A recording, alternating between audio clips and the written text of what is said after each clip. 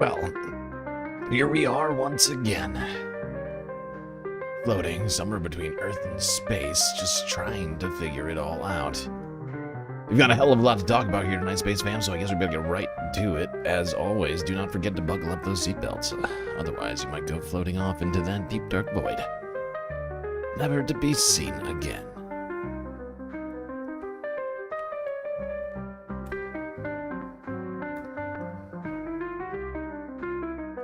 Space Fams, happy Saturn Day. I hope you're doing well. It's been quite a week, and we still have a lot to discuss from it. Yesterday, we only got through half of the videos I wanted to, so we're going to be doing that. As well as, got a couple of new additions to the list here since last night. Wow, it wasn't me gifting a tier 1 sub to the community over on Twitch. To Miss Yikes Forever. Thank you so much. I think it was you once again, wasn't me. Oh boy. So yes, lots of things to talk about. Still talking about the files.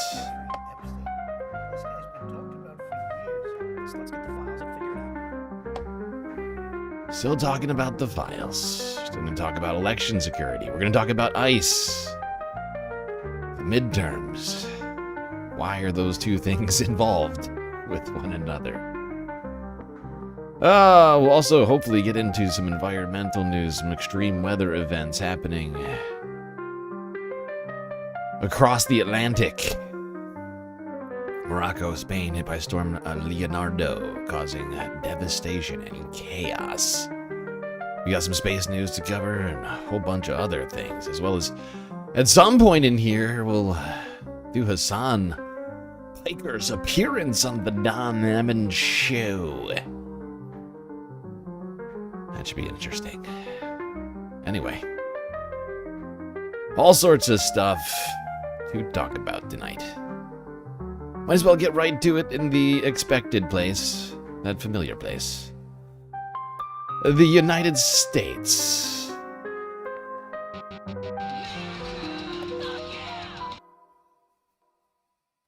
America.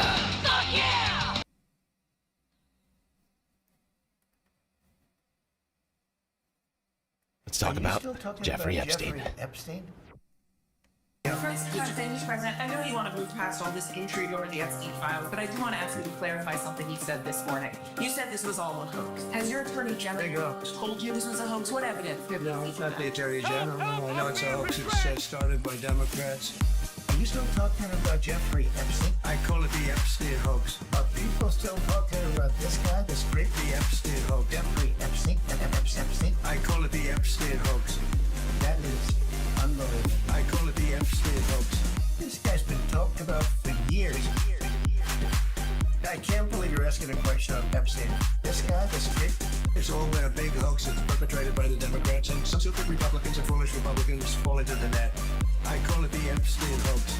They're wasting their time with a guy who obviously has some very serious problems, who died 3-4 years ago. And I would like to say it like it is. Jeffrey Epstein. Jeffrey Epstein. Jeffrey Epstein. Jeffrey Epstein. Jeffrey Epstein. Jeffrey Epstein. Are you still talking about Jeffrey Epstein? I call it the Epstein hoax. Are people still talking about this guy, this great... The Epstein hoax. Jeffrey Epstein? Epstein? I call it the Epstein hoax. Epstein. That is unbelievable. I call it... That is unbelievable. That is unbelievable. You guys are still talking about Jeffrey Epstein? My God. Well, it's true. We are talking about Jeffrey Epstein. How can we not? There's 3 million documents to get through. I mean, it's quite a task to not talk about the files. I mean, if you're going to talk about them, it's going to take a while. You know, everybody's in them. Everybody's in the files. Jeff Bezos came, Bill Gates came, Mark Zuckerberg came. Many of them came numerous times. The bankers have all come. Everybody's coming. Exactly. The president's right. Everybody's coming. Everybody came to the island, to the parties. Boy, oh boy. By the way, sorry I didn't do shout-outs. I almost forgot. Arvin, Trevino, Soul Life, HBX, Mike Tool, Mordent, Inky Cap, Lunars, Punk. Look Bovine, Christopher Tablante. Who's in Twitch? Who's over on Twitch? Skit Kits, wasn't me. Manda.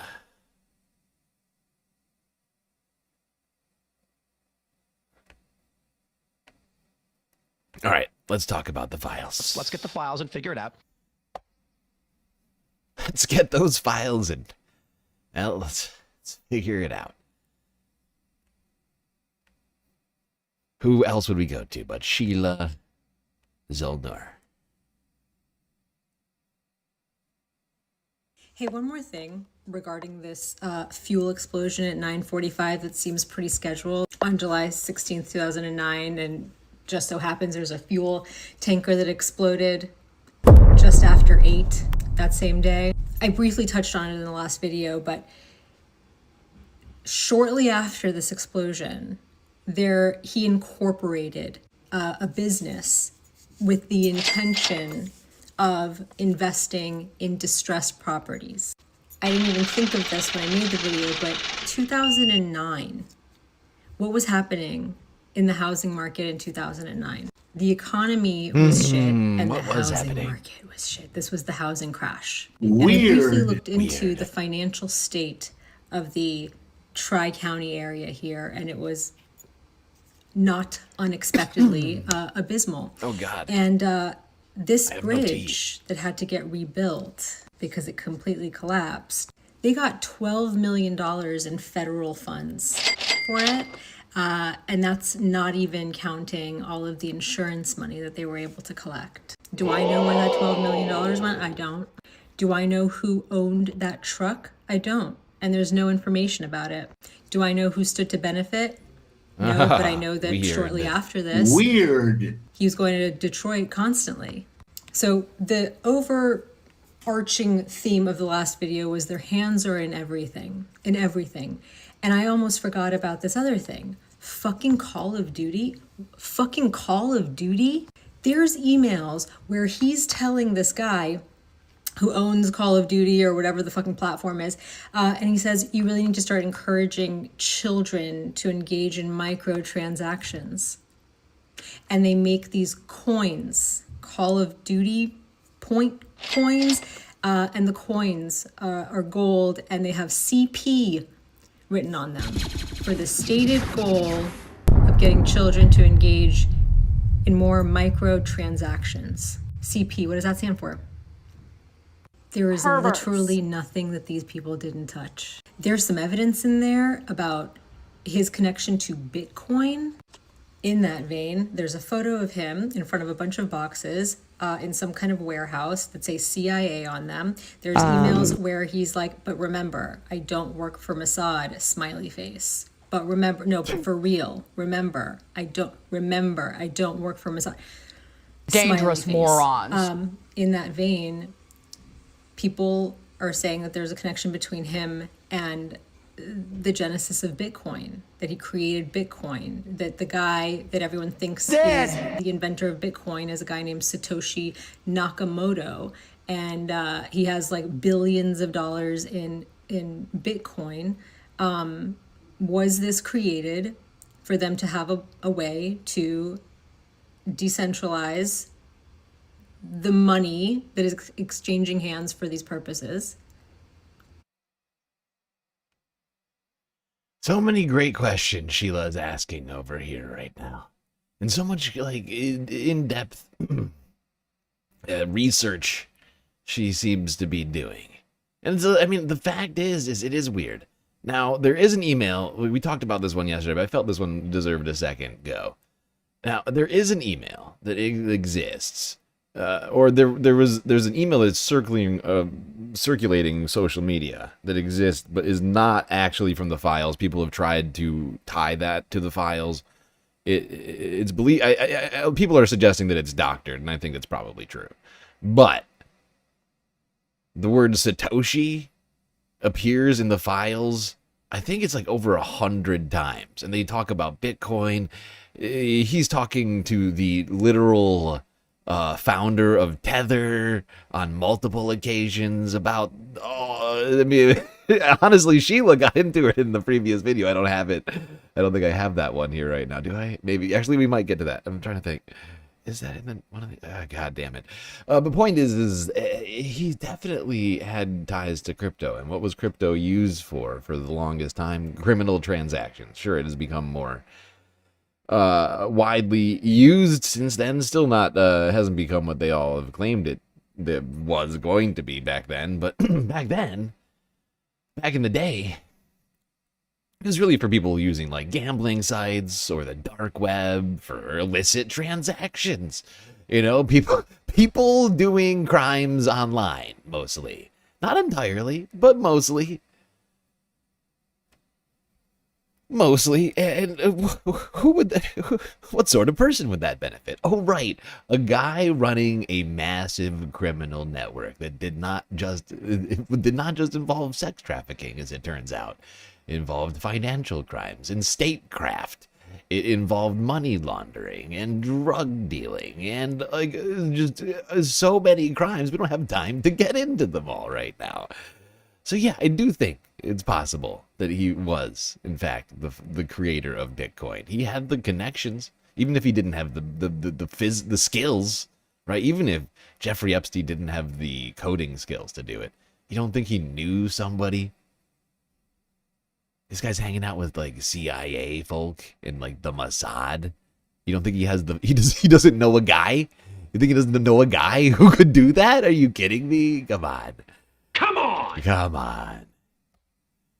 I wasn't born yesterday. Hopefully you weren't, because it's not the stream for you. In fact, you were. But also that tanker explosion. It's crazy. I mean, this was a follow-up video to a previous video. We should have probably watched that one again, too. But the previous video was, in fact, her going over an email between Jeffrey Epstein, and I can't remember who it was. It's actually breaking me. There's too many people in the files to remember who we're even talking about half the time. But he was talking to some guy about an explosion happening and then, like, literally, same day, a fuel explosion. It's wild. The only place was Detroit, and then all of a sudden he's doing business there. It's just a strange series of events, you know? Very strange series of events. Now, one thing we can't forget is that the Trump administration is in complete control of the files, right? The DOJ is not an independent agency. They do what Donald Trump says.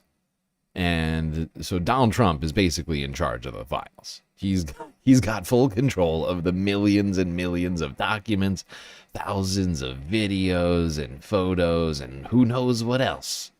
What other sort of physical evidence might exist in the hands of the FBI and the DOJ and any other sorts of investigatory bodies in the United States. He's the guy. It's really up to him what happens to the files. At the end of the day, Pam Bondi would never actually disobey Donald Trump. If he told her to release everything right now, believe me, it would all be out. You know? If Donald Trump whispered in Pam's ear, "Hey, Pam, I need you to release the files. Okay? I know my name appears thousands and thousands and thousands and thousands of times. I just need you to just release them. It's fine. Yeah, I don't care if my donors and friends and you and a bunch of other people appear in the files. Okay? Okay, Pam?" One of the Epstein documents released today is a list of allegations related to President Trump. Now, this list was compiled by the FBI. I was born last yesterday, summer. says Diet. You asshole. You shut up, NRG Flow. Yeah, you know how I know you weren't born yesterday? You've been following You liar. You are a liar. Okay? Sir and/or ma'am, I don't know your gender. 10 stream streak. Exactly. I'm just looking at you right now. You followed since November of 2025. Your account was created in 2017. And you're on a 10 stream streak right now. All the evidence points to the fact that you were not born yesterday. J'accuse. One of the Epstein documents released today is a list of allegations related to President Trump. Now, this list was compiled by the FBI last summer, and many of the allegations appear to come from unverified tips. No officials note that some of these tips are even coming from secondhand information received through the FBI's National Threat Operations Center, which takes tips through the phone and electronically. There are more than a dozen allegations in this document. Some of them were followed up on. One was referred to the FBI Washington office. Another was deemed to be not credible. But of course, President Trump has long denied wrongdoing related to Epstein. Now, this list also includes allegations against former president. Hey, Mary, good to see you. Tim Scott was today years old when he found out Trump was a bigot. Lol. Yeah. Wow, Tim. What a perceptive guy you are. Him and Mike Lawler. Both of them. Just Mike Blackface Lawler and Tim Scott. A couple of spring chickens just hatched yesterday. Cheep. I think Donald Trump's a racist. Really? You just figured that out, did you? Impressive. Here's one of these for you. Oh.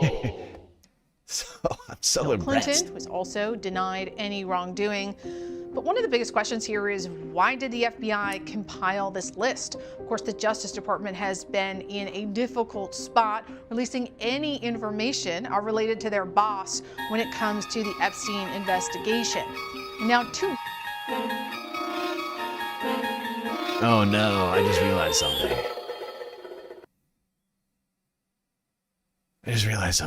I should have put my tinfoil hat on already. So I guess you want me to wear sunglasses instead? Because you paid for the we're like, people keep buying tinfoil hats while I'm wearing them. I assume to hear the sound effect, even though it costs like 5,500 credits on Twitch. Would you like sunglasses instead? I'll give you 2 days of sunglasses because it's half the cost. I'll give you 2 days of sunglasses if you want it. It's up to you. You gotta make the decision right now. Okay, you don't care? Then I'm gonna do that. Now NRG's you guys are crazy.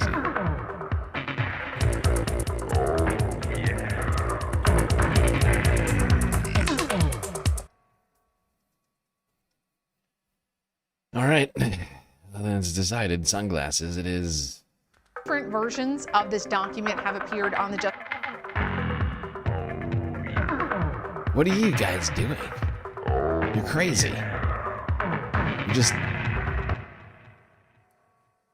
You're just making it rain credits over here for no good reason. I'm already wearing tinfoil hat. I'm already wearing sunglasses. This is the very definition of totalitarian. This is the very it is exactly that. You're all the totalitarians, though. This is ridiculous. Totalitarians.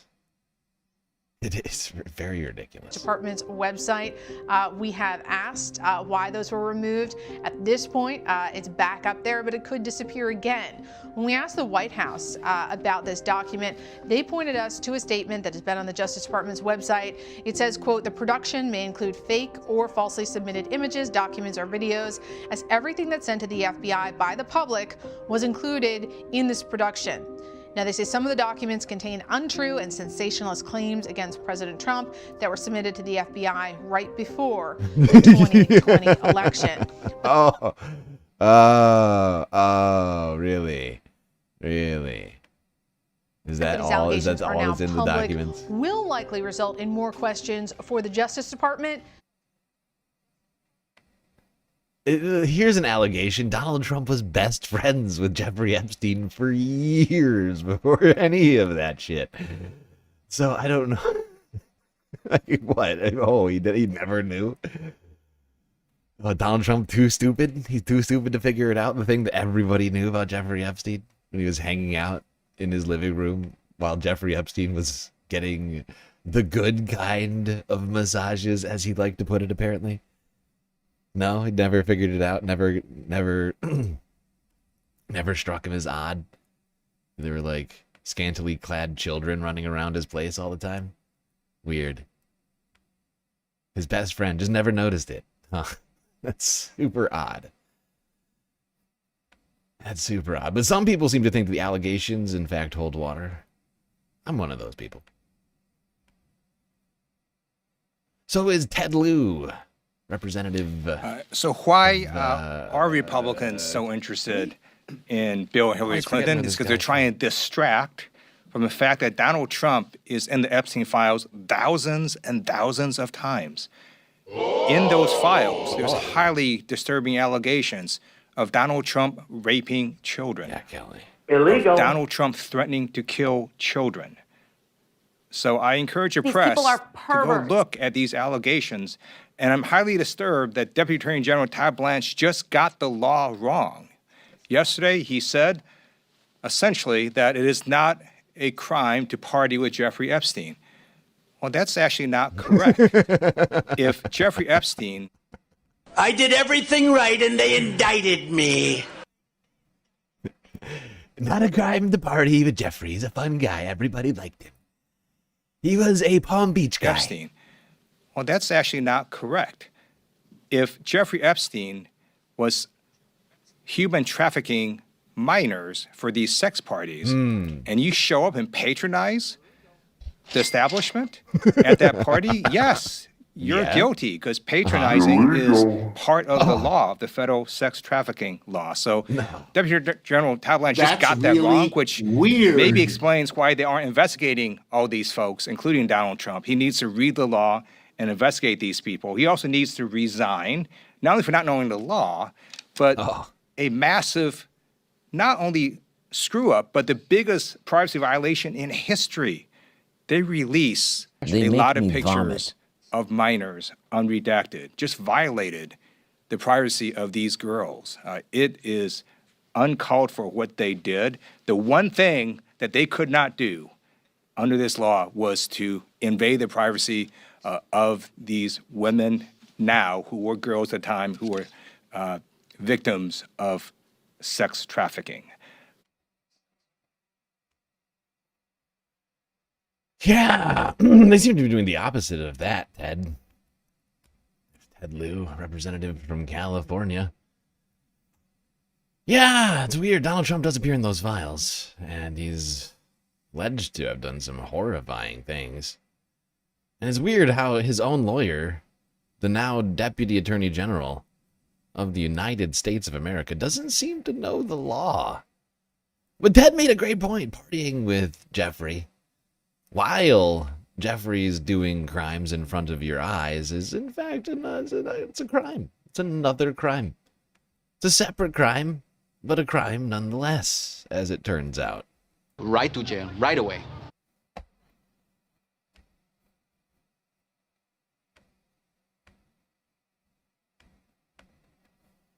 Ed Martin, he was at one time the Washington, D.C. U.S. attorney. He is the one who got together with Pulte, who was over at the FHA. And they started doing all these hit jobs on people like Lisa Cook, Tish James, by combing through their mortgage and trying to find some problem in their mortgages. Ed Martin has been demoted and is now down to, like, his portfolio is just like pardon lawyer at this point. Unclear what that means at the DOJ, but it does suggest that there has been some power balance within the DOJ that has changed. I don't know how relevant it is, really, because it's really just like one set of cronies versus another set of cronies. But we haven't seen Pam Bondi out very much as of late. And it's unclear whether that's because Sam makes a great point. Pam was out there all the time, just screaming. You scum rat. She was, oh God, she was out there, every fucking day. We couldn't get away from Pam at this show. Earlier in 2025, it was all Pam all the time. She was coming out, announcing literally everything. And now, where is she? It's so strange. It's like she just disappeared.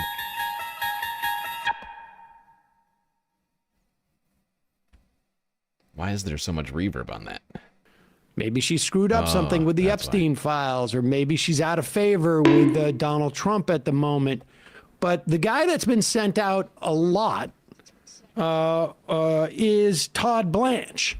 He is the number 2 at the DOJ, Deputy Attorney General. And just to remind you, it is February 3rd. So this time, plus 3 weeks last year, he was Donald Trump's top defense attorney.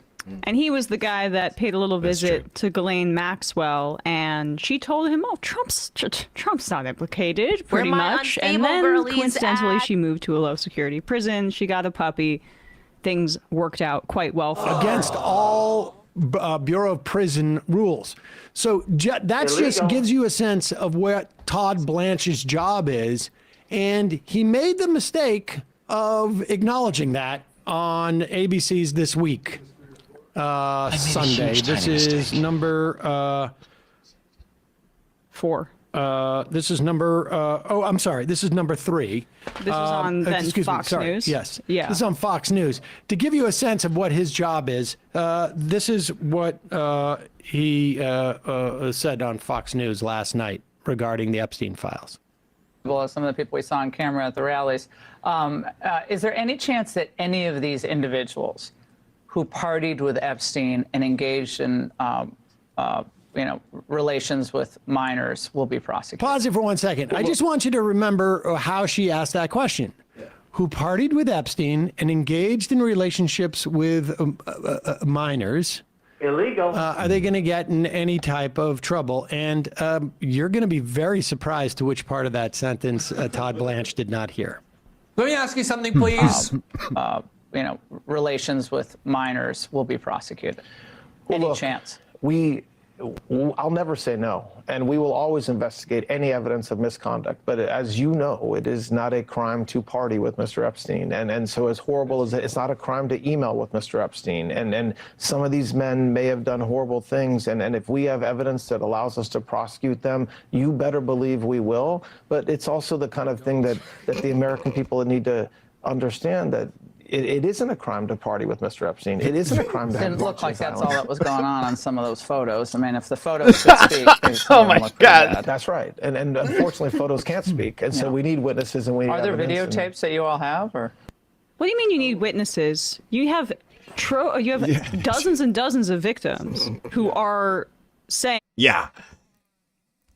Also, I mean, there's a ton of people. I mean, you could always call the criminals as witnesses to crimes of the other criminals, right? It's not just all of the victims. It's like you got, I mean, in the files, you got so many people there that you could call to testify. It's crazy. And probably illegal.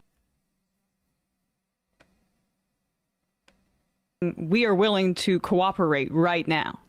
And photos don't necessarily speak, but they sort of show. Lunar's punk is correct. You could literally call a crackhead. Oh my God. I mean, because apparently, not only was he doing the sex crime stuff and all that other, he also like running a illegal pharmacy of illicit drugs. And that's what they do. But just in case you were wondering why he goes out and says this stuff,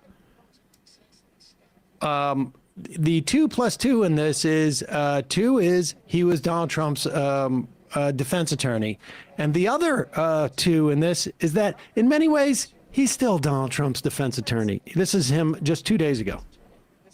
America safe again. We're working hard every day, and those handful of investigations or cases you just show don't change that. Those indictments of James Comey and Letitia. I feel very safe. America is safe again, thanks to this guy. Investigations or cases you just show don't change that.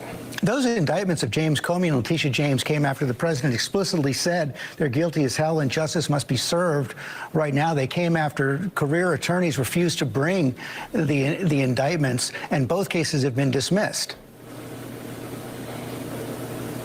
I mean, I don't know what it means to say to come after people. I mean, listen, if you're a prosecutor in the Department of Justice, you are expected to effectuate this administration's priorities. Like every single prosecutor in every administration, there are some prosecutors within the department who have chosen to leave. They don't want to do that. That is their right. That is fine. But if you're going to work in this department, you are going to execute on the president's priorities, and that's what we do. And yes, there are cases that have been dismissed by judges. They're under appeal.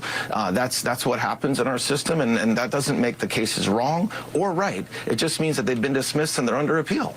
Well, you just actually made my point right there. You said it's the president's priorities. The president calls for them publicly to be prosecuted, says they're guilty as hell, and then they're prosecuted. Oh,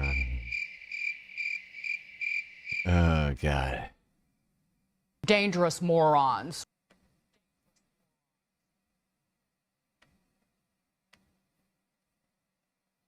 This guy over here. Look at him. Look, he's trying to come up with an answer right now. He's like,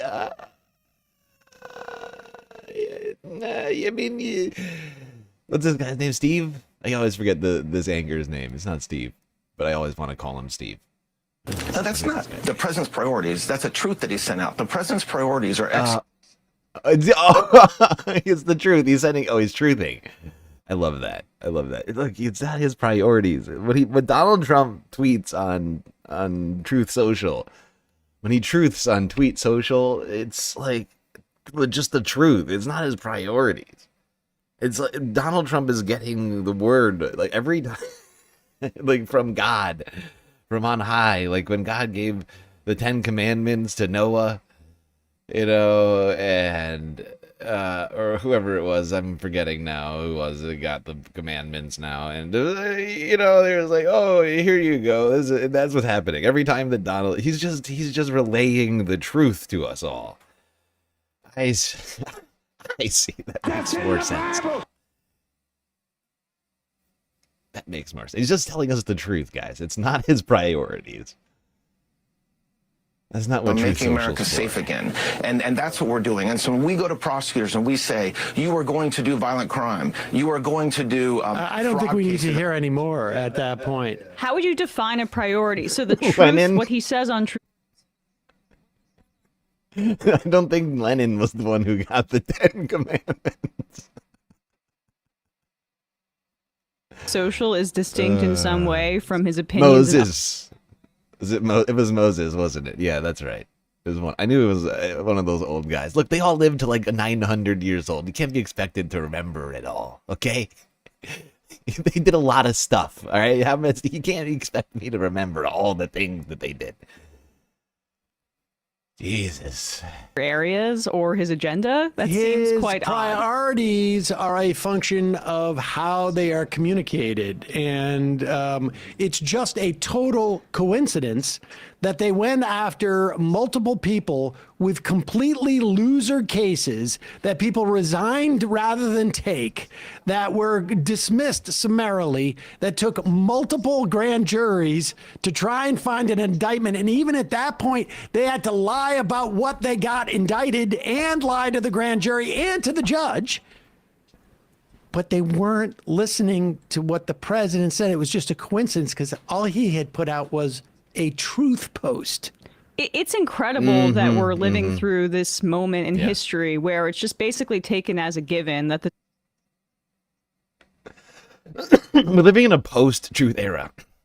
The truth is determined by one man. A man with, like, what is Donald Trump's degree? What did Donald Trump go to college for again? I'm just trying to remember. God. Our truth is determined by the president, okay? It's a full-on dictatorship. It's a full-on authoritarian. This is North Korea now. The supreme leader, Cyclone Cheeto. He decides what the truth is. That's in the Bible. He had a rich dad. Yes. Did Donald Trump ever go to college? I honestly don't even know. How do I not know that? I feel like he did. Right? Oh, Wharton School. Yes, the Wharton School of Business. Right. That's right. I almost forgot. The Wharton School.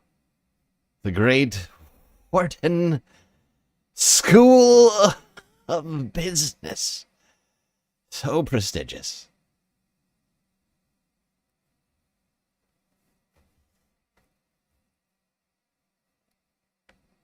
How could I forget about the Wharton School?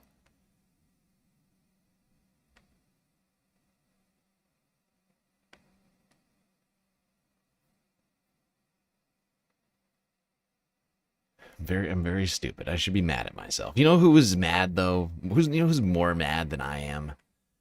The victims. Yeah. They're actually quite upset. I think, I don't know if it's the worst of it, but it has my full name, my birthday, my address. The thing that is redacted is Danny in that. Her nickname. And I'm not the only one. How is any of this acceptable? Survivors of Jeffrey Epstein are furious with the Justice Department for its failure to properly redact the millions of Epstein files that it released on Friday, including some information about the alleged victims. They're also accusing the DOJ of over-redacting information that some victims have shared about Epstein and those around him. Publishing images of victims while shielding predators is just a failure of complete justice. And it's there's this deep sense of betrayal when the system's meant to protect you. This is a victim statement. It was 7 pages long. In a victim statement, it tells what happened, who did it. It basically outlines everything that this person experienced and shared with. Otherwise known as the crime. Because the FBI isn't a therapy service, right? They're not calling about feelings. They're calling about crimes, right? It outlines the crimes that occurred, that are alleged by the victim. Illegal. The crimes. Right to jail, right away. But instead, we're redacting it. No investigations. That's what we're getting. Fully redacted victim statements and no FBI. Investigations from the DOJ. It was 7 pages long, and 4 of them looked like this. This is clearly strategic. Clearly, incompetence is the strategy. It is the strategy to intimidate us, I believe, to make us feel like we shouldn't keep going. The redactions could have been done by a 5-year-old. You might as well just go ahead and give them to a grade 3 class. You're a little baby. Much better than these lawyers. Who are these lawyers? Who are these volunteers? Who are these people? Yeah, I mean, they don't know how to read. A DOJ spokesperson says they are working around the clock to fix. Oh my God. I hate to laugh at that. Honestly, I hate to laugh at that. But oh my God. Oh, that description. Literally children. A 5-year-old could do better. A literal 5-year-old could have done better. A better job.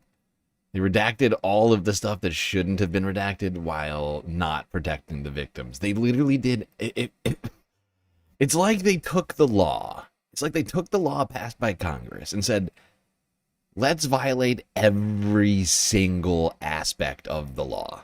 Let's redact perpetrators' names, protect the criminals, right? Redact all these things that were explicitly laid out that should not be redacted.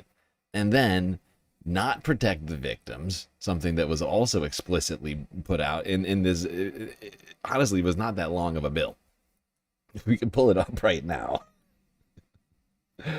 But they basically just violated every single aspect. They still haven't released all the files. We're 50 days into this, right? We're 50 days. We're 2 months past the deadline of releasing the files. They haven't released it.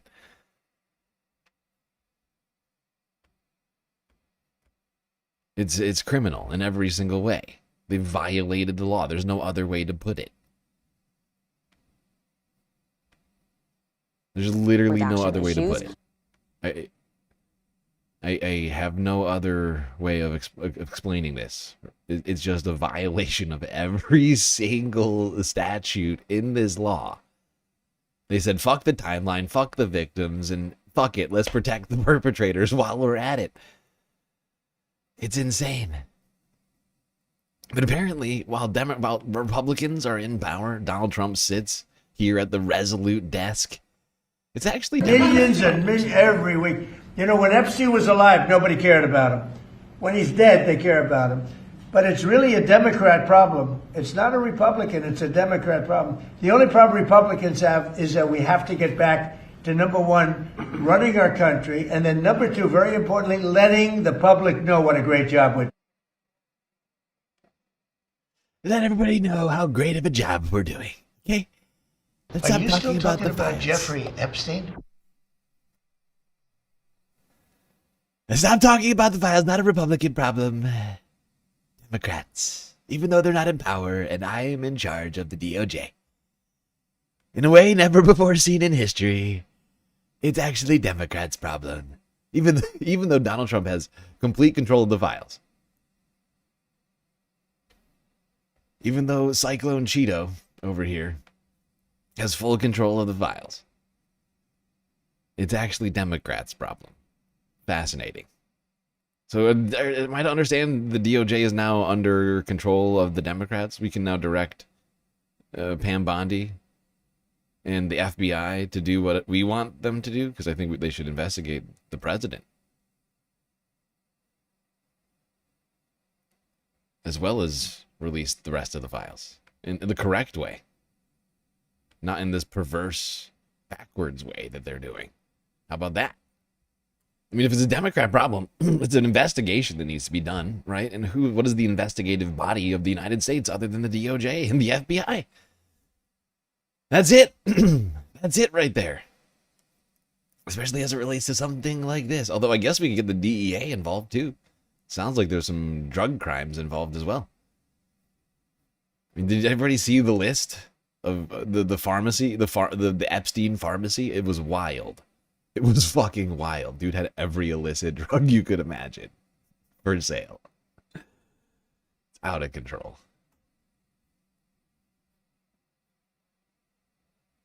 All right, let's go here. Keep talking about those Epstein files. They're apparently no longer a Republican problem. We have to talk about something. There's a lot of people talking about, so-and-so's not in the files, or there's no direct communications between Epstein and this person.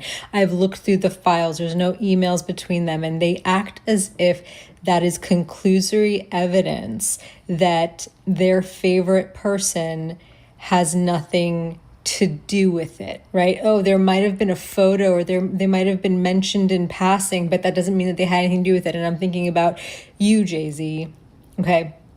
Where people are thinking that just because there's no active involvement being alleged in these files that have been released so far, that it means something. And I need you guys to understand something, because I was going through the photos just now and something sparked something for me. And then I got to the diary entries, and then I did a little backtracking of, wait a second, Dan Snyder, walk with me. It started, I should say, with this photo that I saw. And it's him at his desk, and he's on the landline. And we're all poring over his phone records, his cell phone, the text messages, the emails, the things that he does on his handheld. But he's on this landline. And how many times do we see in the text messages and the emails, not for phone, or not for, written communication, need to call, can I call you? Are you available to call? And then there's a shit ton of these. The people who are really trying to reach him are calling on the landline. And his secretary takes a message and gives them a message. And then he calls them back on the landline. He's got a landline next to this massage table. He's got a landline next to this massage table. Different massage table. Another landline. There's a landline next to his bidet. Okay, next to his bidet, he has a landline. And of course, there's a landline next to his bed. Next to his bed. So I noticed this and I'm like, this is all meaningless. Anything important, these people who are so aware and so careful, and they're like, you know, not for written communication.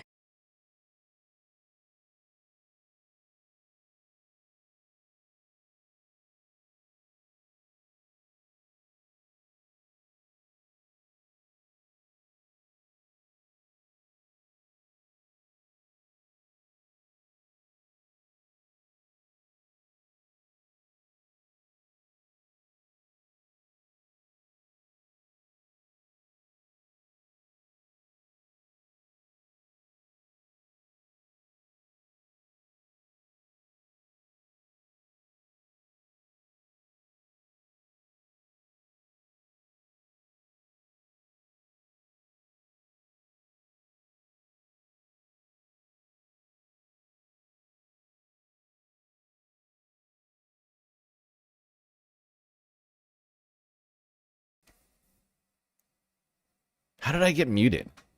What the fuck happened? Thank you, everybody. So God, my God, sorry. Okay, sorry. We've been fuck. I just said so many words just now. That's so annoying. Okay, what I was saying is I half agree with Sheila here. Okay, I think she's half right. I think that Epstein was careful. I think he was very careful, but he wasn't perfect. Right? You go through these files, you can tell. You can tell that he wasn't perfect. The people that he was talking to weren't perfect. And it's the 21st century. Much of this is going on. Much of what we have is from the 21st century, like after 2000. And people were texting. People were emailing. Right? And you can see by going through the files that they weren't perfect. Right? They were careful. And he tried to get people to be careful about it, but they weren't perfect. And one other thing I just want to point out is that the Trump administration are in full control of the files right now, right? They are in full control of the files, and as a result, we're seeing what it is they want us to see, right? And so some aspects of these files are so redacted that we're not getting the full picture, right? Or even an actual, or even getting a picture, aside from just, full page redactions, right? In some cases, it's so much redaction, we're just not getting a picture at all. Aside from what is obviously a cover-up. All we're getting is a clear picture of a fucking government cover-up. Can I call you? These people are mainly communicating on landlines or in person. And then I saw something. I got to the journal entries where it becomes very clear that these girls are being used as incubators. After they took the first baby who survived in the early miscarriage, I think it was called, I no longer feel like a person but a vessel. Will they take this one too? Who has the first one? Where did Ghislaine go? Will I ever be free? In another event, I am such a monster. I didn't console her. I can't unhear her screams. They haunt me. I couldn't even bring myself to look at her. I'm a monster. I deserve to be haunted. And this is talking about another baby. And here's the journal entry. But it's when I got to this one. No one can prepare you for this shit. I am so fucking lost. Why did Mr. Colgan agree to this? Jeffrey treats me like I'm a special property. And when I need Ghislaine, she is working, and Mary is just as batshit crazy as my mom. Joe Gibbs is nice, but Dan Snyder is a pig. A redskin, and then they couldn't decipher what she said, but he owns the Washington he owned the Washington Redskins. The other girls, well, some are nice, but 3 I hate. How many fucking girls are there? Alice in fucking Wonderland? For them, ... And I thought... Yeah, how many girls are there is a good question to ask. I mean, we heard allegations. There was some recounting of someone's experience on the island earlier. I can't remember when it was. Must have been weeks ago now that we heard it. I think it was before this release. Right, it was like one of the older releases of someone describing women in like stables, like on the island or something. Like they were like women in like stables. They were like literally like trotted out in front of these criminals to like for their just to fulfill like their sick, twisted purposes. So it must have been a fair number of them at different times. Self. I don't think I remember seeing any correspondences with a Dan Snyder. Dan Snyder, by the way, billionaire, businessman, former owner of the Washington Commanders, but they used to be called the Redskins. And wouldn't you know it, sexual harassment, misconduct, blah, blah, blah. So I go back to the .gov website and I search for Dan Snyder. And he only comes up in the emails like when they're sharing articles that might cite to something and his name comes up, or it'll be an invitation list, Dan Snyder. There was one point where Jeffrey apparently referred him to some broker, a financial broker, and the guy was like, I was finally able to reach Mr. Snyder. Or I think it says Dan here, but in another email it was Mr. Snyder. The only other context he comes up in is after Jeffrey Epstein was secreted out of the jail. In 2020, in some internal email, the United States Attorney for New York State, where they wrote, and in a more trivial category, I just got an inquiry from a TMZ reporter who says there's a rumor that Redskins owner Dan Snyder is about to be arrested in connection with the Epstein-Maxwell investigation.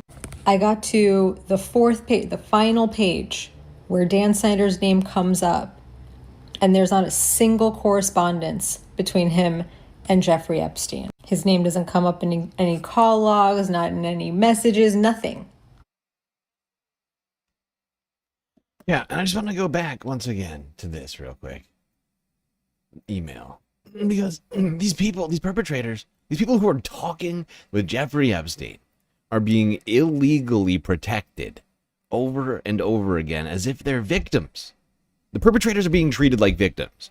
Like, that is the thing we all have to get our minds around, is that all the people who are talking, who are emailing with Jeffrey Epstein, you're not a victim if you have Jeffrey's email and you're talking to him on the regular about stuff, like in all of his crimes and like all of like just like if you're just like palling around with Jeffrey, you're not a fucking victim, okay? And they're over and over again, redaction. Like, it's over and over and over and over again. Office, cell, like these are phone numbers. Like this is insane. Snyder is about to be arrested in connection with the Maxwell investigation. Been arrested. The United States Attorney for New York State heard a rumor in 2020 that Dan Snyder was about to be arrested. 6 years later, and he's never been arrested. And we have real-time journal entries. And when I say real-time, I mean records. And honestly, I kept saying just now that they're being treated like victims, and that's not actually accurate. They're being treated better than the victims because the victims are having their information redacted less than the perpetrators, it seems like. It's insane. It's insane. I feel like I'm taking crazy pills! Kept in real time of a girl saying, Joe Gibbs is so nice, but Dan Snyder is a pig. And if there's any question as to which Dan Snyder, a Redskin something. Hey, Todd Blanche says that there's literally no criminal activity to investigate. Nothing. And by the way, you know how we know that this girl was underage? This was a child, aside from the handwriting. She refers to her mom here. And here's another one. Walk down Madison Avenue. My mother has lost her fucking mind. Means her mother is very much involved in this. Even though Ghislaine said it was best to take me home because Mr. Black is so important for some reason over my health, there is going to be hell to pay. I ruined their trip and I am dramatic when that fat fuck bit me. He threw me on the floor and blood all over Jeffrey's carpet and I am the issue? Who the fuck bites someone? Sick. No one is that important. And Leon Black, can go fuck himself. I hate New York. This girl is being used as a concubine. These people are in Jeffrey perverts. Epstein's home, being. They make me vomit. And her mother is there. Here's another poem called Stopped Dead. Leon Black. Underlined words in the poem were birth, cry, fatso millionaire, it's violent, goddamn baby screaming, there's always a bloody baby.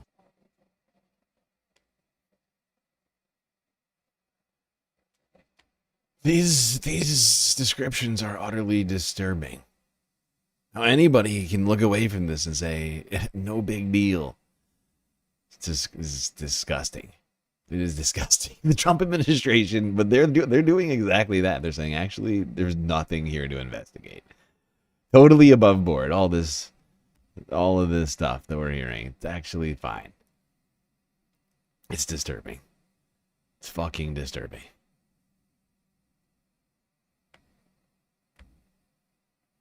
And the fact that they cynically use the Epstein files to get elected and use the victims of these crimes.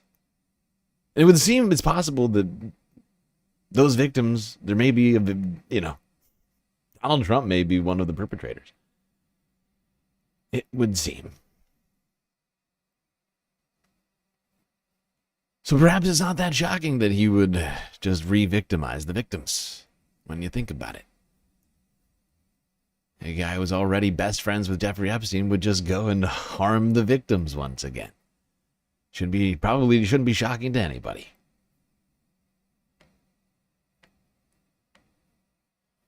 But it's not just Donald Trump in the files, although we're going to get back to talking about Donald Trump being in the files in a moment. But take a brief tangent to talking about some of the other people in the files, like Bill Gates. So these unsent draft emails in this particular situation have caught a lot of attention. What do you know about them? That's right. Well, Aaron, these two drafted emails are both dated July 18th, 2013, and they were saved in Jeffrey Epstein's email accounts. They appear to be draft emails from Epstein to itself. It's not actually clear who authored them, and there's no indication the messages were ever sent, no evidence they were shared with Bill Gates or anyone else. Now, in those draft emails, Epstein or whoever authored them makes graphic and explicit and unverified allegations about Gates. Within one email, Epstein claimed he helped, quote, get drugs in order to deal with the consequences of sex with Russian girls and set up illicit tryst with married women. The email also references Gates asking Epstein to provide Adderall for bridge tournaments. One draft email alleges that Gates tearfully asked Epstein to delete messages referencing an STD, writing, your request that I provide you antibiotics that you surreptitiously give to Melinda. It also says Gates asked him to delete explicit personal details about his penis. Now, a representative for Gates strongly denied those claims, telling CNN they were, quote, absolutely absurd and absolutely false. And Gates himself was asked about this by a CNN affiliate in Australia. Take a listen to what he said here. Oh, my God. Apparently, Jeffrey wrote an email to himself. That email was never sent. The email is, false. So I don't know what his thinking was there. It just reminds me, every minute I spent with him, I regret and I, apologize that I did that. It's factually true that I was only at dinners. I never went to the island. I never met any women. Just dinners. Nothing weird was happening at the dinners, apparently, according to Bill. Nothing weird at the dinners with Jeffrey Epstein. It was just the parties. Just the parties. It's not like Jeffrey Epstein was getting, illicit massages every few hours. There's been some quick the more dinners, that comes I out, guess. the more clear it'll be that although the time was a mistake, it had nothing to do with that kind of behavior. Oh, right. I made a huge, tiny He made mistake. a huge mistake. He did nothing wrong. He did nothing wrong, but he made a huge mistake. I love that. I love that. He both did nothing wrong and he also made a huge, tiny mistake.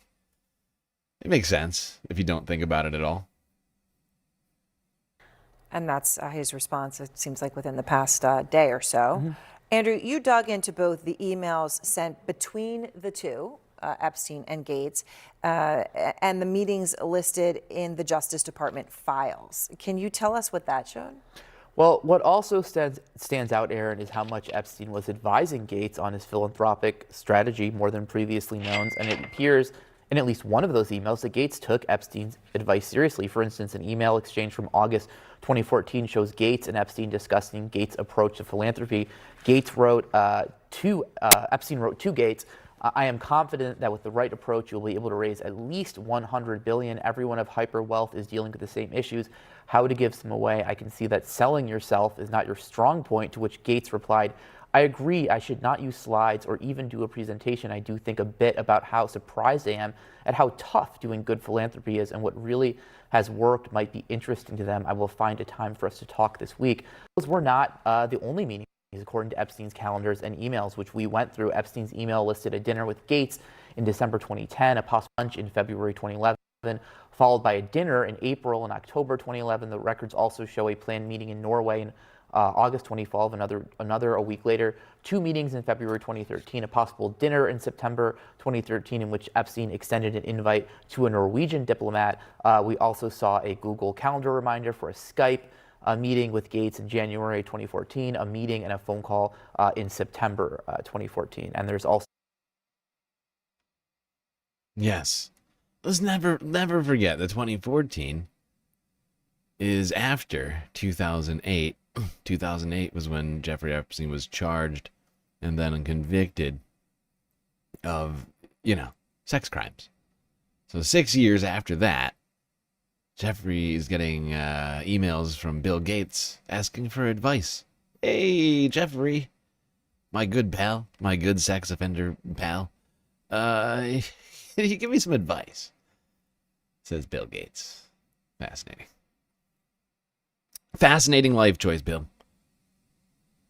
Billionaire Bill Gates can't find anybody else to give him life advice other than Jeffrey Epstein. Disgusting. It is disgusting.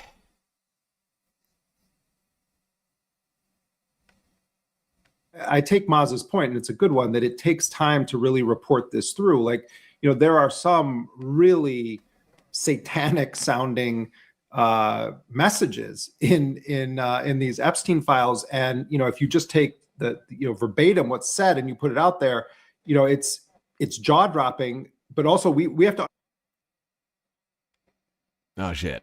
I hate to do this right now, but I gotta do this. I gotta do this before I forget to do this. I gotta start the content goal on YouTube and Twitch, because we're an hour into this right now. All right, goal started on YouTube.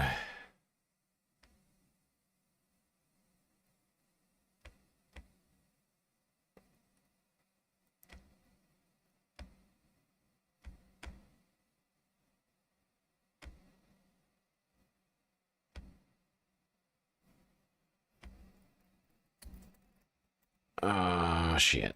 Why'd you do that?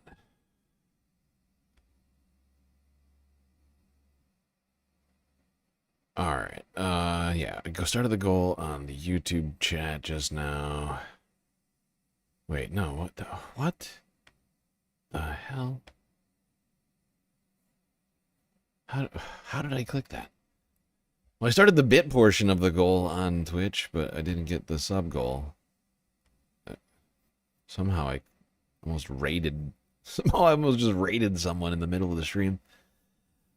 I don't know how I did that. All right, I'll fix that. I take Maz's point. It's a good one, that it takes time to really report this through. Like, there are some really satanic sounding messages in these Epstein files, and if you just take the verbatim what's said and you put it out there, it's jaw dropping. But also we have to understand the context of what is being talked about here. There's mention of torturing people, burying people. Like there are so many stories that we need to figure out, like, what is this actually about?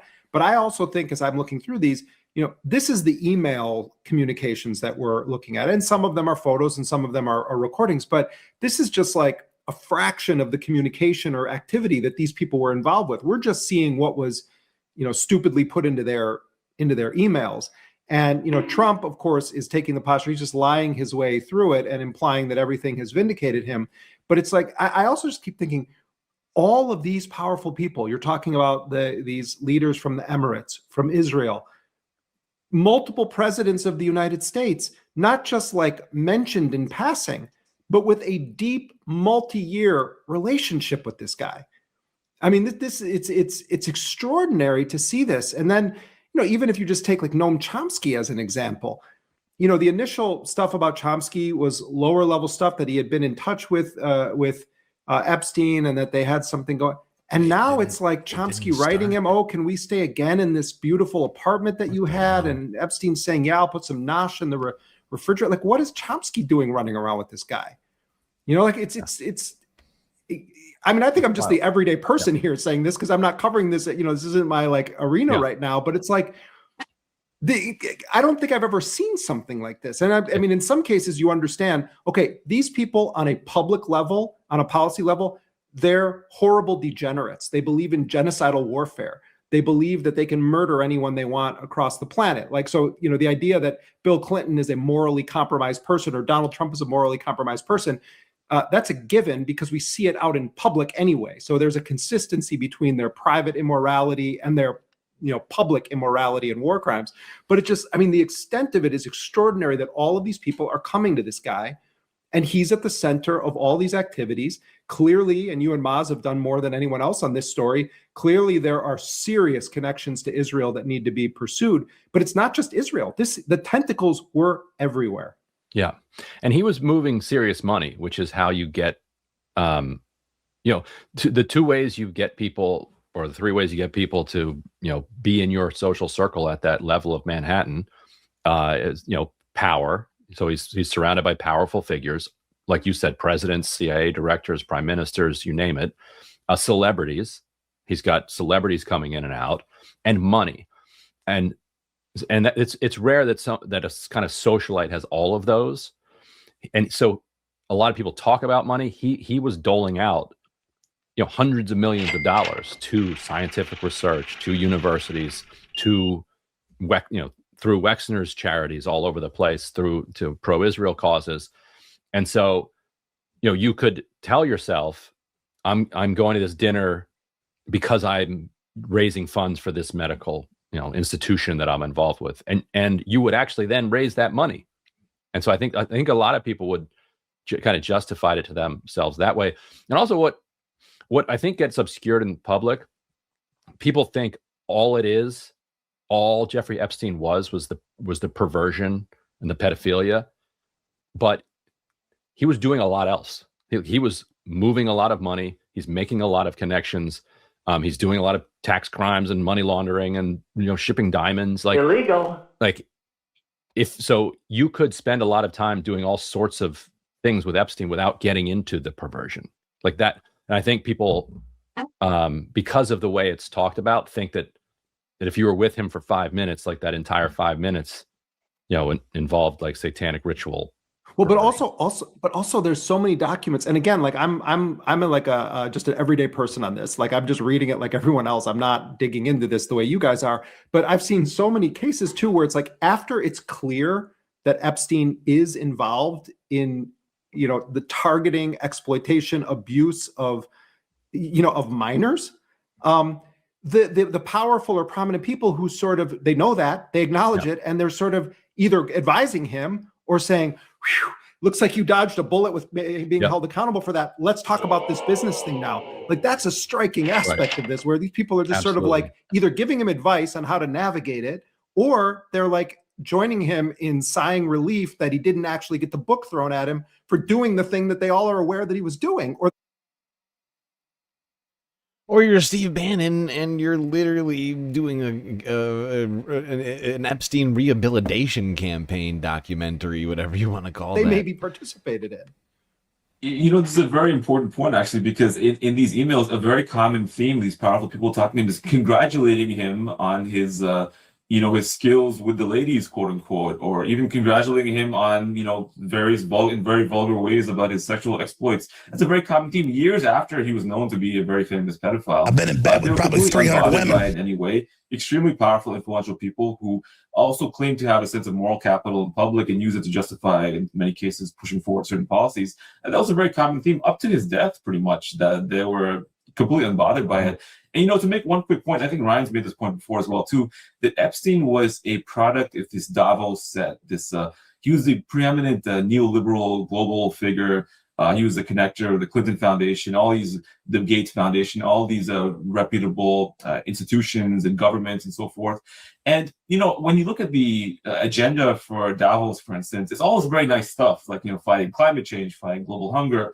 It sounds great. And they take this kind of moral position to justify the collective population of the countries, investing them with this authority and power. So you assume that if they're going to Davos, they're doing good things, that they should have, the money and power they do and so forth, and someone responsible is in charge. Never assume that what's happening at Davos is to do good things. That's a good life lesson. I think everybody should take, even in the absence of Epstein. It's still the same people in there. It always has been. Honestly, the Davos summit is basically the outward-facing, Bilderberg group. Okay?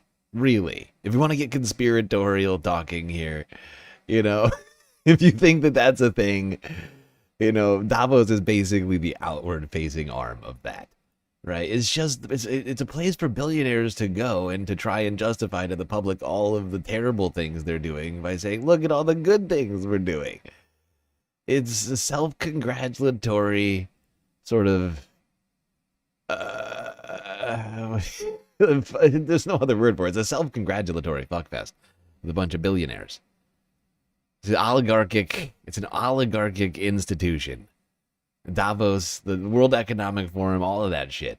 It's literally all the people who run the world showing up and being like, but did you hear about the good stuff we've done recently?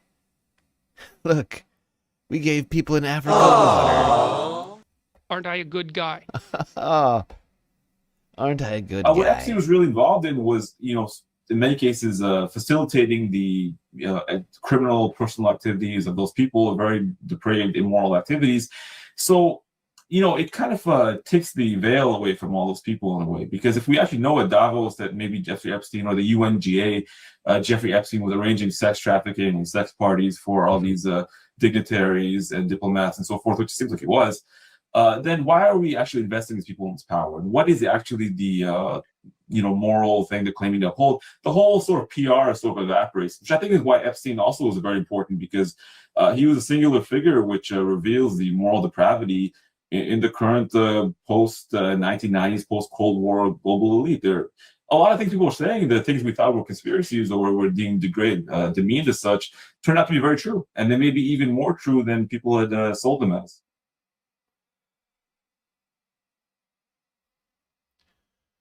Okay, drop site. All right, so there's a big week ahead in the much. Excuse me, sir. Please hold.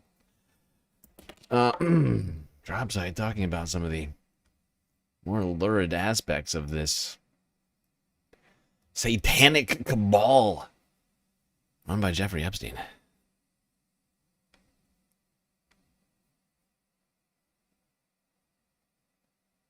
Is Jeffrey Epstein alive right now? Anybody? Seriously, at this point, I'm wondering. I'm genuinely wondering. Some weird stuff I've been hearing lately about that. I thought I had a video about that actually in here. I think they took it down. People keep talking about this and then they take the videos down. It's fascinating. Is there some sort of, it feels like there's some sort of cabal out there trying to keep people from suggesting that Jeffrey Epstein is alive, which makes me think he's all the more alive. We can't talk about it. It must be true. That's where I'm at now.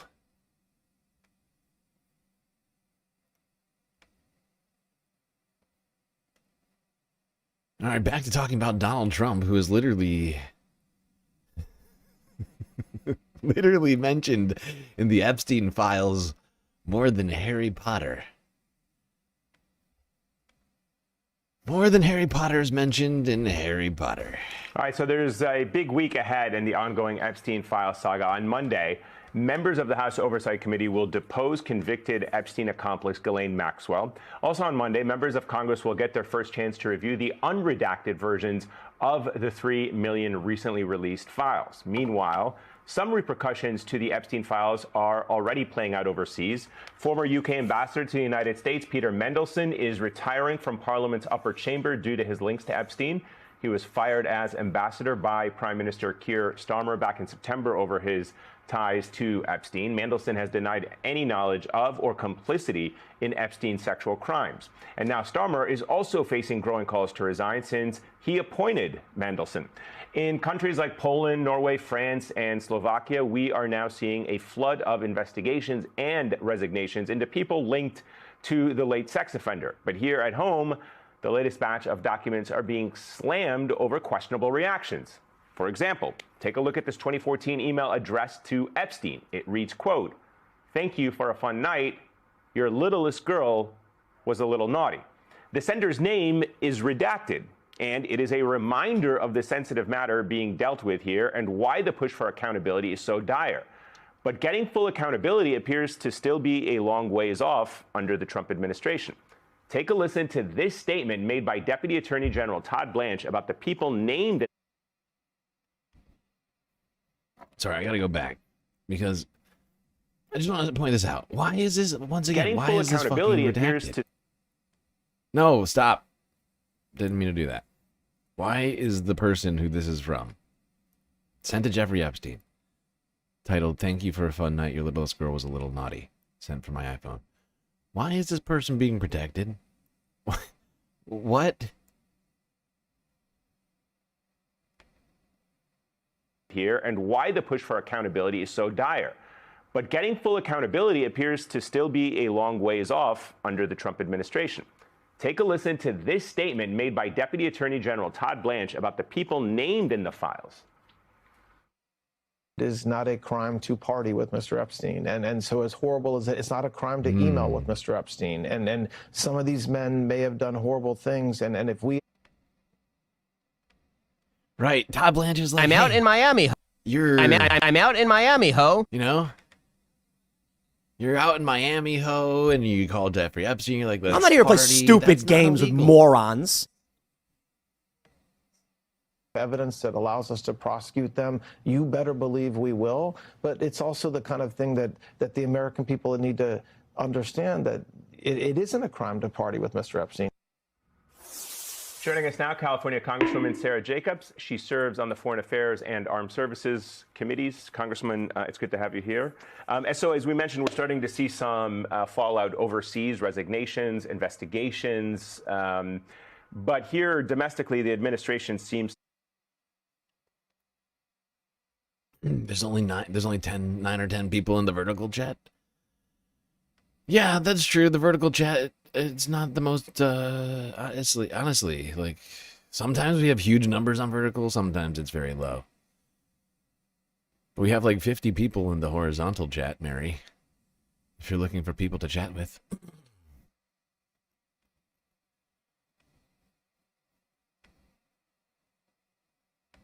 At least be stonewalling any credible attempt at accountability. And it's interesting when you see the names that are redacted, and I want to get to your thoughts on this whole redaction issue, and certainly going forward in the week ahead. Some of the people whose names are redacted had some of the most disgusting and vile comments that were made. It wasn't just about partying. There were clearly innuendos and references to young girls in very disturbing ways. And yet there are names that are not redacted in the Epstein files. What do you plan on doing this week with the redaction and being able to access it? Do you think we're going to learn the names of some of these individuals? How do we get to that? Yeah, well, I'm glad that there is accountability in other countries, and we're going to keep working until there's full accountability here for anyone who committed a crime. And I am very concerned that the Trump administration's Department of Justice seems to have redacted a number of the co-conspirators while not protecting and not redacting the names of survivors, including even releasing naked pictures of them when they were girls, their addresses, other identifying information, which is blatantly against the law that we passed that said protect the survivors, but you cannot redact the names of the. Yeah, also releasing pictures of underage girls. Is that, I mean, it should be a joke. Give me a joke. Like, that should be a joke, like some sort of twisted, disgusting joke. Disgusting and probably illegal.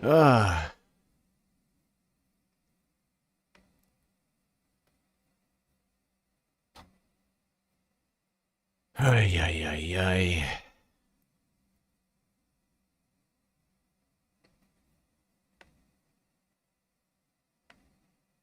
Conspirators. But even with all the redactions, we know that Donald Trump is mentioned 38,000 times in the Epstein files. Donald Trump is literally mentioned more in the Epstein files than Harry Potter is mentioned in the Harry Potter books.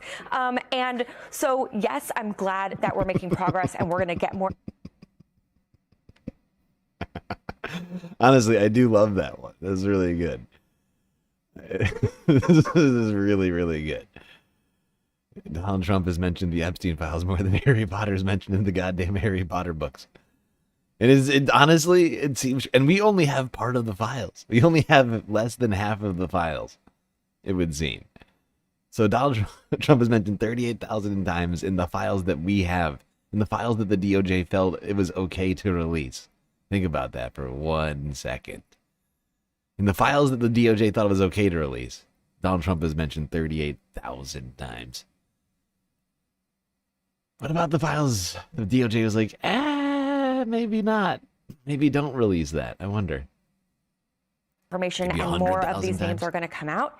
And we don't need more information to know that Republicans should be holding Donald Trump accountable. They should be dragging him in, making him answer questions. And if they don't do it when we're in power, we will. So I guess sort of going off of the question of redactions and what might be happening there behind the scenes, do you think that it's at all possible, and are lawmakers asking the DOJ about this at all, that there may be secret deals that we do not know about between law enforcement agencies, the DOJ in the past, whoever it might be, and potential co-conspirators or former employees of Epstein that just at this point have not been made public? Is that a possibility that you're looking into? That's absolutely a possibility, and it's why we requested WSNT_me gifted 1 subscriptions to the community. Was it me? Thank you for the gifted sub over on Twitch. You scrub online. Very much appreciated. Helping us out with our galactic content goal. We still got a lot of work to do on that galactic content goal of ours. For the redactions, because maybe there was some information and deal made, but they gave us no justifications for the redactions, and they've now said that they're done releasing files, even though these are really only half the files, and they are in clear violation of the law that was passed through the House, through the Senate, and signed by the President.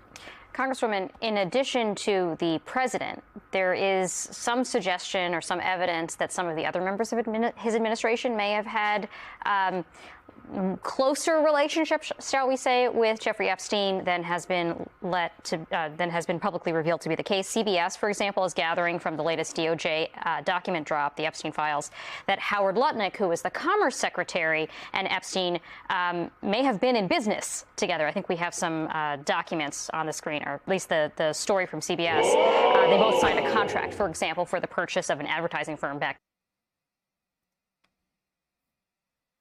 Wow, it keeps going deeper and deeper.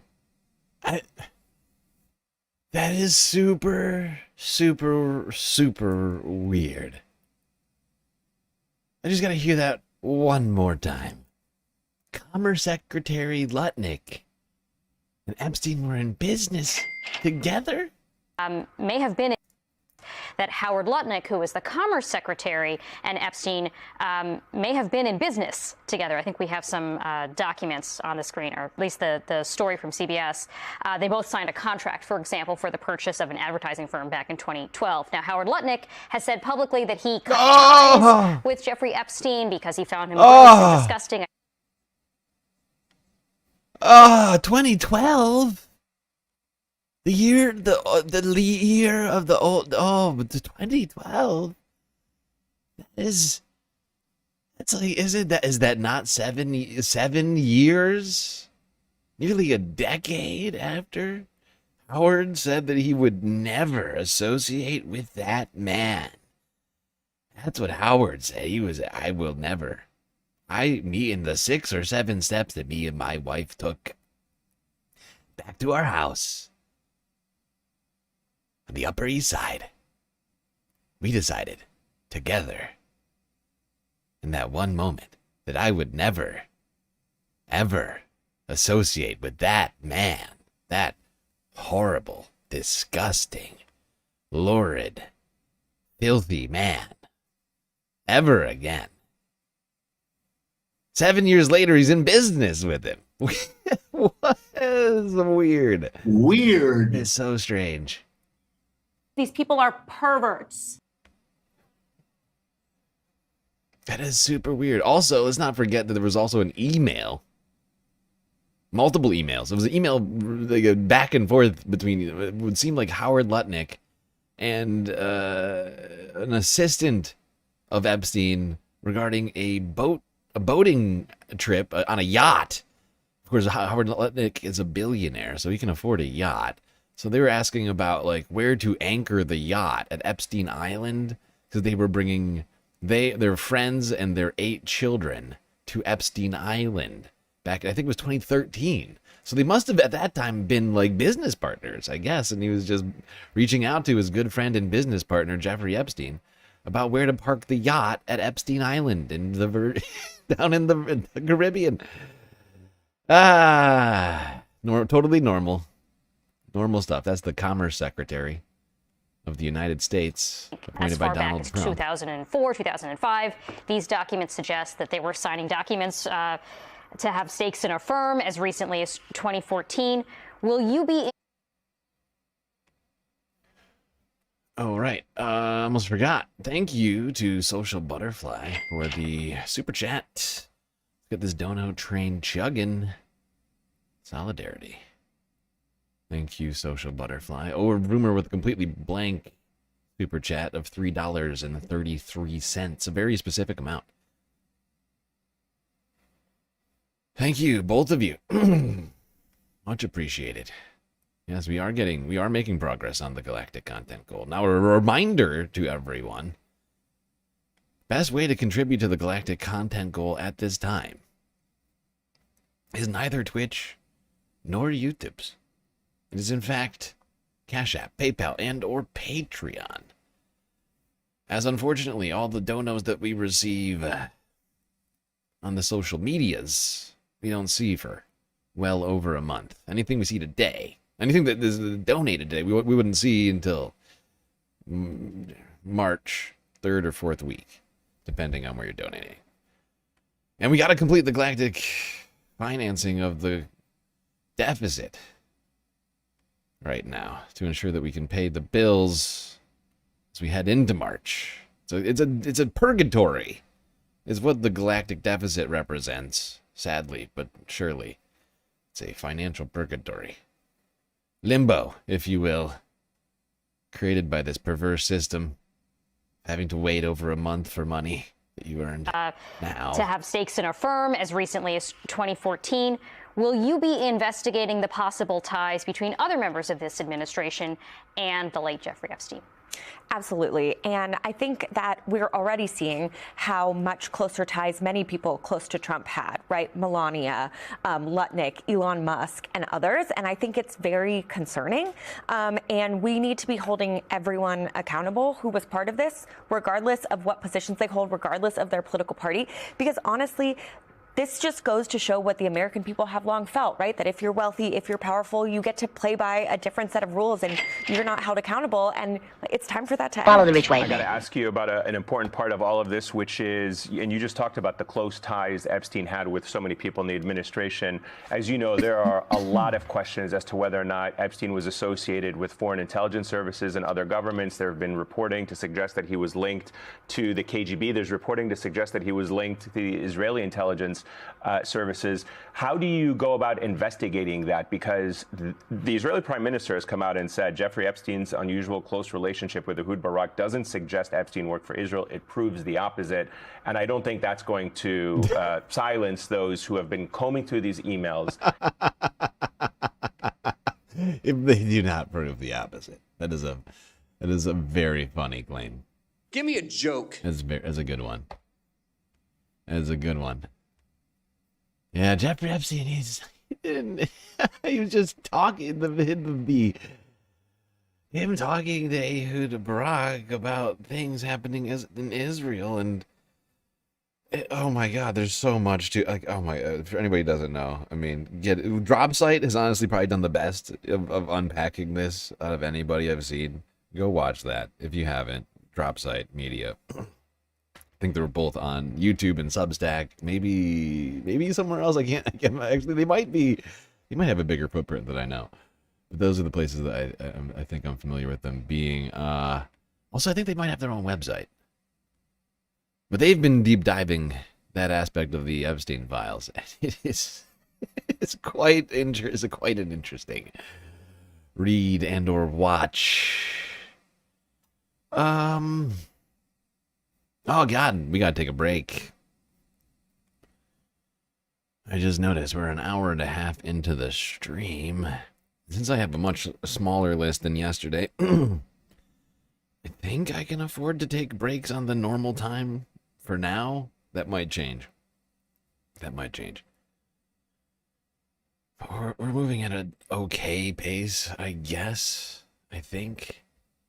Quick galactic intermission, everybody. We'll be right back after these brief messages.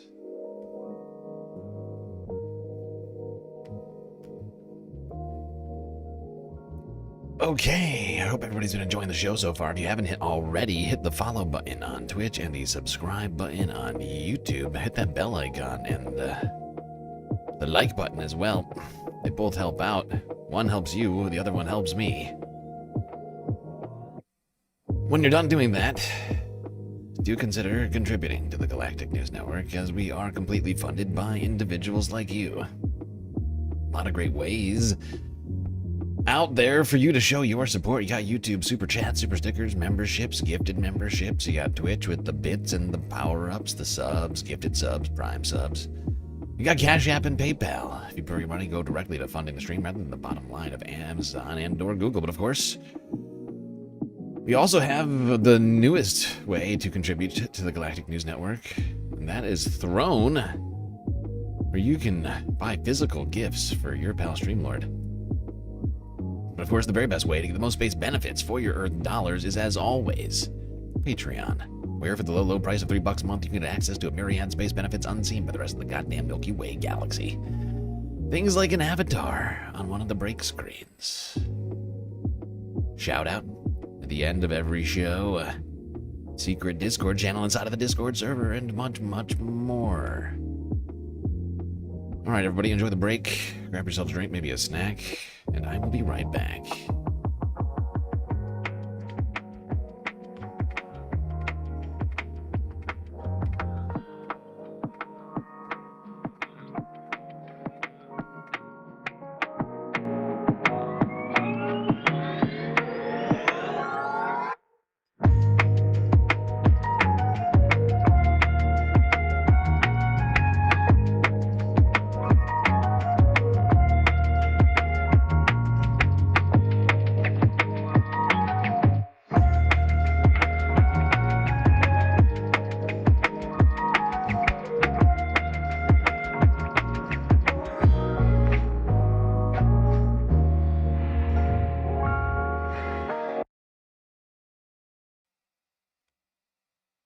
You know what I realized? I gotta take all the lights down. It's gone on too long.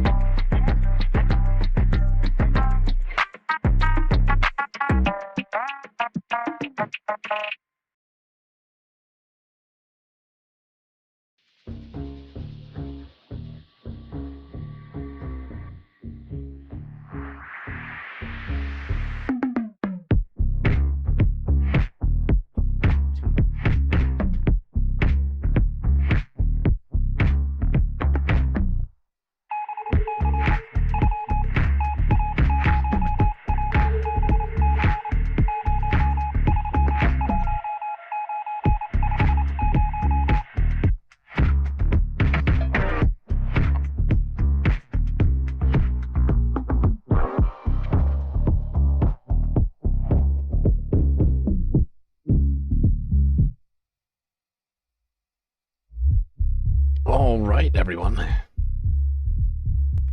The break is over, officially, which means it's time for you to get back to your seats.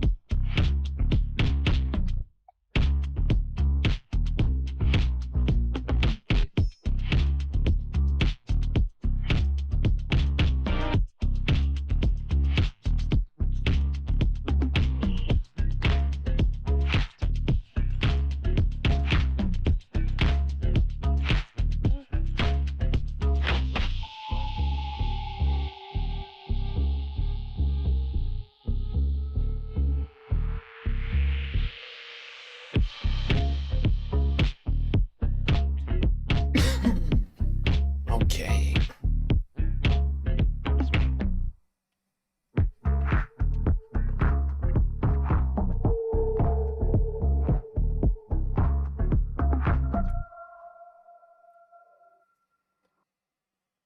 All right, people, we are back.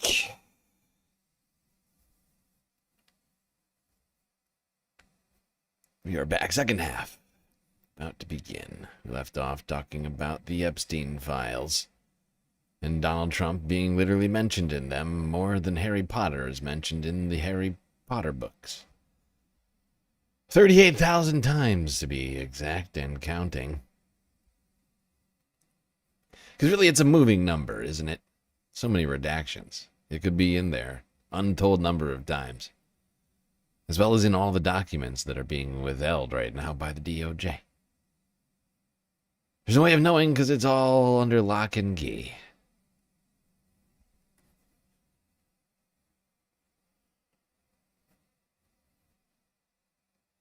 Alright. Let's talk about how Donald Trump's been doing with the one, the only Majority Report.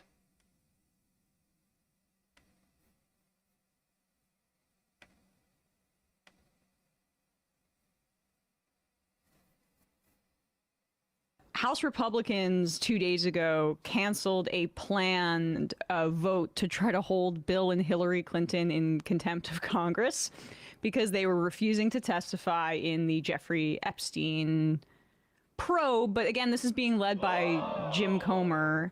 Remember, he was the guy that was cracking the Hunter Biden case, which was non-existent. But they're trying to just focus on people who are aligned with Democrats, who are in the Epstein files, and not the screaming orange elephant in the room of who is currently in the White House and in the Epstein files. Or Elon Musk, who they put in charge of looking at fraud just last year. Right. Massively caught lying about saying, they wanted me to come to the island so bad I denied them, as opposed to what he actually was doing was saying, hey, when is your wildest party? And it not working out. Yeah. Or Peter Thiel, who we give government contracts to all the time, who is actually like helping I'm out in Miami, ICE make these databases of American citizens who have a problem with their occupations of our cities, all over the Epstein files, these emails that in at a time where everyone knew who Jeffrey Epstein was. In fact, like I knew as a college student in 2008, but you know. Well, I think it's also, now that you put it that way, this is very reminiscent of other Republican tactics of this aesthetic populism without any real meaningful challenge to power. You'll notice that if Republicans are talking about corporations, they're picking out a specific corporation. It's usually about how woke they are or something like that. There's nothing systemic about or Jewish their challenge to the powerful, and that includes especially the Epstein class. Thomas Massey was calling out his colleagues and saying, you're protecting your donors. And that is why they were reticent to release these files. So they'd rather go after a former president who hasn't been in power in over a quarter century because it's not necessarily, or around a quarter century because it's not necessarily going to change anything about the funders of their party or anything systemically right now. Bill Clinton should be held accountable, no doubt. Yeah, But throw him overboard. The Democrats should absolutely throw him into the water as like basically bait.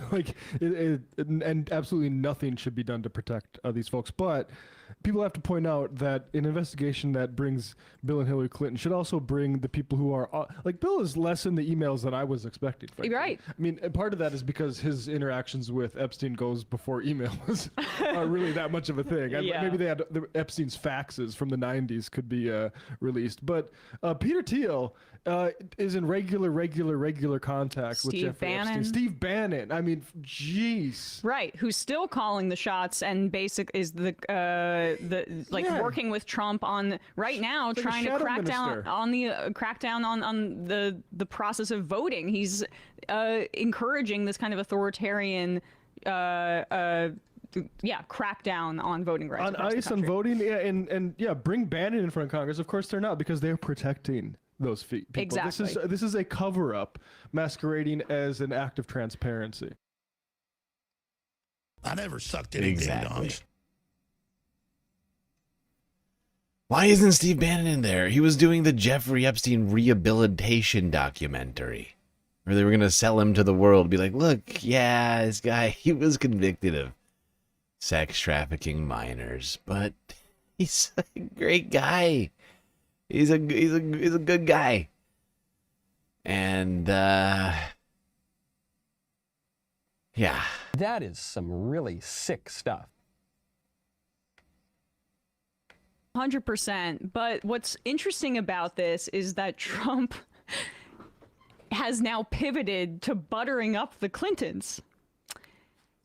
Remember that they have been photographed together, getting all buddy-buddy. Wasn't Trump at Chelsea Clinton's wedding, or was that just Ghislaine Maxwell? No, it was actually Bill and Hillary that were at Trump's wedding. That's what it was. Yes. So they go That's back. True. That's true. That's true. We have photos of that.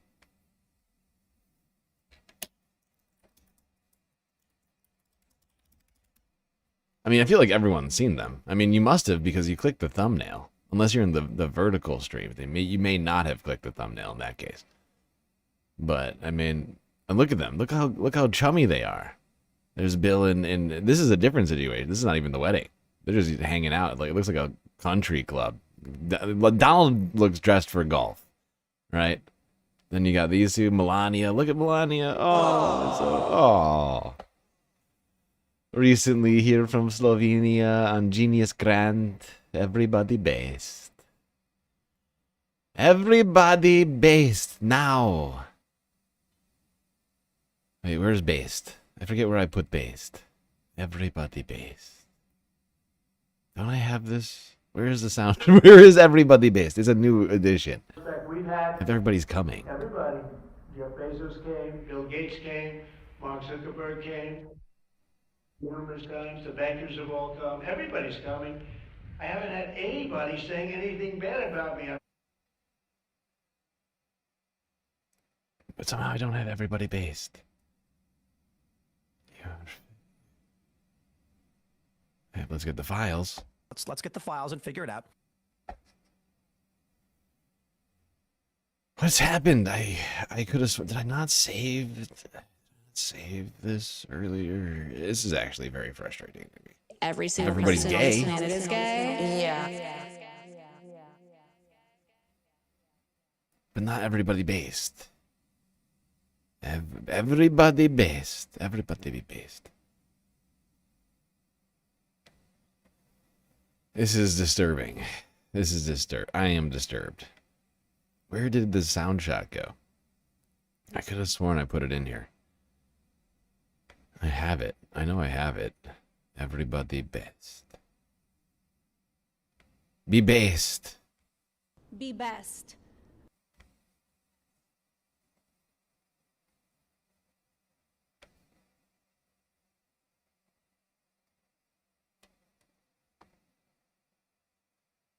Gotta change the color of this. So there we go. Gold. Perfect. The way I remember which sound shot is which on my soundboard, like I use two different soundboards. I use like an internet soundboard, but I also use my MPC. And my little MPC has a way to light up the pads in different colors between the different groups. And so like I remember which one I'm looking at by like the shape of the pattern of the colors. It's like synesthesia. It's basically synesthesia. Everybody be best. Everybody best. Look at them being best together. So best. So very best. The First Lady, and the former First Lady, and the President, and the former First President. The former President. Everybody being best. See, I started doing my Melania impression. I can't speak English all of a sudden. And there's a distinct possibility that since they share this mutual friend, Jeffrey Epstein, that the Clintons know something about Donald Trump. So that's why he said this to Tony Lamas in an NBC News interview yesterday. Epstein. NBC News broke the story today. I don't know if you saw it, that the Democrats are already saying, if you bring President Bill Clinton and he has to testify, we're bringing President Trump. What do you say to that? I think they might say that, you know, but they've already brought me. See, I've been brought. They had me indicted. What? When? Many times. Many times. Not on this. What? The president had some That's different. surprising thoughts That's different. about former President Also, Bill Clinton. It bothers me that Wait. Donald Trump is conflating two different things. Being indicted for crimes is different than being subpoenaed for testimony in Congress. One thing is in a court. One's in a courtroom. The other thing is in Congress. Donald Trump has never testified in Congress. Not one time. I don't think in his entire, his 5 years, can somebody point to that for me, please? Because I don't remember him ever speaking. Aside from like doing like a State of the Union, I'm not counting that though. That's not testimony. That's just lies in the in a form of a speech. Like he's never actually testified under oath in Congress, from my understanding. Has he? Did he ever do that? Because I don't remember that. I remember that happening. It's very weird. It's very, very weird.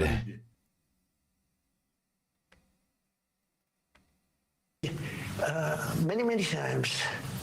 Many times. Not on this. And the president had some surprising thoughts about former President Bill Clinton. It bothers me that somebody's going after Bill Clinton. See, I like Bill Clinton. I still like Bill Clinton. What do you like about him? I liked his behavior toward me. I thought he got me. He understood me. You know, he was the one that said very famously that you don't want to run against Trump. There were 18 people. It was 18 people, including me, total. And he kept telling them, you don't want to run against Trump. Run against anyone. Don't run against Trump. And Hillary sort of laughed at him. Me and Bubba, we were close. We're going back to Bubba now, because after this comment, after I heard this one earlier, I was like, oh my God, it's real. Bubba is a good guy, okay? That's what I call him. I call him Bubba. Bill. Former President Bill Clinton. He was a good guy. He was a good president, okay? It's his wife that is nasty, okay? Hillary is a nasty, crooked Hillary. Lock her up. She took Bill from me. He was my first love. Melania was my second choice. Bill, Bubba, as I call him, was, as I blew Bubba. Putin has photos of it. It was actually a beautiful moment, and I'm fine with that. He's a great man. I love Bubba, and he's a great guy. Nasty Hillary Clinton, but Bubba, good guy. Lock her up so I can have Bill back. Lock her up. Okay, that's a complete revisionist history. The Clinton campaign was elevating Donald Trump with what became infamously known as the Pied Piper strategy, because she felt that he was an easier candidate to win against, and we all know how that story was written. This comes after 2 days ago, Jake Sherman of Punchbowl News reported that he was saying these things about the Clintons. I think it's a shame, Trump says, of the House bringing Bill and Hillary Clinton in to testify. I always liked him, talking about Bill Clinton. She's a very capable woman, Trump says about Hillary Clinton. I hate to see it in many ways. Now, let's take a little bit of a journey in time to... Wait, Hillary's a capable... No. What? Hillary? Capable? Lock her up? Capable Hillary. Capable, crooked Hillary. Lock her up. Very nasty, capable, competent woman. Hillary Clinton. Lock her up. Benghazi. Lock her up. She's very capable. Debate. I was at this debate. It was a pretty crazy moment to witness, covering it. And in 2016, this was the debate that Trump brought those accusers of Bill Clinton to a press conference beforehand. Which was famously... Perfect email server. Perfect email server of a very competent woman, Hillary Crooked Clinton. Lock her up, Benghazi. What is happening? What is happening, dude? I'm losing it. I'm losing it. I am unironically losing it. Oh, God. Just makes me want to burn this motherfucker That's it. down. Come on, Boogie, let's burn this motherfucker down. After the grab him by the pussy tape, where he basically revealed his true predatory self. We're talking with Billy Bush, saying you can do. They let you do whatever there. Grab him by the pussy. He was telling a factual thing that he regularly did, just into a microphone, and they called it locker room talk. But actually, what it was is the mask slipping on a serial predator. And that's the premise of this Admission question. of a You'll crime. see here how Trump is just a much more skilled politician at this period. He's speaking in complete sentences, and he's clearly listening to advisors on deflecting from that exact story, which was a very big deal at the time. And so Senators were wobbling on the Republican side. exactly. So he almost expresses contrition or falsely in this clip, at least like for political gain. But compare how he just spoke about the Clintons to how he was acting on the debate stage in 2016. But that was something that happened. If you look at Bill Clinton, far worse, minor words, and his was action. His was what he's done to women. There's never been anybody in the history of politics in this nation that's been so abusive to women. So you can say any way you want to say it, but Bill Clinton was abusive to women. Hillary Clinton attacked those same women and attacked them viciously. 4 of them are here tonight. One of the women, who is a wonderful woman, at 12 years old, was raped at 12. Her client, she represented, got him off, and she's seen laughing on 2 separate occasions, laughing at the girl who was raped. Kathy Shelton, that young woman. It's not the biggest point, but he mentions Hillary laughing twice in both clips, then and now. And just there's people who are smarter than me that have theorized about the misogynistic imagination and the place of female laughter in it. Pretty on the nose here. I mean, and what the last election cycle, the fixation on Kamala's laugh was the exact same thing. It's their worst sort of nightmare. To being laughed at by a woman and not eliciting that laughter is something that really I didn't angers just fall out of a misogynist, coconut and tree. That's Okay. why, or being like when he was going after Caitlin Collins, being talked down to. So I mean, it's mostly about just smile and not say much. That's what they want women The to story be. was about he got off a predator and then laughed at it. Like the problem isn't the laughing about it. But Right, anyway. right. More with this. A little bit, yeah. Asians laughing at the girl who was raped. Kathy Shelton, that young woman, is here with us tonight. So don't tell me about words. I apologize. Don't for tell those me words. about words. But it is. He really hasn't changed that much, though, has he? Don't tell me about words, okay? I know words. I know words better than anybody else. Don't tell me about words. I'm the best words knower. My uncle went to MIT. He was a professor. Therefore, I am a stable genius who knows a lot of words. I just took a perfect MRI, the doctor said. It's actually a CT scan. People say, but what President Clinton did, he was impeached. He lost his license to practice law. He had to pay an $850,000. All right, we got it. But I mean, he also in this debate said that Hillary Clinton would be in jail if he was in power. It's really remarkable to see this about face, and it's so obviously him trying to butter up the Clintons ahead of this scandal. Do you remember that earlier in the last year, Hillary Clinton was starting to say some nice things? I'm losing my mind. I feel like this is what's going on in my brain right now. Maybe this is the wrong one. Hold on.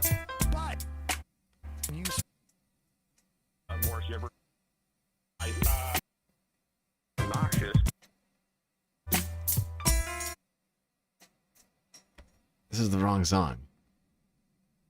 Why is this labeled this? This is terrible. I made a huge, tiny mistake. Now I'm mad. Now I'm angry. Now I'm actually upset. It's highly offensive. Why would you even do that to me? I don't understand. It's just rude. By me, I mean me. Why would you? I mean you, I mean me. Because, I mean, of course, it was me who made that. The name for that file. It's on my computer. Somehow, it's the wrong song. And now I'm sad.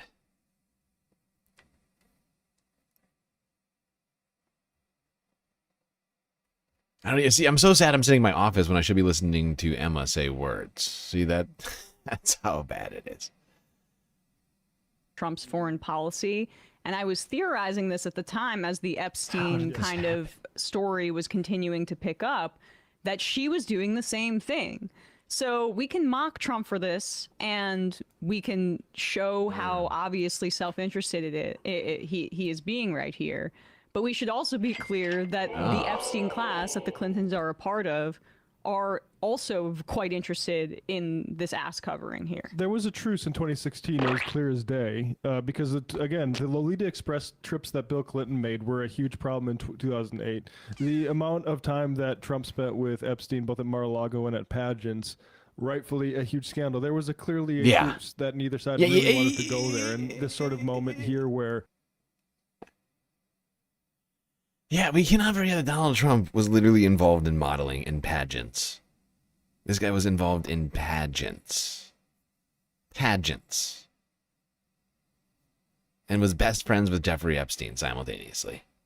You're telling me Donald Trump had no idea that this guy was a pervert? What? What? What are you talking about? These people are I'm very confused. These people are perverts, and you're telling me Donald Trump was just a guy who was grabbing pussies back in the pageant locker rooms didn't know that his boy Jeffrey Epstein also liked grabbing pussies illegally? I mean, I'm a little confused. How is that possible? How is that possible? Trump's tape came out, so then he starts pulling on that lever, inviting those women. That was as close as it got to breaking open.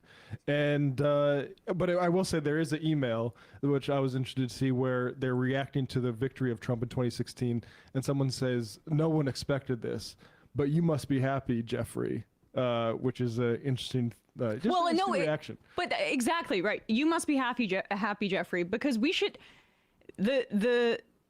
Jeffrey probably preferred. And also, before we get past this, I mean, I just want to point out that also there are claims, numerous claims, that Jeffrey Epstein had a all access pass to all Victoria's Secret events and what do you call them? Not recruiting. Well, I guess you could call it that, but basically anything Victoria's Secret was doing, whether they're looking for new models or holding some sort of event, show, Jeffrey Epstein had full access pass to every single one of these things, courtesy of Lex Wexner, another guy deep in the files, right? And you're telling me that he had that kind of a deal with Les Wexner at his shows, and his best friend Donald Trump wasn't letting him do whatever he wanted. And you tell you what, you've got to be kidding me.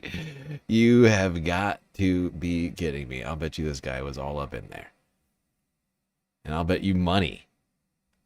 I don't know how much.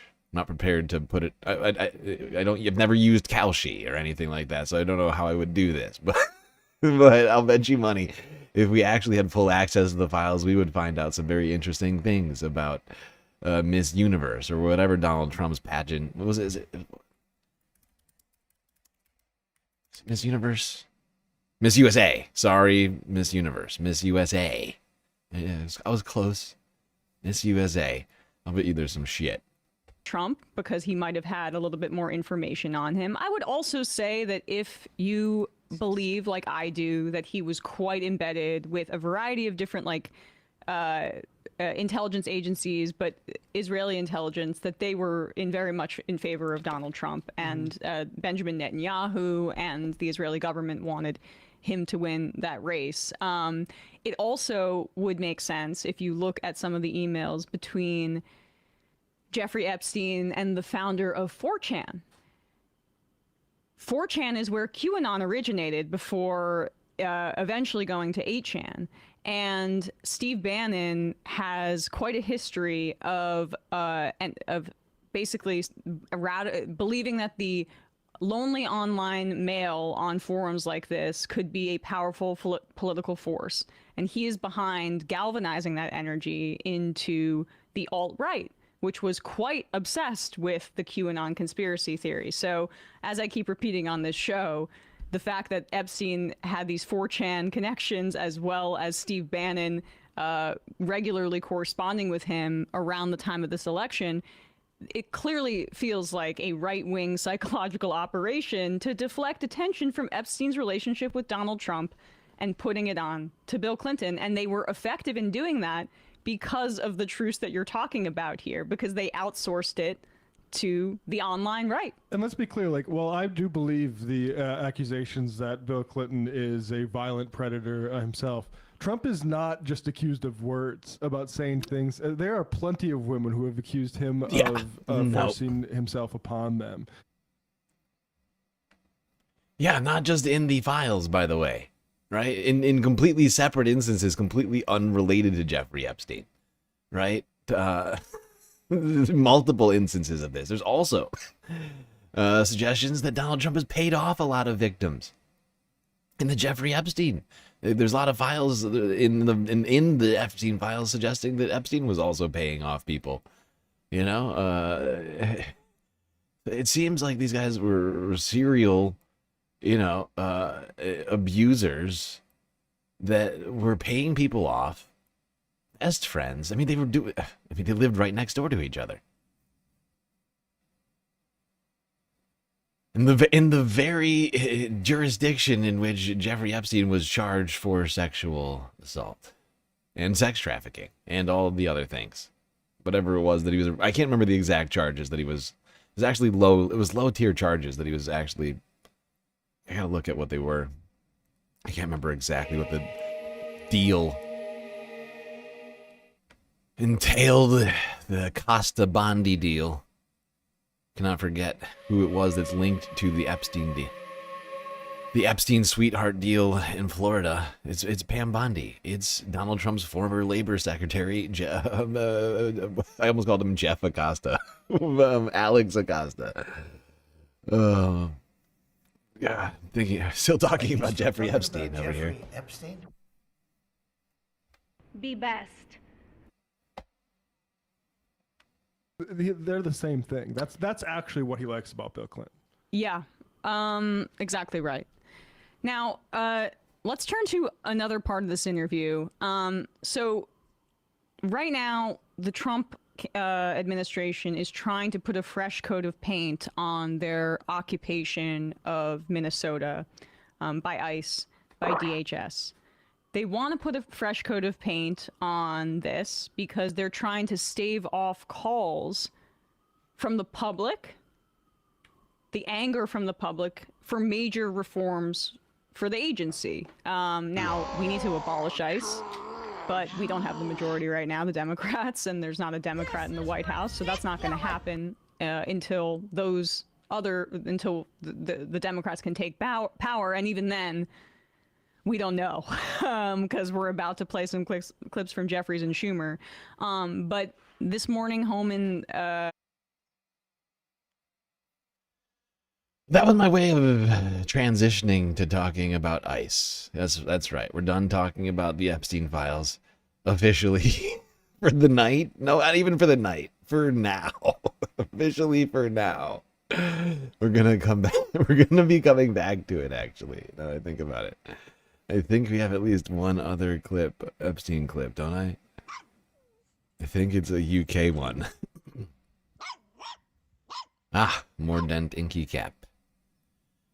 Geodragon feeding the space puppy some treats. Very thoughtful of you.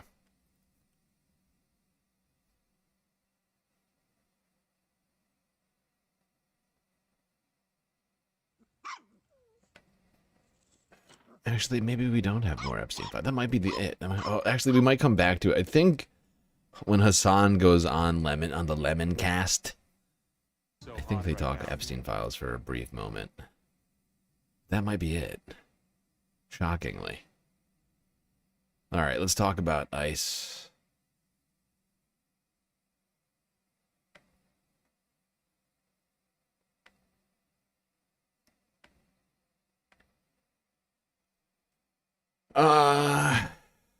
Let's start here. Current affairs. Current affairs from 4 days ago. Why, conservatives? Why do you hate the government but love the police? It's weird. It is weird. Really weird. I don't get it. Explain it. Explain. God damn it. There is, as I'm sure you know, a certain kind of conservative who likes to drive a colossal pedestrian-mashing truck with as many flags as possible flying from it.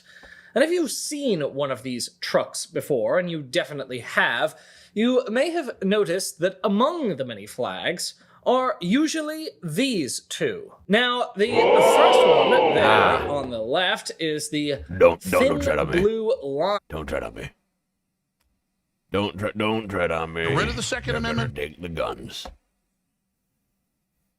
They're coming for my guns and my rights. Don't Flag, tread which on is me. used to celebrate police officers and indicated opposition to Black Lives Matter. The one on the right is the much older Gadsden flag, today used primarily to indicate support for libertarianism and small government. There's something rather amusing and ironic about seeing the two flags together. One of these flags is a defense of the state agents who put their boot on people's necks, while the other is about not letting the state put its boot on your neck. Their messages seem diametrically opposed then. The police are the arm of government, They do. empowered to use violence. There is no more coercive part of the government than the police. So surely if the Gadsden rattlesnake is hissing at anyone, it's hissing at the police. But the seeming contradiction is no contradiction at all, as we realize when we remember that the world is full of many different necks on which the state can put its boot. The Gadsden flag does not say, "Don't tread on anyone." It says, "Don't tread on me." Take it literally, it does not Me announce specifically. a general principle for how the government ought to treat people. It's a purely individual insistence that the bearer of the flag themselves should not be coerced. Exactly. What do you... Communist. You think I'm a communist or something? No, it's purely libertarian individual expression of one's rights. Not everybody's rights. Those same people are saying that not everyone should be able to protest with guns. While those same guys go out and do protests with guns, right? Christopher Gadsden, the designer of the flag, led the American Patriot movement in South Carolina during the Revolution and was a delegate to the Continental Congress. He also owned a great number of slaves and built a wharf through which 100,000 enslaved Africans were brought into America. Now, it's tempting to label Gadsden a hypocrite for designing a flag endorsing freedom from violent coercion, while personally depriving others of their freedom through violent coercion. But Gadsden was not. Fascinating. That's weird. Oh, very weird.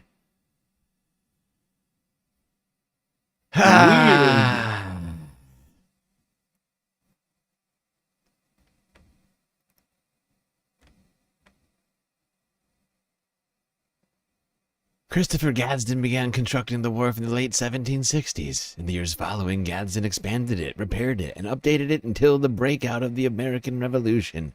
In March of 1787, the South Carolina General Assembly prohibited slave importation for 3 years.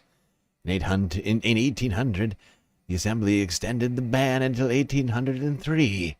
Between 1803 and 1805, approximately 80 ships brought in over 14,000 people. Illegal.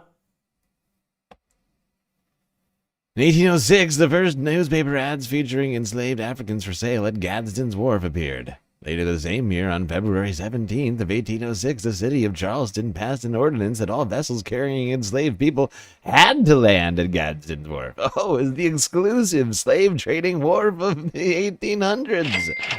Fascinating. It's almost like he's a massive It's almost like it's always been a hypocritical flag. That's very weird. Gadsden was not a hypocrite. He was just evil. His principle was that he and his fellow white property owners ought not to be made to do anything they didn't want to do. That's his principle. The flag says nothing about whether black people ought or ought not to be trodden on. Similarly, there's nothing peculiar about a Blue Lives Matter flag next to a Don't Tread on Me flag. The combined message of don't tread on me and only me. I'm busy treading on other people and you're impeding on my treading right now, is what this flag is about. Hey, I'm the one treading. You don't you tread. I'm the treader. All right? Follow the rich white man. Follow the rich white man.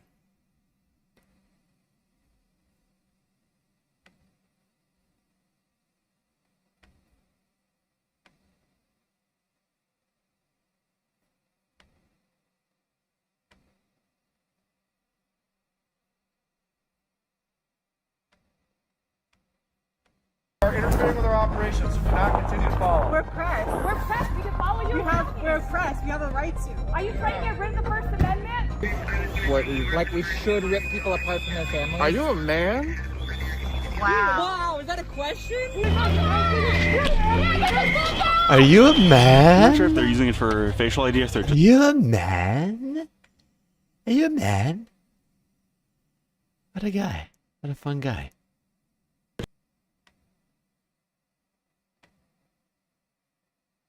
I like that he sounded a little effeminate when he said it. Have we right to film you?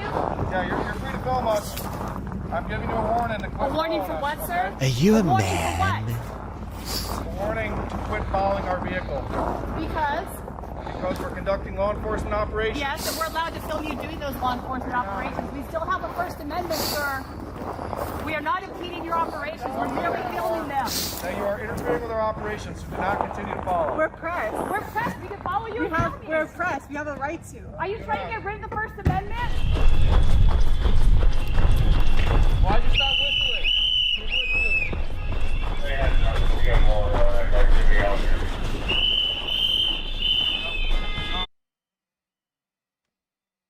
Just a reminder, everybody, this is February 2nd, as you can see here in Minneapolis, after Greg Bovino is out and Homan is in. After they claim... The claim is, of course, that Homan was going to get in there and make everything much better. Also, this guy appears to be bleeding from his mouth. I can't quite tell. Am I wrong about that? Am I the only person that sees that? Is that guy bleeding from his mouth? Or is he holding something? I think he's bleeding.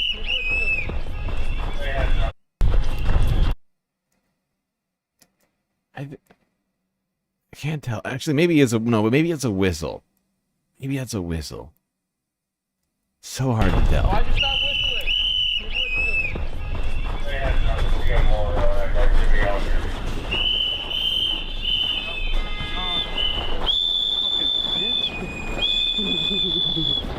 Fucking predators. Fucking predators. Fuck you. Get the fuck out of here. Fucking away from me. Fucking predator. Back up. Fuck you. Back up. What the fuck are you gonna do? Fuck you. Oh, I'm cooking. I don't have a gun, bitch. So how does it feel abducting people taking from their family? That's good. Good about yourself. Like, yeah, families should be ripped apart. That kind of energy. What, like we should rip people apart from their families? Are you a man? Wow. Wow, is that a question? Hey, asshole. Hello. People, like that's yeah, you don't protect shit. How do you feel about ripping people from their families? In that car, you fucking house, nigga. How do you feel about ripping people from their families? Does that feel good? The fucking house nigga in there. Love people. Sir, I need to move. Fucking house nigga working for the fucking KKK. What the fuck's wrong with you people? Why are you calling a woman a man? Sir.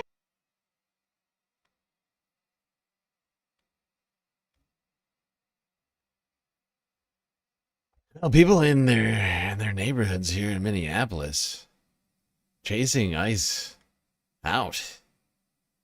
Well, ICE says very rude things to them.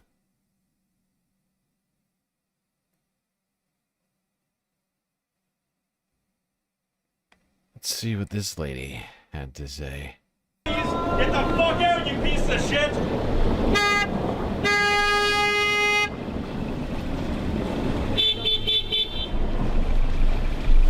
Do you think they were targeting somebody in the neighborhood, or? You know, I don't know. You know, certainly we have those in the neighborhood that are immigrants. We have families here helping immigrant families, watching out for them, hosting them in their homes. So who knows?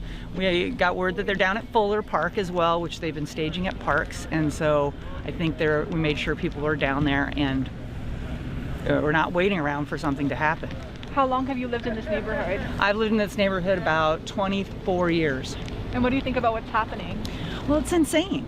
It's hard to even comprehend the insane idea that this is going on in our community. It has nothing to do with immigration. They're taking people that are illegal. They're my friends, they're my family, my coworkers. And that this is even happening in our city is hard to fathom, but I've been so proud of Minneapolis. They're just not going to take it, and they're not going to give up. It's not about crime. It's not about murder and rape. They're our friends. They're here legally, and they're getting taken because they have an accent or the color of their skin. And it's so un-American. I'm ashamed of us.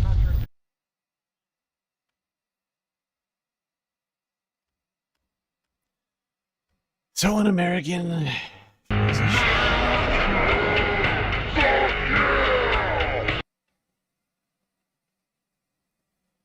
It is sad and shameful. Let's go to Congress. Democracy Now! From 2 days ago.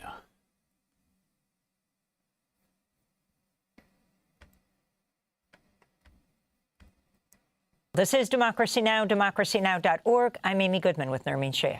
We turn now to some of the powerful voices from Tuesday's hearing on Capitol Hill on U.S. citizens who've experienced violent encounters with federal immigration agents deployed in cities across the U.S. 3 U.S. citizens and the brothers of Renee Good shared harrowing testimony of their experiences as congressional Democrats promised accountability. Not a single Republican lawmaker showed up to the hearing. Renee Good's brothers, Brent and Luke Ganger, both testified at the hearing, with Brent Ganger reading from his eulogy to his sister, saying Good was, quote, unapologetically hopeful. This is part of Luke's testimony at Tuesday's hearing. My name is Luke Ganger, and I'm here with my brother, Brent. Renee Good is our sister. We're here on behalf of Nay's big family and those who loved her. We're here to ask for your help. I was talking to my 4-year-old last week when she noticed I was not doing well. I had to come here today and talk to some important people. She knows that her aunt died and that somebody caused it to happen. She told me that there are no bad people and that everyone makes mistakes. She has Nay's spirit.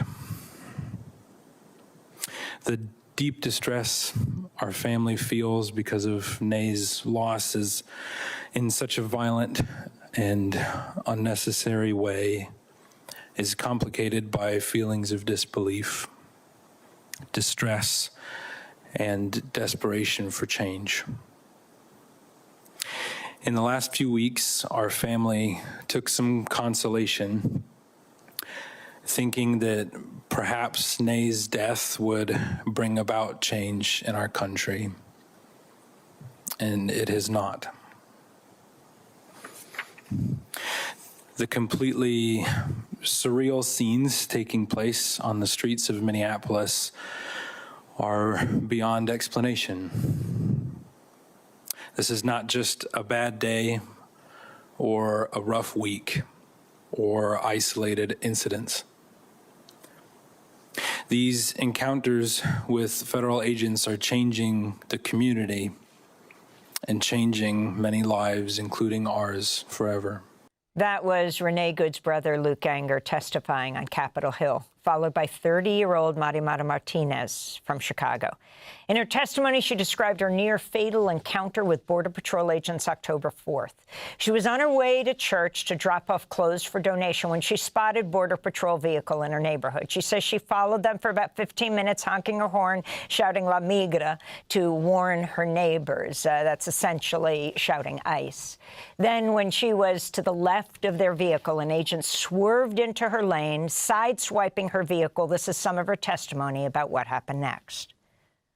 I drove forward and went around the Border Patrol agents, who jumped out of his car and pointed his gun at me. I moved to the far left lane, striking the curb on the far left side of Kedzie. The next thing I knew, I felt a burning sensation in my arms, legs, and that I had been shot by pepper balls, which I also seen these agents fire at people in our community. As I continued to drive past the Border Patrol agents, I could hear my back passenger window shatter, and I felt bullets continue to pierce my body.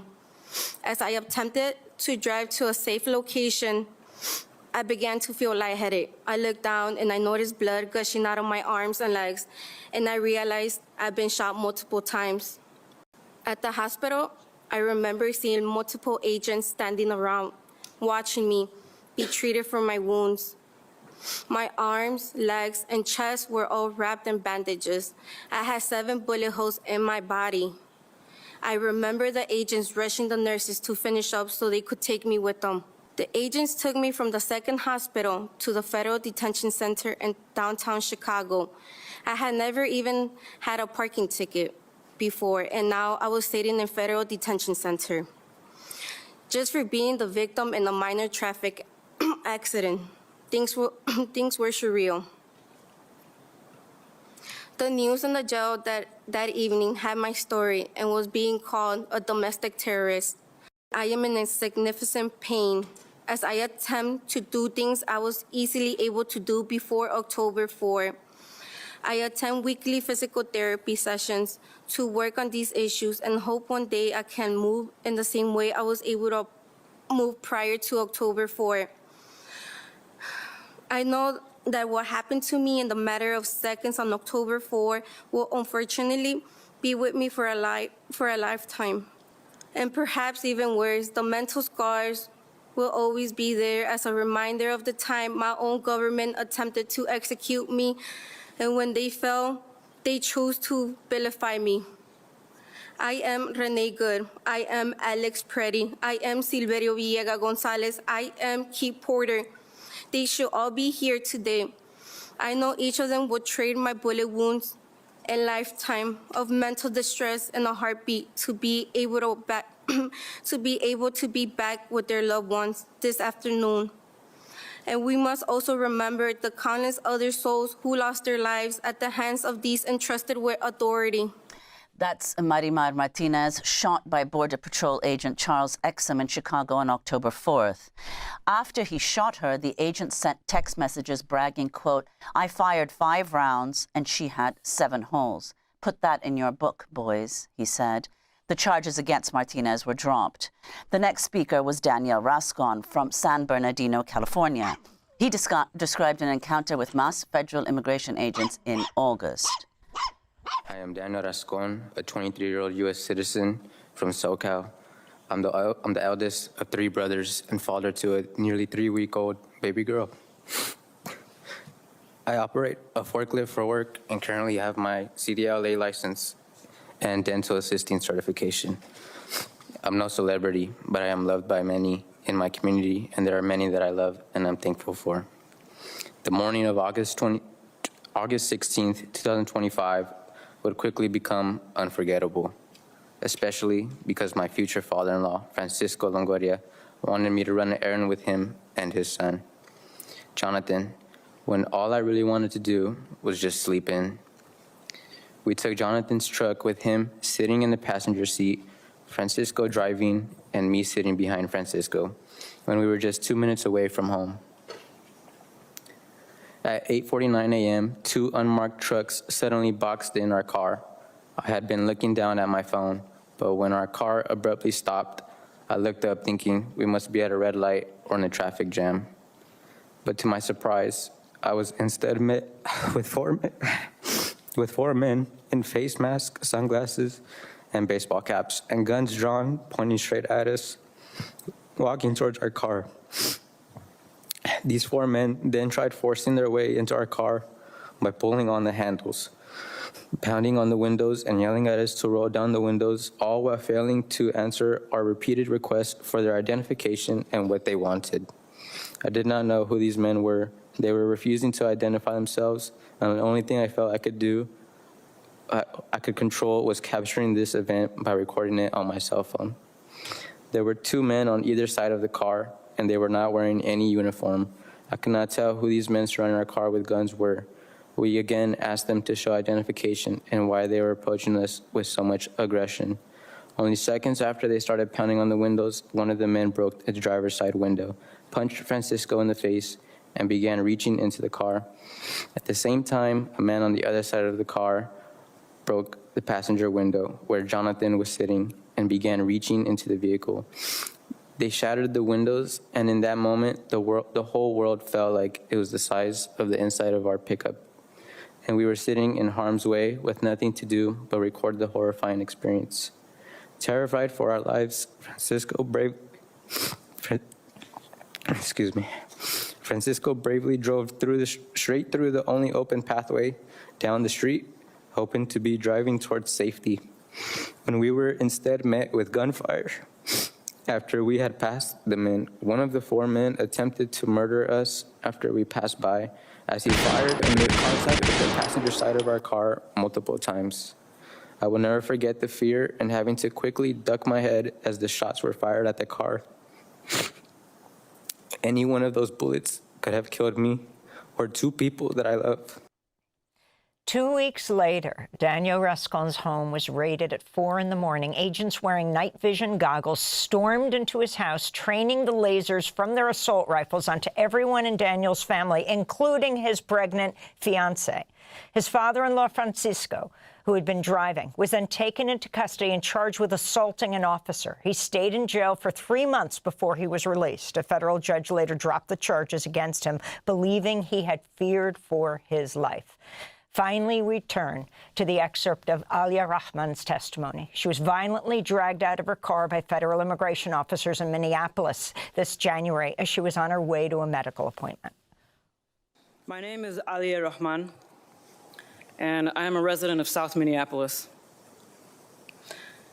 I'm a Bangladeshi American, born in northern Wisconsin, and I'm a disabled person with autism and a traumatic brain injury.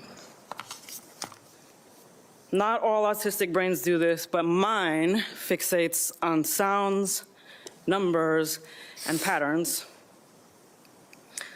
And while what the world saw happen to me exactly 3 weeks ago today on video was a terrible violation, it is still nothing compared to the horrific practices I saw inside the Whipple Center.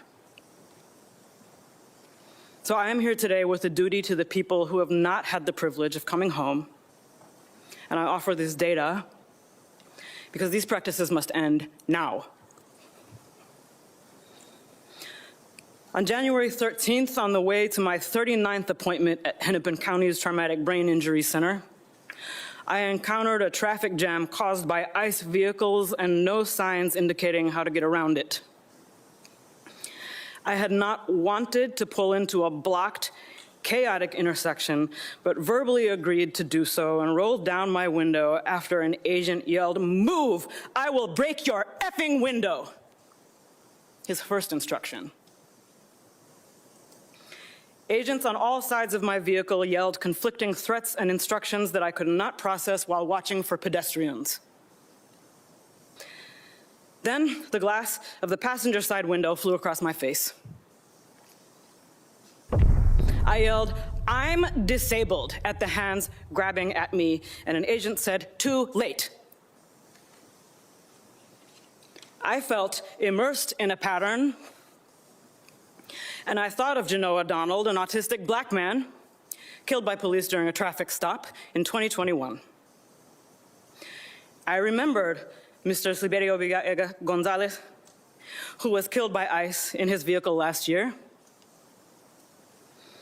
An agent pulled a large combat knife in front of my face, which I thought was for cutting me, and later learned was used to cut off my seatbelt.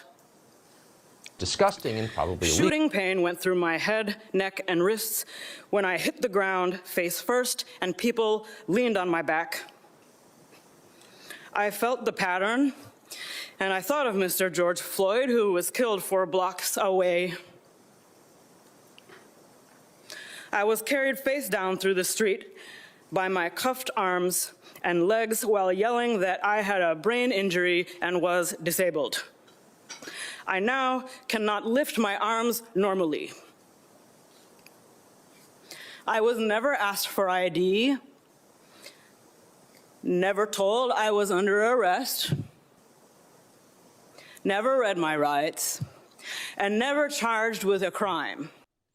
A part of the testimony of Alia Rahman at Tuesday's congressional hearing on President Trump's militarized crackdown on immigration. No Republican attended that hearing. We'll hear more from Alia Rahman next week on Democracy Now! On Tuesday, Vice President J.D. Vance was interviewed by the Daily Mail. You apologized? Did you plan to apologize to the family of Alex Peretti? For what? For, labeling him an assassin with ill intent. Well, again, I just describe to you what I said about Alex Peretti, which is that he's a guy who showed up with ill intent to an ICE protest. No, but if it is he's determined, if it's determined that his civil rights were violated by this FBI investigation, will you apologize to that? So, if this hypothetical leads to that hypothetical leads to another hypothetical, it's a real case will I open. do a thing? Vice President J.D. Vance. Thanks for watching Democracy Now! On YouTube.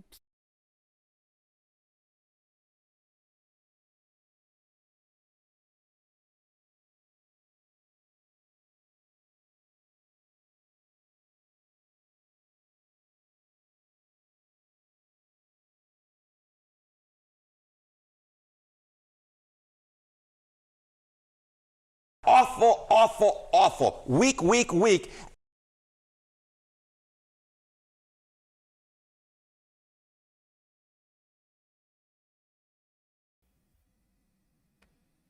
Oh, shit, I was muted. Fuck J.D. Vance. He doesn't give a shit about your constitutional rights. It's a single hypothetical question. Not 3, like he tried to play it off as. It's 1. If his constitutional rights were violated, will you apologize? And he couldn't bring himself to say it because he's a weak, pathetic man. He's a weak, pathetic man. I felt we had to listen to some of that testimony again today. It's just, I feel, I mean, in this moment, we really do have to hear from people who are experiencing these ICE, having these ICE encounters in real life. We really do have to hear from them, I feel like, right now. Let's go to some people, protest here in Minneapolis. That is coup news from a few days ago. I think we're on the eve of a civil war that I think eventually the people are going to start shooting back.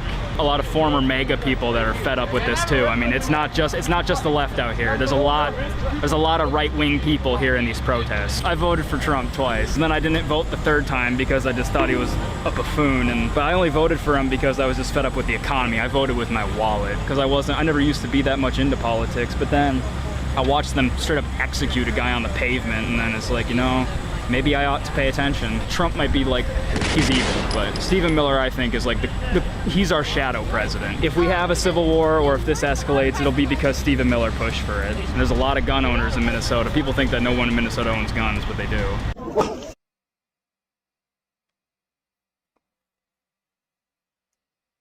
There you go, a supposed former Trump voter out there protesting.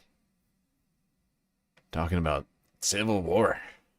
Get rid of the Second Amendment.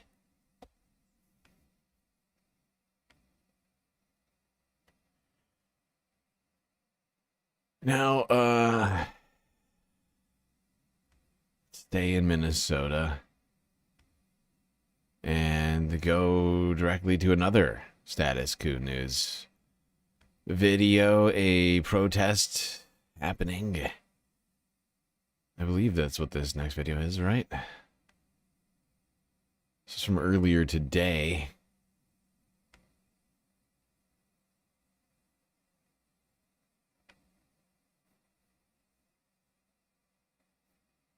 Outside of the Whipple federal building that has been appropriated by ICE to detain whoever they want.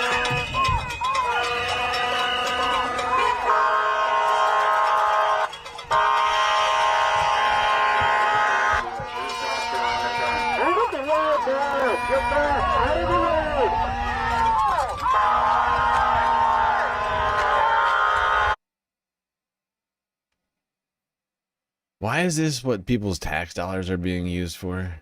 Right here? Huh? Why? Hennepin County. It's fascinating. Why? I thought, you know, like, this is what I'm getting really sick of, is seeing, you know, local and state tax dollars being used to repress peaceful protesters. I'm sick of it. Where's the mayor and the governor, huh? I thought the National Guard was down here to protect protesters. Doesn't look like we're protecting protesters. It looks like we're hurting them with sheriff vehicles.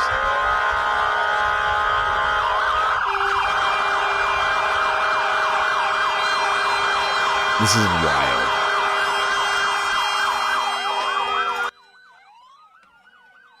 This is fucking ridiculous.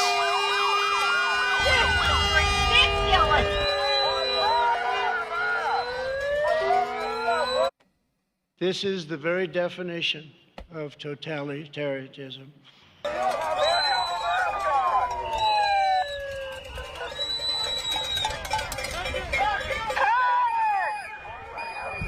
right, guys.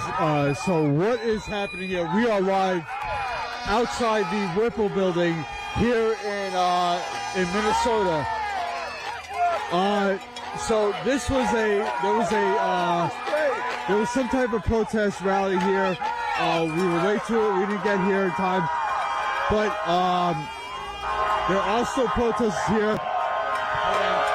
So Jake Lang showed up in a box truck, a U-Haul box truck, with... Look at this shit. The police are causing more of a traffic obstruction than the protesters were. This guy's still blocking a full lane of traffic right now and making a fucking just a fuck ton of noise. It's wild. He has like a train horn in that fucking thing. A couple of people inside the box truck driving down this road here, antagonizing the protesters. One of them had a paintball gun. It looked like they were shooting something out of the truck. So they're probably going to come back around. But it got the protesters really fired up. And now you have the Hennepin County Sheriff, who was driving people off the street and back into the sidewalk and threatening them with arrest. All right, so I'm going to get situated here, but we're going to see what's going on. Don't forget to smash the like button, share this live stream.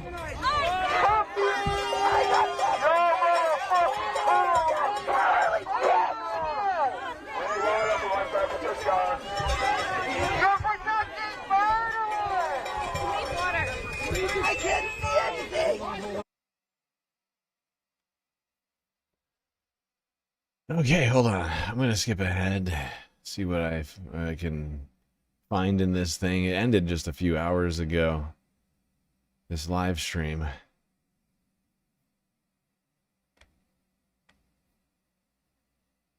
Over here. How many cops can you put into a clown car? Fucking go the fuck home. Where's Nancy? Nancy who? I'm not sure which Nancy. Nancy Mace?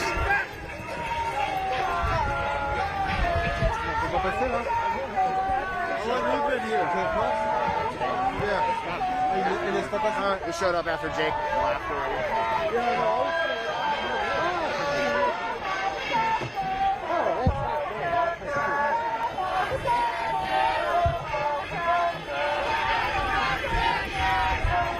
All right, guys, so as you see, it's really tight here.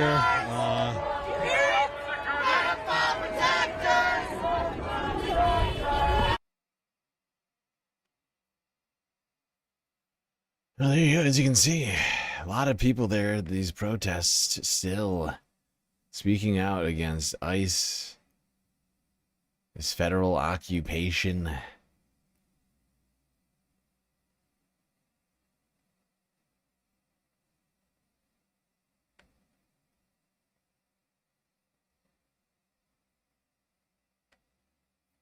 All right.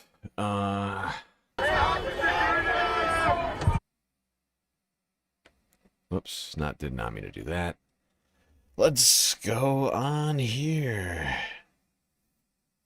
Keep this stream moving.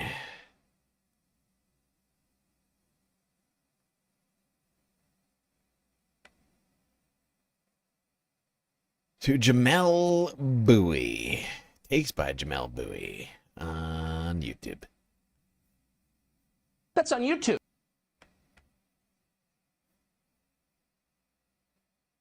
He's got an idea. A crazy, crazy idea. Oh, God. Can you imagine Congress impeaching the president? Right, and they indicted me. This feels almost banal to say, but we have to impeach the president, right? You know what time it is. Impeach the president. Pulling out my ray gun. Zap the next one. There's no other option here. There's no other choice. The president of the United States needs to be impeached. Third impeachment for the guy, but it needs to happen.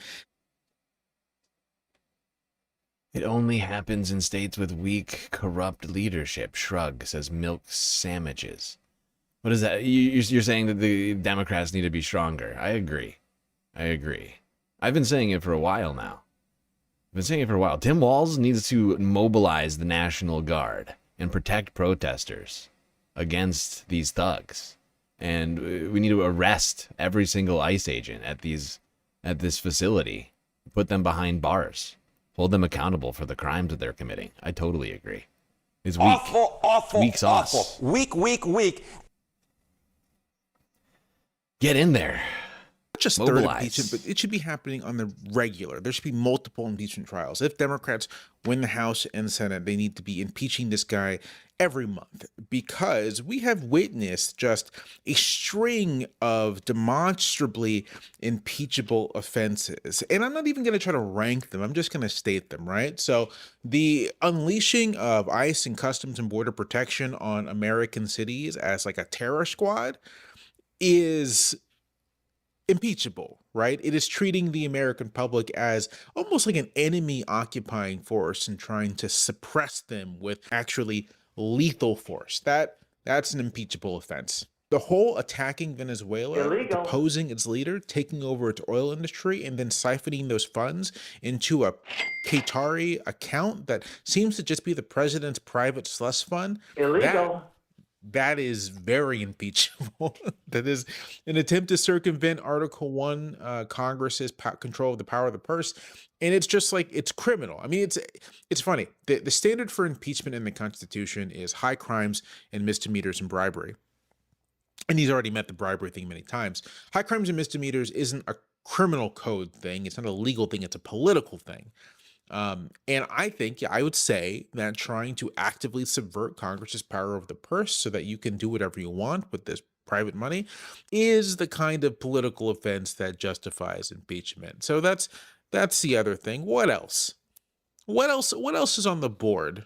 Threatening America's allies with military force just for the hell of it. Threatening Greenland, Denmark, Europe with a military attack just to do it, I would also count as an impeachable offense. And I'm sure there are others. I mean, please leave them in the comments. Again, remember, impeachment is a political process. It's not a legal one.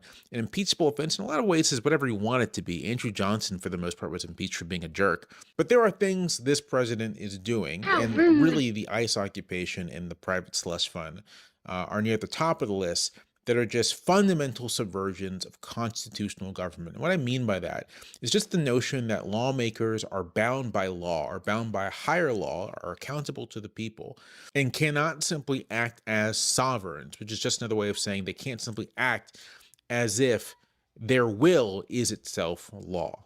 And by that metric, Trump is the most impeachable president to ever exist. I'm reminded here, I'm going to take a book from the bookshelf real quick.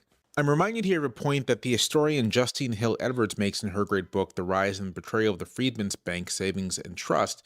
Wonderful book, you should read it. But she makes this observation, and the book is about this bank created for the formerly enslaved after the Civil War that was pretty quickly betrayed by its trustees and used to loot the black community of the time. But there's a part in this book, and I can't find the page at the moment. I didn't mark it. Or did I mark it? No, he didn't.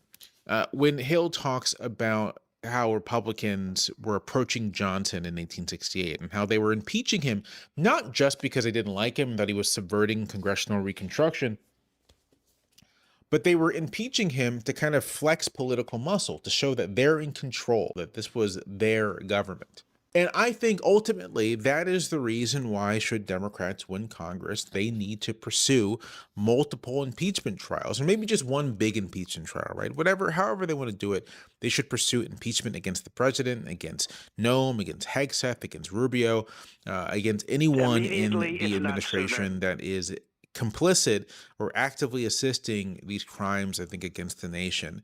Certainly Stephen Miller, who technically isn't an impeachable official, but hell, you should treat him as one anyway. You run these impeachment trials to demonstrate, to show that you are in control now, that this is your government. And look at me, sure. Look at me, sure. I'm the captain now. And you are going to do as much as you can to purge it of those forces that are subverting the public good, the public trust. Demonstrate to the president that he is actually not sovereign. He is not the uncontested leader of the country. He is the chief executive. He is a servant of the people. He's a servant of the Constitution specifically. That if he isn't going to do his duty to the Constitution, then he can't be there. 100%. Jamel, the hot take on YouTube. That's on YouTube. Impeach the president. I think what's going to happen first is For the Republicans to grow spines and care about the Constitution all of a sudden, or for Democrats to take back power. And for the right Democrats to take back power. Democrats who are actually going to, wield power to do things. Rather than to do absolutely fucking nothing. Let's talk about elections. We might have them this year. Who knows? Whoopsies.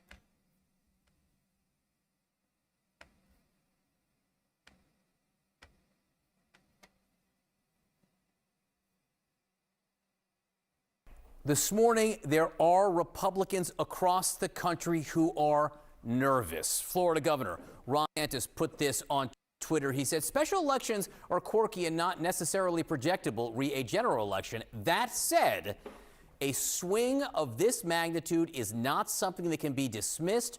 Republicans should be clear-eyed about the political environment heading into the midterm. What is he talking about? What has him and other Republicans so worried? CNN chief data analyst Harry Enton is here. And this is all about a special election. The great Harry Enton. Senate seat around Fort Worth. That's exactly right. Texas 9, because what happened in Texas 9, it didn't just swing to the left, it took a rocket ship to the left. My goodness gracious, the Texas 9 Senate District election marches. This was a district that Donald Trump won by 17 points in 2024. The Democratic candidate in the special election on Saturday, won it by 14 points. That's an over 30-point shift to the left.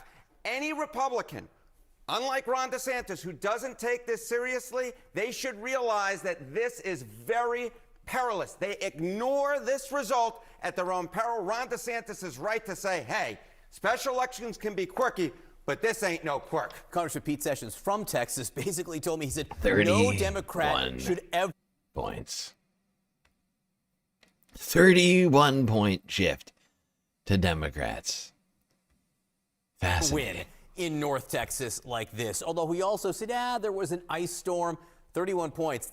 That's not an ice storm. No, that ain't no ice storm. If you ignore this, you can ice yourself out of a majority come the midterm. All right, when we look at these special... Yeah, only if Republicans were somehow affected by the ice storm. somehow the ice storm skipped all the Democratic households and street. Like how they, you know what I'm saying? Like it's bullshit. There's no way. Elections, and this is something you and I talk about a lot and look at very closely in between the federal elections.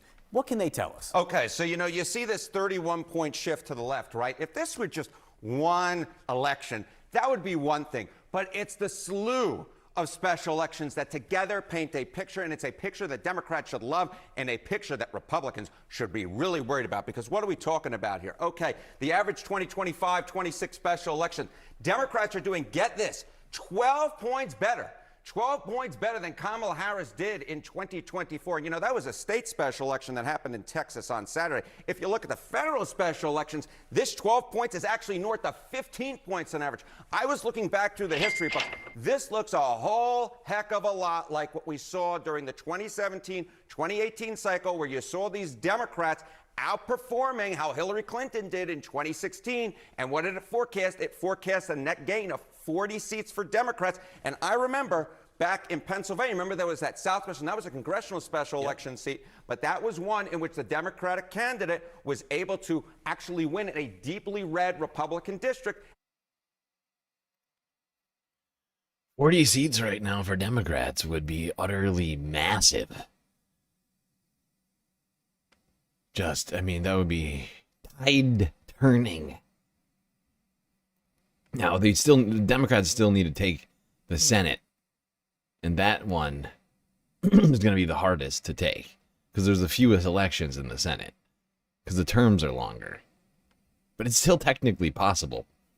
I'm fairly certain there's enough Senate elections right now for that to actually be possible. Although unlikely. Could happen. Especially with numbers like this. Big Democratic gains come 2018. Foretells how? I mean, how frequently do these special elections foretell what happens in the midterms? Okay, so you see this 12-point overperformance. You see this 31-point overperformance. But that don't mean nothing if it ain't forecastable to the midterm elections. So what are we looking at here? Well, take a look at special elections since all the way back in the 2005-2006 cycle. 5 out of 5 times the party that outperforms in the special elections goes on to win the U.S. House of Representatives. And this, of course, all paints a picture, right? Texas 9, the special elections, the history of special elections, in which Democrats look like they're in the catbird seat to take back the U.S. House come 2026 November. Which is why Ron.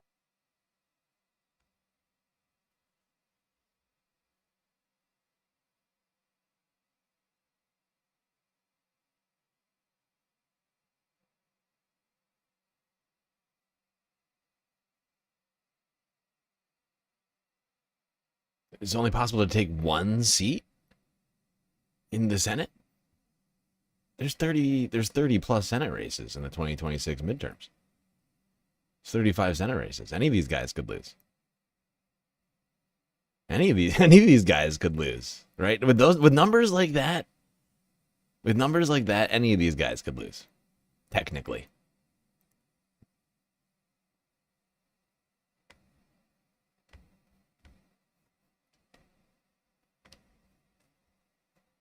We talk about it like there's only a couple, but really, I mean, there's plenty of Senate races going on right now. Enough that you could flip a couple seats, enough to take the majority. Maybe not getting to 60, sure, that's going to be tough. But to take back the majority in the Senate, that would be big. Sure, you do need 60 for the impeachment, technically. If that's what you mean by that. That presents some problems.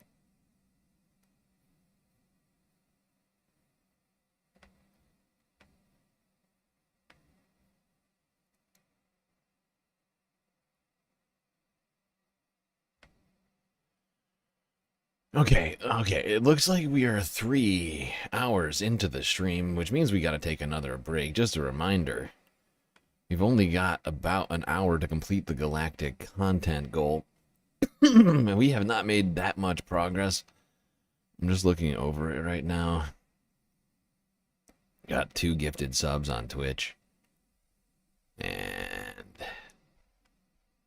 over on YouTube, we've got 2 super chats. 1.5 super chats. I'll count it as 2.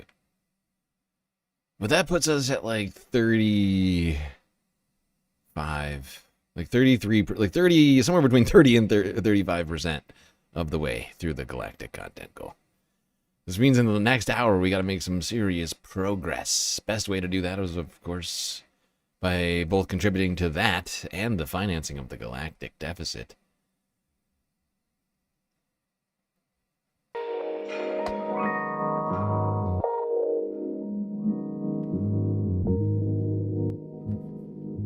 All right, everybody, hope you've been enjoying the show so far. If you haven't already, hit the follow button on Twitch and the subscribe button on YouTube. While you're at it, do consider contributing to the Galactic News Network, as we are completely funded by individuals like you. A lot of great ways out there for you to show your support. Benny Hanna 99 just cheered 100 bits. Have some bits, yo. Thank you, Benny Hanna. Just like that. Like on Twitch with bits or power-ups or subs or gifted subs. It could be on YouTube, super chats, the super stickers, memberships, gifted memberships. We got Cash App and PayPal. If you prefer your money go directly to funding the stream rather than the bottom line of Google and or Amazon. But of course, we've got Throne and the very best way to get the most space benefits for your Earth dollars, Patreon. Where for the low price of $3 a month, you get access to a myriad space benefits unseen by the rest of the goddamn Milky Way galaxy.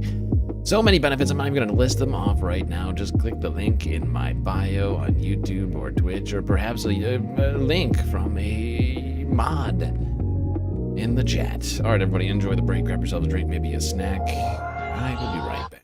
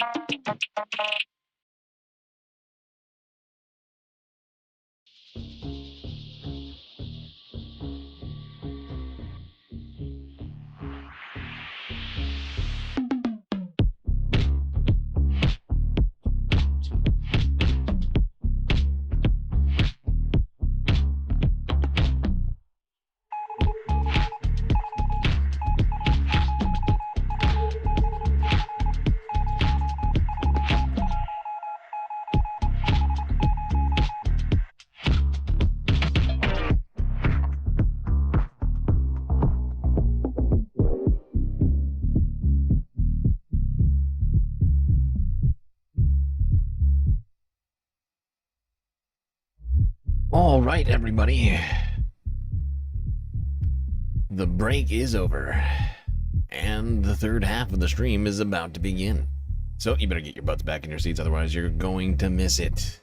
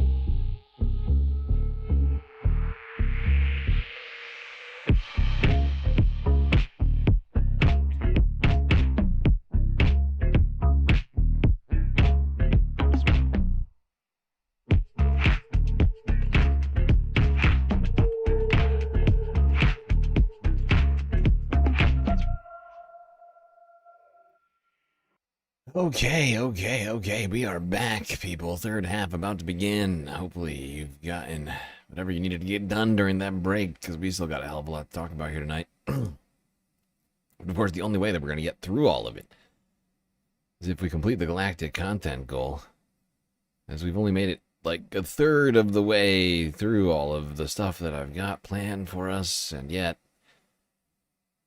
we're 3 hours in.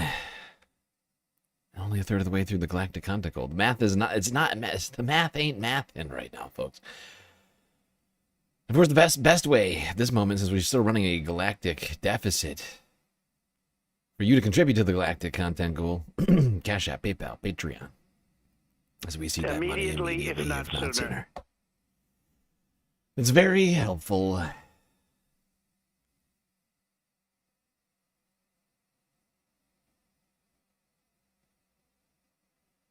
All right, let's keep talking elections.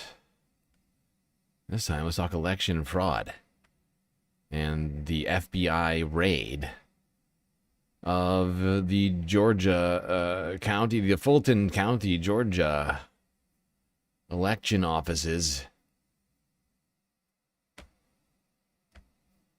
This is Democracy Now!, democracynow.org. I'm Amy Goodman. We end today's show with the FBI raid of an election office in Georgia's Fulton County last week, seeking computers and ballots related to the 2020 election. The raid came as President Trump continues to falsely claim his defeat in the 2020 election was a result of widespread voting fraud. For more, we go to Ari Berman, voting rights correspondent for Mother Jones Magazine. His most recent piece, headlined From Minnesota to Georgia, Trump's plans to interfere in the midterms are becoming more dangerous.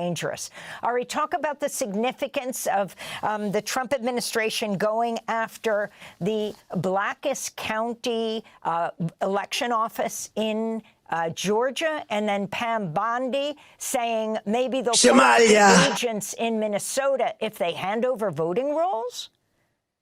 Yeah, we're seeing, Amy, a dramatic escalation of the administration's tactics to try to interfere in the 2026 midterm elections. The FBI raid in Fulton County represented the full weaponization of Trump's conspiracy theories about the 2020 election. The fact that they seized 700 boxes of ballots was incredibly disturbing and sets a chilling precedent for how Trump might try to interfere in the 2026 election, to do similar kind of things, to challenge election results he doesn't like. If he's challenging a result from 6 years ago, you can imagine how they're going to try to challenge the result of the upcoming election should Trump's party lose. And then in Minnesota, you have ICE basically terrorizing a blue state and a blue city, and the Attorney General of the United States essentially extorting that place to hand over voter rolls to the Department of Justice. So what I really want your listeners to understand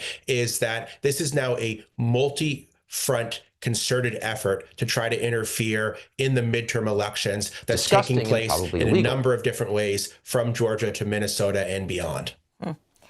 What happens to the computers and the data they took out of the Georgia election office? Well, that's a very good question. It's one of the many unanswered questions about this raid in Fulton County. The FBI now has it. Who are they going to share it with? What are they going to do? Who's going to supervise this process? All of these records were under seal, and now they're in the hands of the Trump administration. And one of the biggest unanswered questions is why Tulsi Gabbard, the director of national intelligence, was there, because she is prohibited by law from participating in domestic law enforcement activity. So that's a giant red flag right there. Tulsi Gabbard shouldn't have been anywhere near that operation, anywhere near those ballots. And it seems to me like they're setting up to do something crazy, like saying, now we have the proof, we have the ballots. Now we know Venezuela interfered in the election or Iran interfered in the election. And this is as much about, as I said, the 2020 election as it is about the next election. So they're going to continue lying about the 2020 election so that then they can lie about the next election and try to interfere in a lot of different ways. And then can you talk about the voting rolls of Minnesota?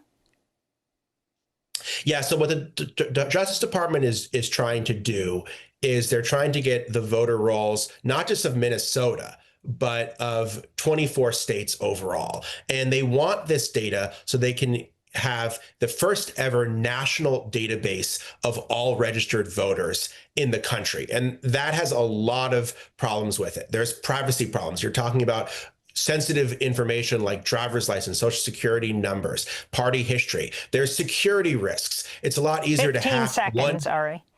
It's a lot easier to hack a massive database, but ultimately what they want to do is they want to lie about voter fraud, remove people from the rolls, and challenge election outcomes. And the attempt to take voter rolls is just a larger part of Trump's scheme to try to rig the midterms. Thanks for watching Democracy Now! On YouTube. Subscribe to the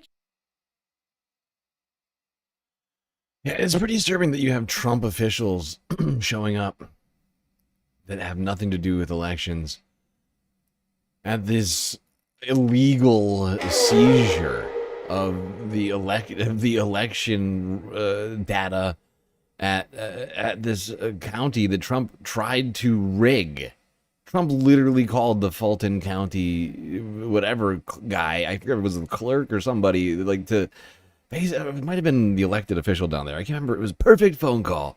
He asked for however many thousand votes. It was like 13,000 votes. I need 13,800 votes. Perfect phone call. And now he's seizing the election records to try and find the votes. It was the most scrutinized election in American history. More people were involved in trying to certify and ensure democracy happened in this election, and yet these fucking morons are still trying to play these games, these 2020 election conspiracy games. It's so idiotic. It's so idiotic. Cyber Mentor. I wonder why the leftists are against Jeffrey. The leftist? Just the singular leftist are against Jeffrey Epstein. They are on the same side. Both love killing kids and grooming them, but it's only bad if Trump do it. What are you talking about? You sound like a real idiot. You sound like a fucking moron. What are you talking about? Nobody likes grooming kids. Oh, I know what you're trying to say. You're saying that the existence of trans people and or like drag queens, that's grooming children, right? Is that what you're saying? And that's the same thing as assaulting them sexually. Like that's the same thing. Kids knowing that there might be something different than heteronormativeness. That's grooming. That's the same thing as sex slaves. Is that what you're saying? You sound like a fucking idiot. Were you dropped on your head as a child? Are you a physical moron? Democratic voters are hungry for new voices in the Democratic Party. We've got portions of the Democratic Party that are also in bed with big corporations and not fighting for the people. They are hungry for somebody who's going to speak to their actual experiences. We have dozens of members of Congress who've been in Congress for decade after decade after decade. And I think our Democratic Party is weaker, not stronger, because of that. We do not have an economy that's working for everyday people. Everybody knows that. We have a rigged economy that works great for billionaires and cheating corporations, but not for Mississippians. I'm not waiting for permission. All right, you're getting timed out. We don't have a mod in Twitch right now, so I'm gonna have to be the one to do it. But you're getting timed out, pal. You're out of control. You're out of control. Get timed out. Bye bye. Bye bye. Because our communities are under attack, and we need leaders in this moment that understand the day-to-day struggles of our working families. I'm running a campaign on no corporate money, that their members are fighting for them instead of fighting for corporate donations. Our campaign is completely grassroots. Folks who have never donated to a campaign, people who are energized and excited about our vision. There's no question that what happened with President Biden had a huge impact on my decision to run. You know, we would not be in this crisis. We would not have Donald Trump as president if President Biden had seen passing the torch as an important part of leadership. Yeah. All right. I don't know anything about this guy, so I can't endorse him, but the vibes is what we're going off of right now to some degree. And that there's a younger generation trying to oust this ossified, worthless Democratic leadership that led us into this moment. Lack of leadership, really. Speaking of Democrats and elections, let's go to Texas. Talk about that election. It swung massively to the left. Very difficult to extrapolate from special elections. However, this special election that took place in Texas last night, it was a Texas state Senate seat. The state Senate district. Wait, Namekoon, what did I do? How did I cock block you? What were you? What did I do? I'm sorry, I missed it. I don't know what I did to cause you any sort of problems, Konami. I'm just doing what I'm doing over here. Are actually in Texas larger than the congressional districts because there's just so many people there. This is a district. Donald Trump won the district by 17 points in 2024. That's obviously, on year elections, tons of Republicans come out. And yesterday, Oh, you were going to destroy the chud in the chat. Okay, well, he was going out of control. It was out of control. He was going too far too fast. If he was typing at a more reasonable pace, but it was just it was just an onslaught of just offensive. It was just an onslaught of offensive things. You understand where I'm at, right? Like it was too much. He was taking over the chat. I get it. I understand. Honestly, he's only timed out for 10 minutes to be back, I assume. District by 17 points in 2024. That's obviously, on year elections, tons of Republicans come out. And yesterday, a Democrat, Taylor Remmett, and this is, these are one of those seats where the Democrats aren't like lining up for the DCCC or big Democratic donors are not lining up to fund a race in this situation because there's very little chances of somebody winning. And this guy, Remmett, does not come from like the a typical side of the Democratic Party that you would presume winning a blood red district in Texas. He's a union guy. He ran as more of a left-wing style populist. Also anti-voucher, very like vocally anti-voucher, pro-public school. Vocally anti-voucher, pro-public school. About housing, let me quote from his website. Housing isn't a luxury, it's a right. Taylor will fight to make housing affordable for the people who actually live and work in Texas, not the developers and hedge funds pricing them out. He supports statewide rent stabilization. Wait, make housing affordable for people who live in them? Wait, what? What you talking about? That's crazy. That's crazy. You're saying crazy things. Protections and deep investment in public and nonprofit housing that working families can actually afford. I know we've been told by the tens of millions of dollars behind the abundance movement that we should not be focusing on demand side subsidies for housing in any way. But he is statewide rent stabilization, tenant protections, and deep investment in public and nonprofit housing. Taylor believes renters deserve dignity, transparency, and power, and he'll work to stop corporate landlords from turning Texas neighborhoods into profit machines. He also, as a union president and machinist, he believes in the backbone of Texas isn't the boardroom, it's the workshop floor. He supports reclassifying gig workers to guarantee benefits and will fight for apprenticeship pipelines.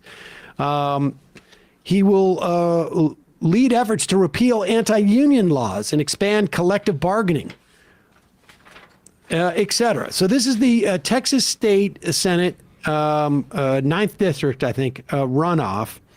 And he wins by approximately 15 points. So you can do the numbers there. You're talking, it's like a 32. Yeah, I saw 31 written down, 31-point swing, 32 point swing. 32 point swing relative to what it was in this on-year election. Now, 100,000 people voted, 95,000 or so, and probably it'll turn out to be about 100,000 if 95% were reporting at that point. 100,000 people voting. Just to give you a sense, in 2022, voting numbers were 275, I think we said, or 250. Yeah, around 250,000 for the 277. Yep. For the so obviously, this is it's not the same amount of people, but that's still considered a high turnout election. This is not. Yeah, and they did mention there was a storm ongoing. But what it does suggest to me is there was definitely a decrease between 2022 and 2026 in this off-year election, right? That's what we call the elections between the presidential elections, right? Am I losing my mind? But it's honestly what it suggests to me is that Republicans are being what's the word? Disincentivized to vote by how shitty Republican leadership is making everything in such a short period of time, in 1 year. It would seem like if this went plus 15 the previous time for a Republican, and this time you have it plus 15 for a Democrat, and you have a drop in turnout. It's Republicans are just fuck it. I'm not voting. I'm just not voting. That's, to me, is what that says to some degree. There's also, like they said, the ice storm that was going on, but it's still also like Sam said, it's higher than perhaps normal elections. 17,000 to 12,000. And also, I was reading a Texas Tribune article about it. How he did it was flipping a lot of Latino voters. And that is going to be the most important, Tallarico is, I think, the better candidate in that race. Crockett was on record for the Senate saying that Latino Trump voters have a, quote, slave mentality. So I think that's not a great candidate to do to create the path that Democrats need to win the Senate potentially in the fall. Because if there has ever been a path, I mean, Beto O'Rourke came close, but if you see these Latino Trump voters swing the other way, stay home, or there's mass mobilization of these voters in response to ICE and the brutality of this administration, there genuinely is a path for a Democrat.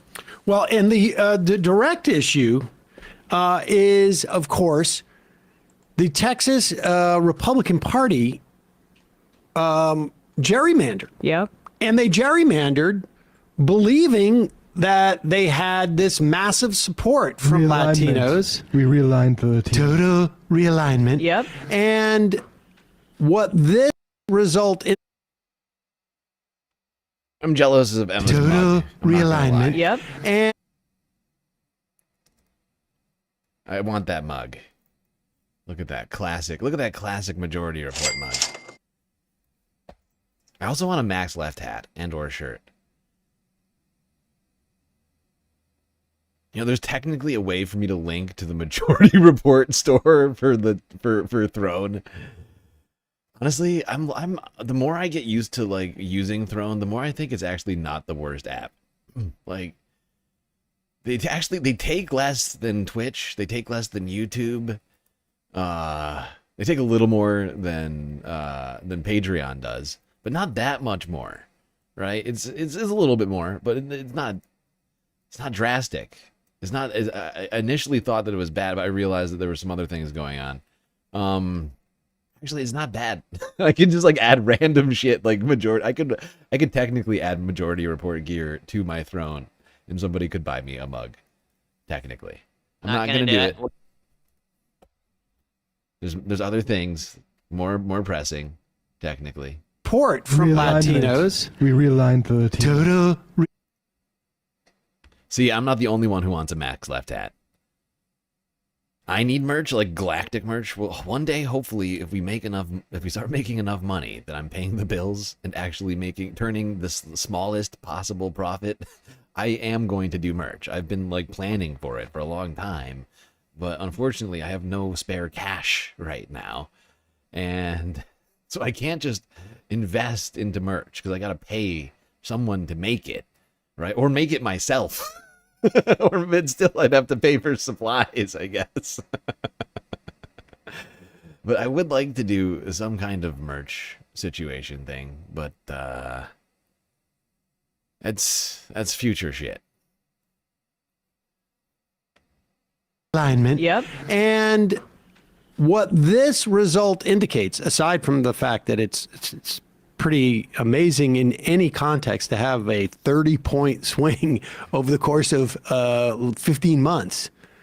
What it indicates is that those seats, which were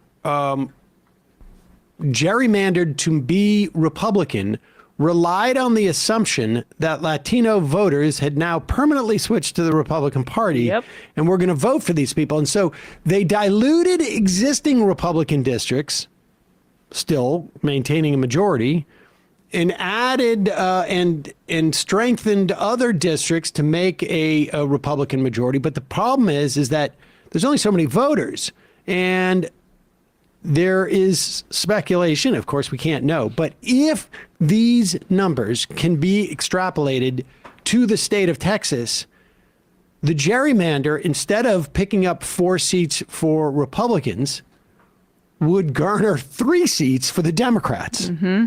So we'll see. Tough to make these predictions.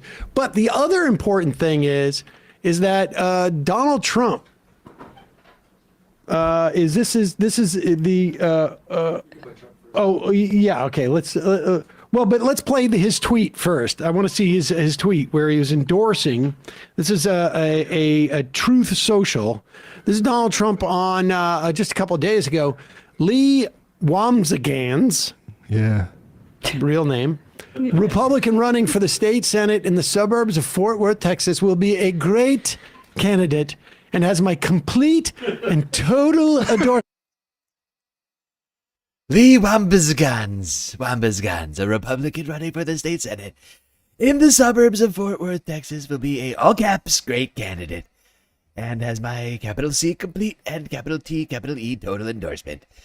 Thank you for your attention to this matter. Several millions of dollars that came in from Republican organizations, both in terms of what Wobegon was able to raise and outside expenditures. About $500,000 was really the only chunk of money that came in outside expenditure for Remit, the Democrat. And so outspent 3, 4 to 1, 5 to 1. I'm not exactly sure what it was, but significantly. Here's Donald Trump with his other Truth Social. I am asking all America First patriots in Texas, 9 states. Hold on, Sam doesn't do the voice right. Sam, why? Why can't you do the voice right? This is how you do it. I am asking all America First patriots in Texas, 9th State Senate District, to please make a plan to, all caps, get out and vote on capital E, capital D Election Day, Saturday, January 31st, for a phenomenal capital C candidate, Lee Wobegon. She is highly successful, capital E entrepreneur, and an incredible supporter of our capital M movement. To all caps, make great America again. My very good friend, Lieutenant Governor Dan Patrick, needs a strong conservative Republican in SD9 to keep Texas red. All caps. The capital R, capital L, capital D radical left Democrats are spending a fortune to beat a true MAGA capital W warrior, Lee Wobegon. You can win this capital E election for Lee, who has my capital C complete and capital T, capital E total endorsement. All caps, please make a plan to get out and vote for Lee Wobegon in the January 31st special runoff election. Find your closest capital P, capital L polling location here. Lee will all caps never let Texas or the USA down. Fuck yeah! President DJT, here's the link. LeeForTexas.com. Pick it. That's the place you want to be. Totally normal. Totally normal. Everything's fine.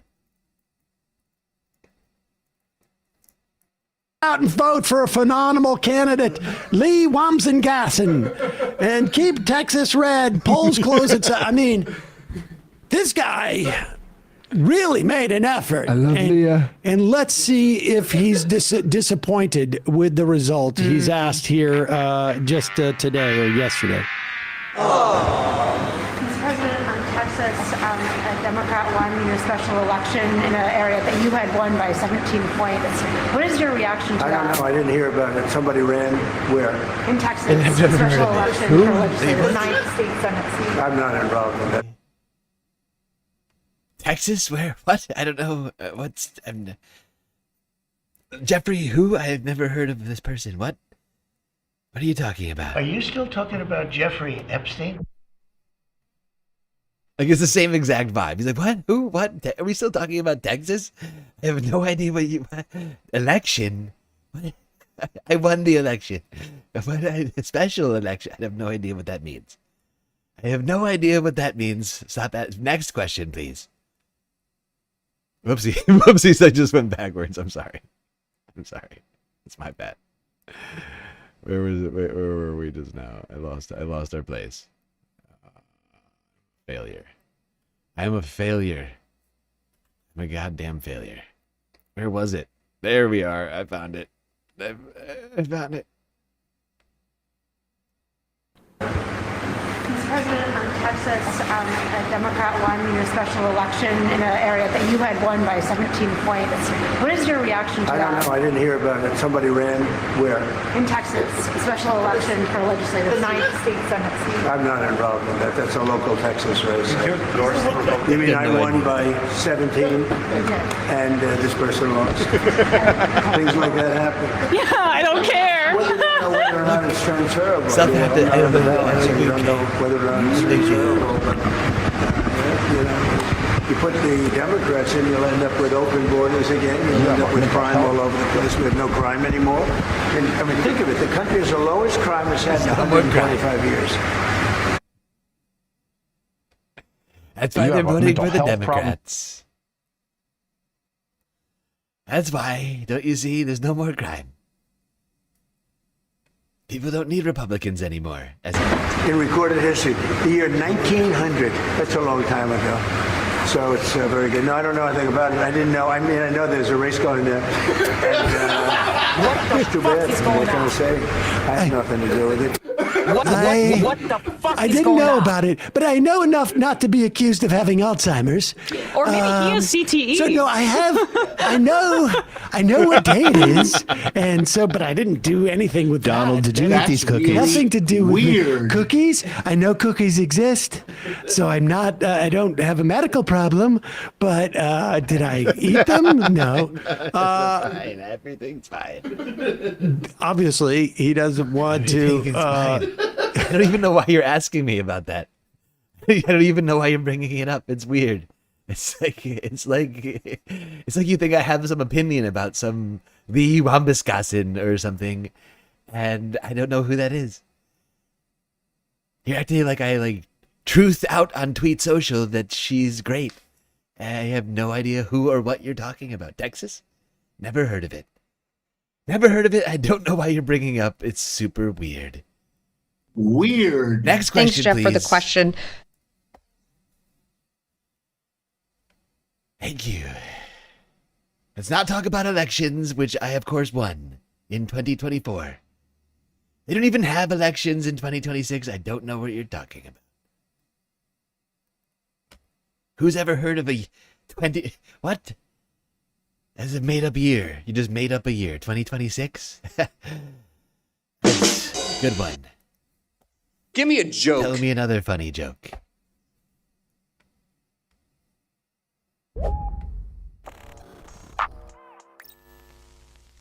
So I guess Trump is seemingly going on a sort of dictator speedrun this week. After his cronies raided an election hub in Fulton County, Georgia, he called for Republicans to illegally nationalize voting in 15 states for totally harmless reasons, I'm sure. And before that, his goons arrested 4 black journalists in Minneapolis for the crime of journalism, including Don Lemon and Georgia Ford. And as Bloomberg reports, we're apparently already at the part in the cycle of history where his Gestapo is building massive concentration camps across the country, 23 to be exact, and they're going to hold between 1.5 thousand and 10,000 beds. But saying that these concentration camps are going to hold that many beds is a little bit misleading, because a report from the Minnesota Star Tribune found that they weren't actually giving detainees any bedding or pillows at all. At least that's the case from the Whipple concentration camp in Minneapolis, and quote, holding facilities were so crowded that immigrants in one cell had to take turns lying down because there was no space. Disgusting and probably illegal.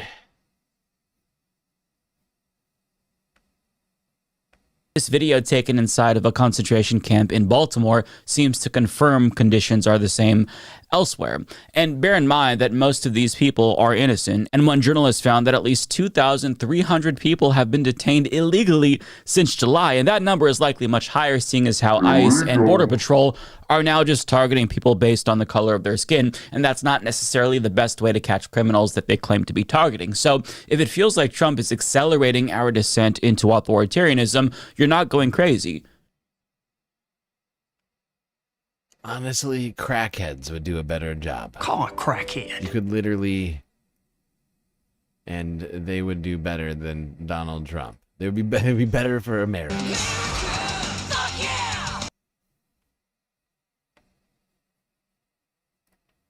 It feels that way because that's exactly what he's doing. And part of the problem is that he doesn't understand the art of subtlety. He doesn't realize that you can't throw a frog in a boiling pot of water. You have to gradually turn up the heat. And since he thrust the entire country into a state of full-blown authoritarianism so fast, he's expectedly now experiencing some serious blowback. Now, a normal president would respond to this level of backlash that he's seeing by trying to turn things around. But Trump isn't a normal president, as we all know, so he's doubling down on the things that make him unpopular in the first place. Not only because he's an idiot, but because, like all dictators throughout history, he's cracking down because he senses that his grip on power is waning. As historian Ruth Ben-Ghiat puts it in an op-ed for the New York Times, it is well documented that strong men are at their most dangerous when they feel threatened. That is why, as popular discontent with the Trump administration's actions deepens, Americans should brace for heightened militaristic domestic repression and more imperialist aggression abroad. In other words, Trump, like all dictators throughout history, is only going to get worse as his popularity. Yes, and this is absolutely true, and it's true for most dictatorships.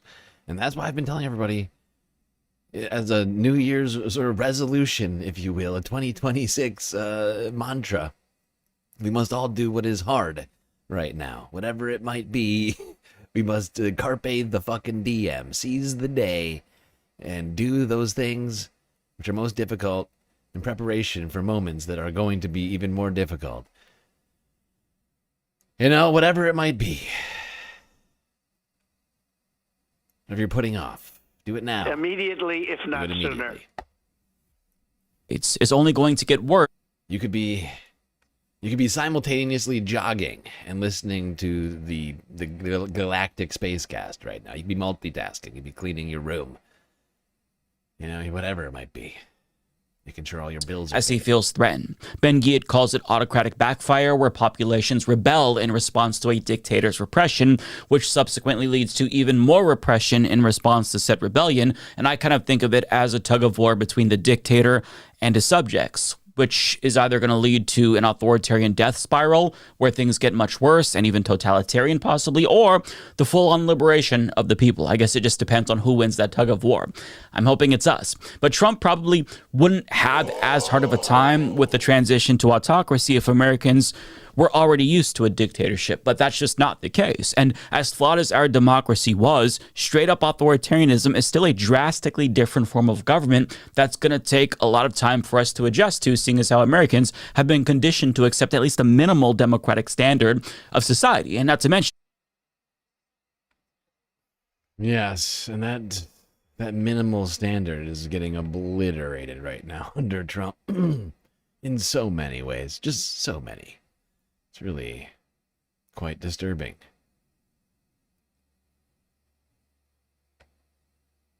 There's been a lot in the way of elections been going on this week.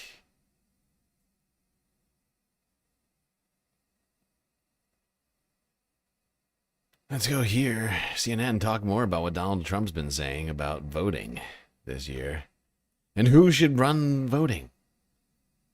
Because it would seem he thinks that a particular political party should be in charge of voting. Sounds President Trump is now undemocratic. openly calling for the federal government to take over elections in more than a dozen states. It is prefaced on this, his lie that he won the 2020 election. Listen to what he told podcaster Dan Bongino, who was his deputy FBI director until just a month ago. The Republicans should say, we want to take over. We should take over the voting, and at least. You know what? I gotta say, that's honestly, I don't usually give CNN too much credit, but that's a great point.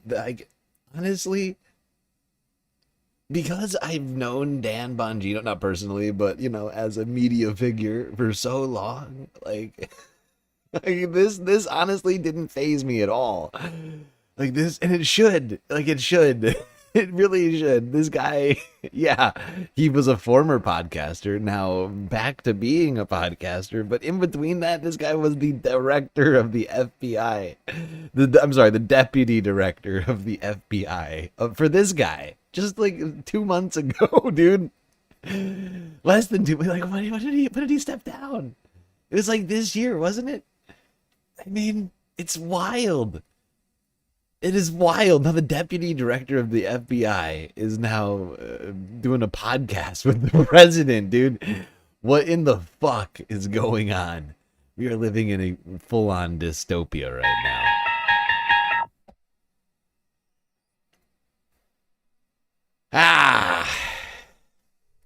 Because I feel like I'm taking crazy pill!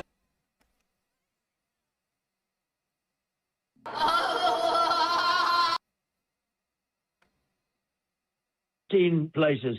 The Republicans ought to nationalize the voting. The Constitution explicitly No, grants no, the no, no, no, no. No, no. Dan is not on CNN now. He's back at the Dan Bongino show. You know, we got to check in on Dan. Let's see if he's doing the same numbers as he was previously. You got to wonder, considering all of his failures over at the FBI. You got to wonder if his audience has at all abandoned him due to his complete lack of ability in releasing the Epstein files properly. You know, he was there the whole time. He was there for a full year, right? Like, this guy was up in there for quite a while. We didn't get anything from Dan. And Dan made a lot of claims, including about the Jan 6 pipe bomber. Oh my God. Oh, I forgot about that for a second. And he made all those claims about the Jan 6 pipe bomber. And then he was the one to come out and be like, actually, it wasn't an FBI psyop, false flag. Because that's what he was saying for like months. Oh my God. Yeah, I'm sure his audience is fine with it. I'm sure everybody over there, the Dan Bongino show, they're probably fine. The Constitution explicitly grants the states, not the federal government, not Republicans. Was he later in the right confirmation to run hearings? their Was he later in the confirmation hearings? You know, for whatever reason, I was thinking that too, but I just threw out a year. I think you're right. I think it was in like late in the spring or even possibly the summer. I think you're right. They were slow on that one. It was Cash for a while, and then Dan showed up. Yeah, I don't know. This comes after the FBI searched an election office in Fulton County, Georgia last week and seized the 2020 ballots. Sources now tell CNN that the director of... Wow, JoJo is making fun of me for telling everyone to clean your room. Look, clean your room. I'm saying it. Listen to me. Arguably the greatest work of nonfiction of the 20th century. Clean your room. Clean your room, JoJo. Fascism is here. You must be vigilant. Intelligence Tulsi Gabbard, who was on site during the operation, put the president on the phone with some of the FBI agents who carried out that search. Gabbard now says the president asked her to be there and that during the call he did not ask any questions of the agents or give any orders.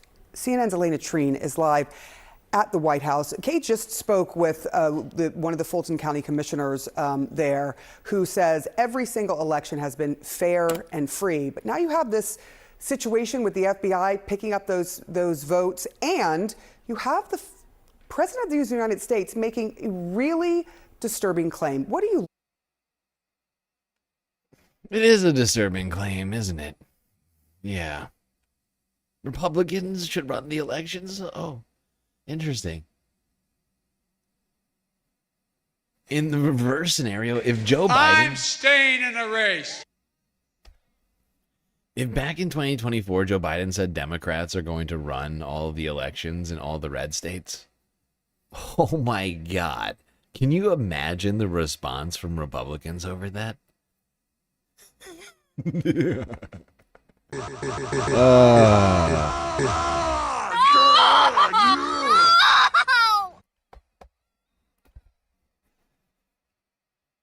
It would freak the fuck out if Joe Biden said the Democrats are going to run the elections in Texas, in Louisiana, in Utah, in Florida. And like, I mean, are you kidding me right now?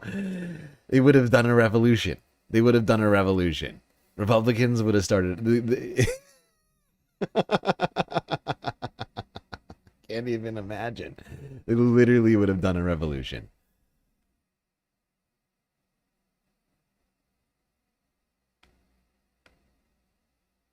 It's weird that they're not all rushing out to say that that's completely wrong and unconstitutional. It's weird. It's weird that they don't care about the Constitution anymore.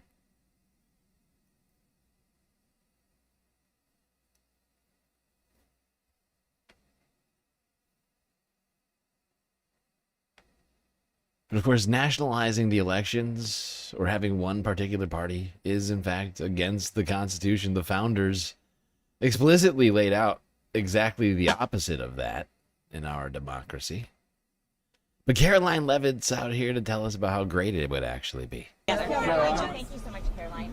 What does President Trump mean when he says Republicans ought to nationalize voting? What does that look like in practice? What the president was referring to is the SAFE does Act, that mean? which is a huge common sense piece of legislation that Republicans have supported, that President Trump is committed to signing into law during his term. And he spoke with the speaker directly about that yesterday, about the need to get that bill on the floor for a vote, because it provides very common sense measures for voting in our country, such as voter ID.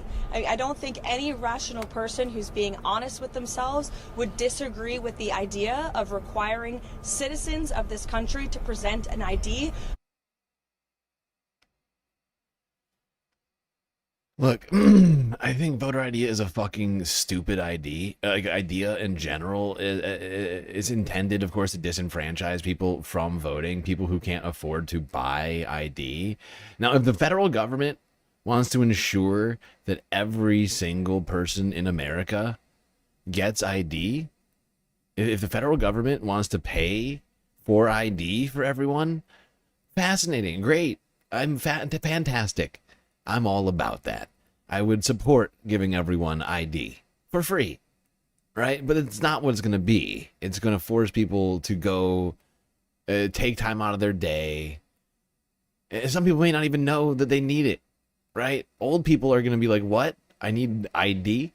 There's going to be a bunch of old people who are going to, including Republicans, I would point out, who are, if this were to go down, are not going to have ID. They're not going to have the right ID, right?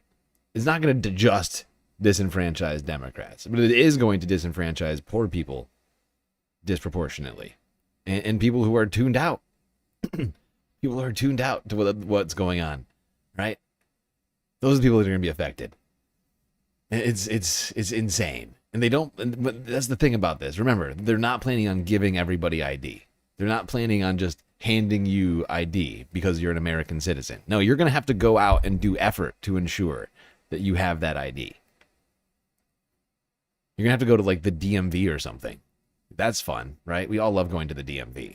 It's a great experience. If you don't love the DMV, there's clearly something wrong with you. It's a great place to spend time. You can sit around doing fuck all for hours, waiting in line, realizing you don't have the right documents, having to go back home and getting them, and then coming back and waiting in line again, and then realizing that the office closes before you get your appointment, so you have to come back the next day and wait again. And then everyone loves that process. And I don't know why you wouldn't want to do that just to be able to vote, right?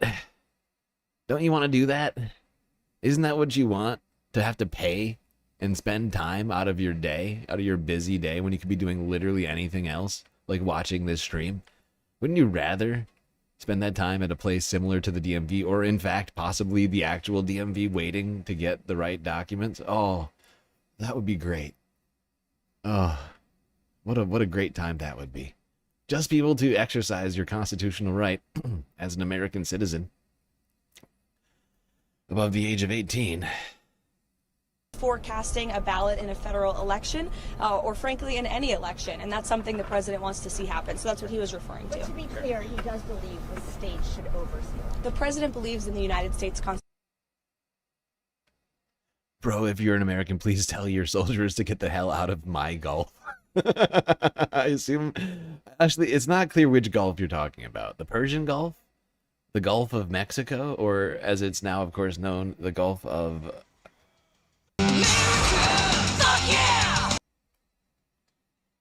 The Gulf of America.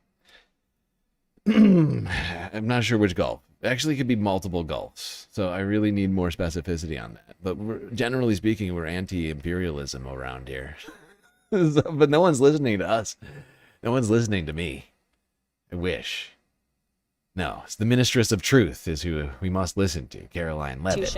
However, he believes there has obviously been a lot of fraud and irregularities that have taken place in American elections. And again, voter ID is a highly popular and common sense policy that the president wants to pursue, and he wants to pass legislation to make that happen for all states across the country. And just to follow up on that, he said specifically that they should take over elections in 15 states. Can you tell us what he meant by that, what 15 states he's referring to in terms of Republicans taking over elections? Again, what I was just telling you is that with the passage of the SAVE Act, voter ID will be implemented across all 50 states. The president was referring to specific states in which we have seen a high degree of fraud. If you look at states like California, or if you look at New York City, for example, non-citizens are allowed to vote in elections in places. It is bullshit. She is lying. Caroline is just lying. Oh, Caroline. As the Ministress of Truth, I'm very disappointed that you would lie to me. But that's not happening. Illegal, undocumented immigrants are not voting in elections. That is a lie. It's a bold-faced lie with zero proof. This is Caroline is spitting 2020 election conspiracy. She's basically Mike Lindell. She's basically Mike Lindell right now. Like, they're going full election truther, 2020 election truther right now. And they're going to try and apply all this logic to 2026. And it's bonkers. It is fucking bonkers. This woman these people are out of control. You think Sean Spicer is a better liar than... Honestly, I miss Aunt Lydia. Sean Spicer was fine. But Aunt Lydia was the best. Really, I mean... You know, you had Sean, you had Kayleigh McEnany, you got Caroline Levitt, but really, Aunt Lydia, a.k.a. Sarah Huckabee Sanders, she's the GOAT, okay? She was the GOAT. She was the GOATed Trump. She's original. She was the original Ministress of Truth. There's been a lot of iterations of this at the ministry. At this point, Caroline's really lasted quite a while, though, you know.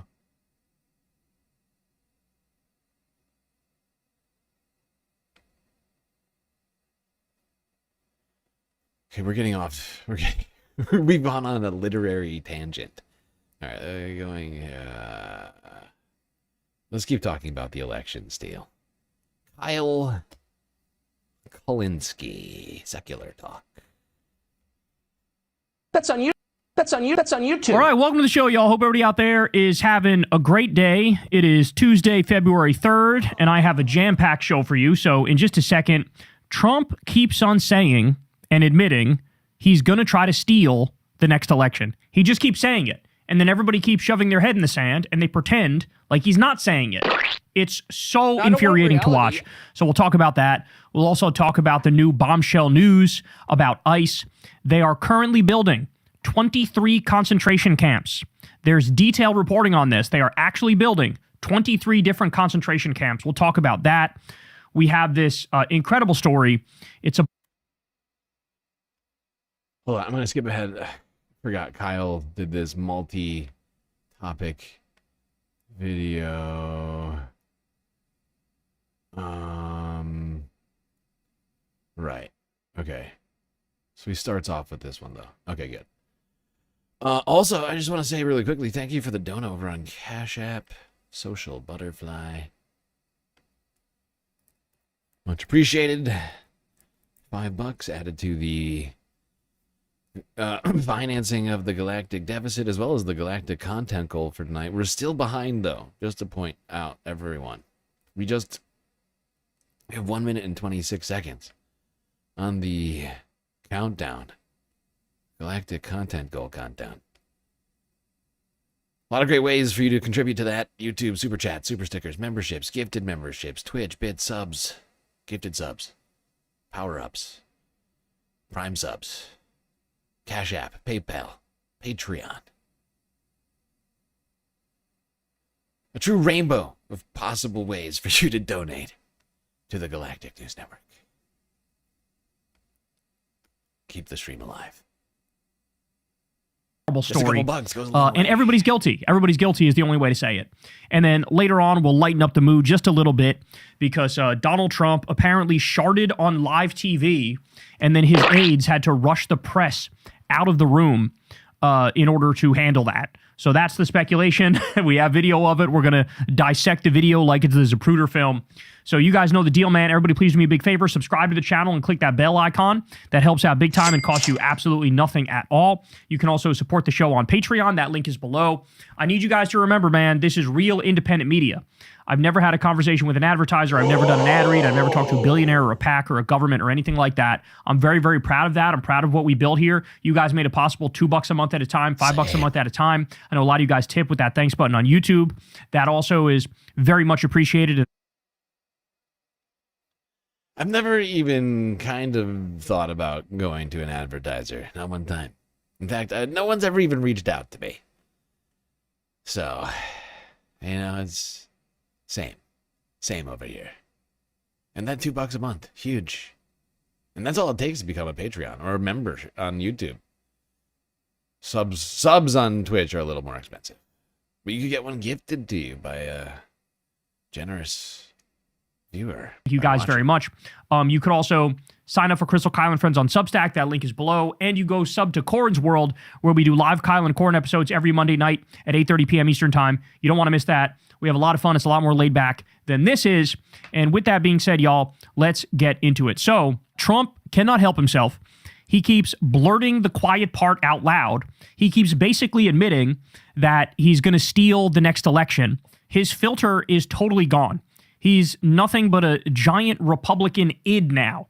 And so he went on Dan Bongino's show. Now, for those of you who don't remember, Dan Bongino was part of the FBI, Kash Patel's FBI. And he was there for every massive failure, from the Epstein files fuck up to the fuck up in the wake of the Charlie Kirk assassination. I mean, this guy is just, he may as well get failure tattooed on his forehead, right? He's a mess. And he apparently desperately wanted to get back to his podcast because he'd rather do that than work a real job. He was miserable working for the Trump regime. But now he's like the chief Trump propagandist, and his audience fucking despises him. Now everybody realizes, like, really? So you signed up to cover up the Epstein files, then come back and lie to us and spit in our face? That's basically his audience's reaction, and he knows he's pissing away his audience. So Trump comes on his show, and he just engages in a fucking lie fest. Half the time he's saying the quiet part loud and telling the truth. The other half the time he's just lying relentlessly. So let's listen. First, he talks about Minnesota. Minnesota, if I'm too spicy, like Cajun food? Wow.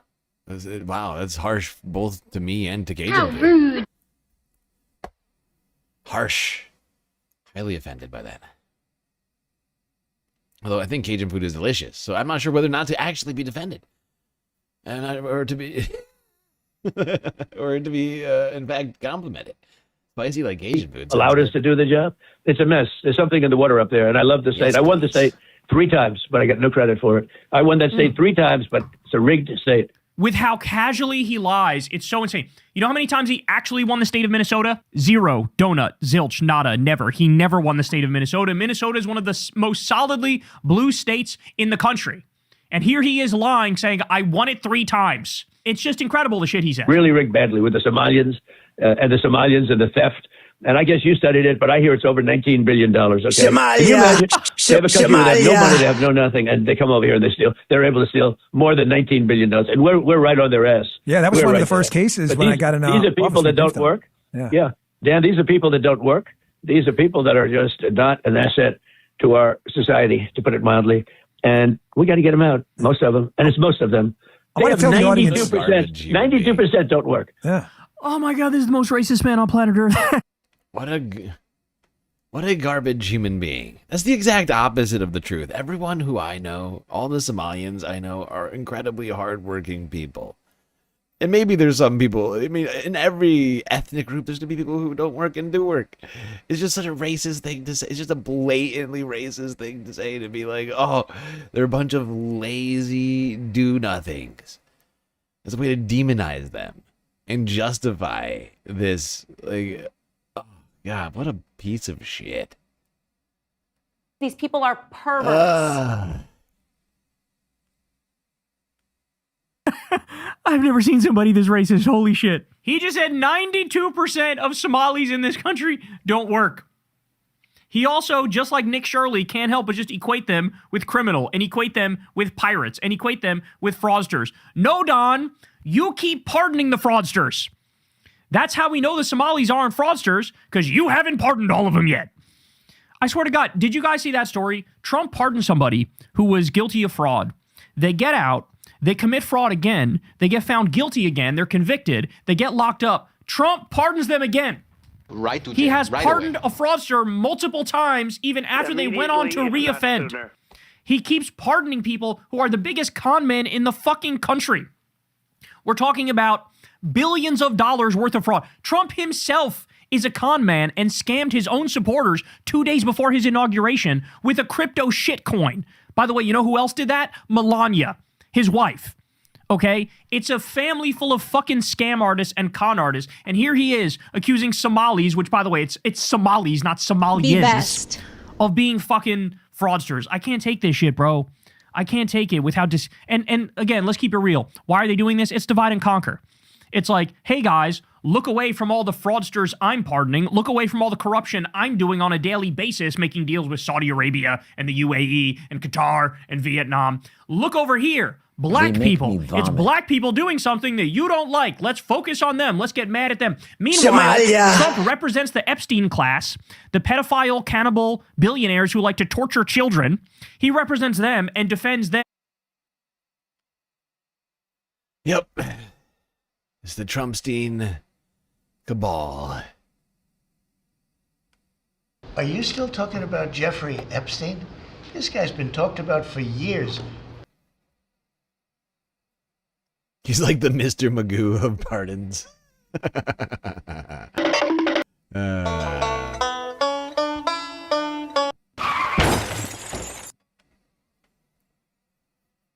Yep.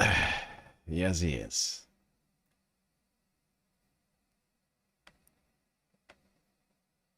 We have a demented, unintelligent person running the United States of America. Let's keep talking elections with Senator Mark Warner. This was a few days ago, press conference. Well, good afternoon, everyone. The strength of our democracy depends upon clear lines between politics and law enforcement, between intelligence and criminal investigations, and most importantly, between the White House and the ballot box. What happened in Georgia last week erased those lines that are simply unacceptable.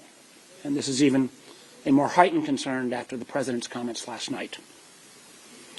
And let me be clear about why this matters. Regardless of what had been stated, this is not about the 2020 election. That election has been litigated, audited, recounted, and repeatedly upheld by courts and election officials, including lots and lots of Republican election officials. This is frankly about what comes next. It is deeply alarming that just yesterday the president called for Republicans, his words, to take over and nationalize voting in multiple states. That statement alone makes clear that this threat to our election security, the basic premise of our democracy, is forward-looking to 2026, into 2028, and candidly to the institutions that safeguard our democracy. This is about whether these same tactics we're seeing now, or worse, will be used to disrupt free and fair elections. One of the reasons why, as we think about ICE reform, the notion of roving ICE patrols parading around election polling stations is a very real and legitimate concern. And truthfully, as we've seen, whether the very institutions meant to protect our democracy will be misused to upheaval. So let's be clear. It is inappropriate for a sitting president to personally involve himself in a criminal investigation tied to an election he lost. It is inappropriate for the president to advocate for actions that are wholly at odds with the Constitution and 2.5 centuries of state and local elections. It is inappropriate for the Director of National Intelligence to insert herself into a domestic law enforcement operation far outside her statutory role. And it is profoundly inappropriate for either of them to blur the lines between intelligence, law enforcement, and partisan politics. But that is exactly what happened last week in Fulton County. As Vice Chairman of the Senate Intelligence Committee, I want to underscore a core legal boundary. U.S. intelligence agencies are structured to operate overseas, not on domestic soil. The National Security Act and other laws exist precisely to prevent election officials or intelligence officials from surveilling or intervening in domestic political matters. I may be the only one, well, maybe somebody else is old enough to remember that a lot of this came about because of actions of the Nixon administration back in the 60s. Those actions that literally resulted everything right and they indicted in the me. creation of the Oversight Committee that I now sit as chair and now vice chair. Because we know when intelligence personnel are inserted into domestic criminal investigation, especially one launched under such a thin veil of legitimacy, it raises serious legal and constitutional questions and politicizes an institution that must remain neutral and apolitical. But of course, the Trump administration is trying to politicize and weaponize absolutely every single branch and aspect of the government, federal and state. They're trying to take over every aspect of every state function, including elections, which are supposed to be, of course, done by states. It's in the Constitution. Yeah. No, I said the Constitution, not the Bible. All right. Now, Senator Warner also mentioned something about ICE being at polling locations, a perverse suggestion that anybody would suggest something like that is a true enemy of democracy, right? And of America. To say such a thing should make you a fucking traitor, right? You are an enemy of America. If you're saying that we should be sending the secret police to polling sites armed with, whatever. Like, yeah, right. You gotta be shitting me. That's tyranny. That's fucking tyranny is what that is.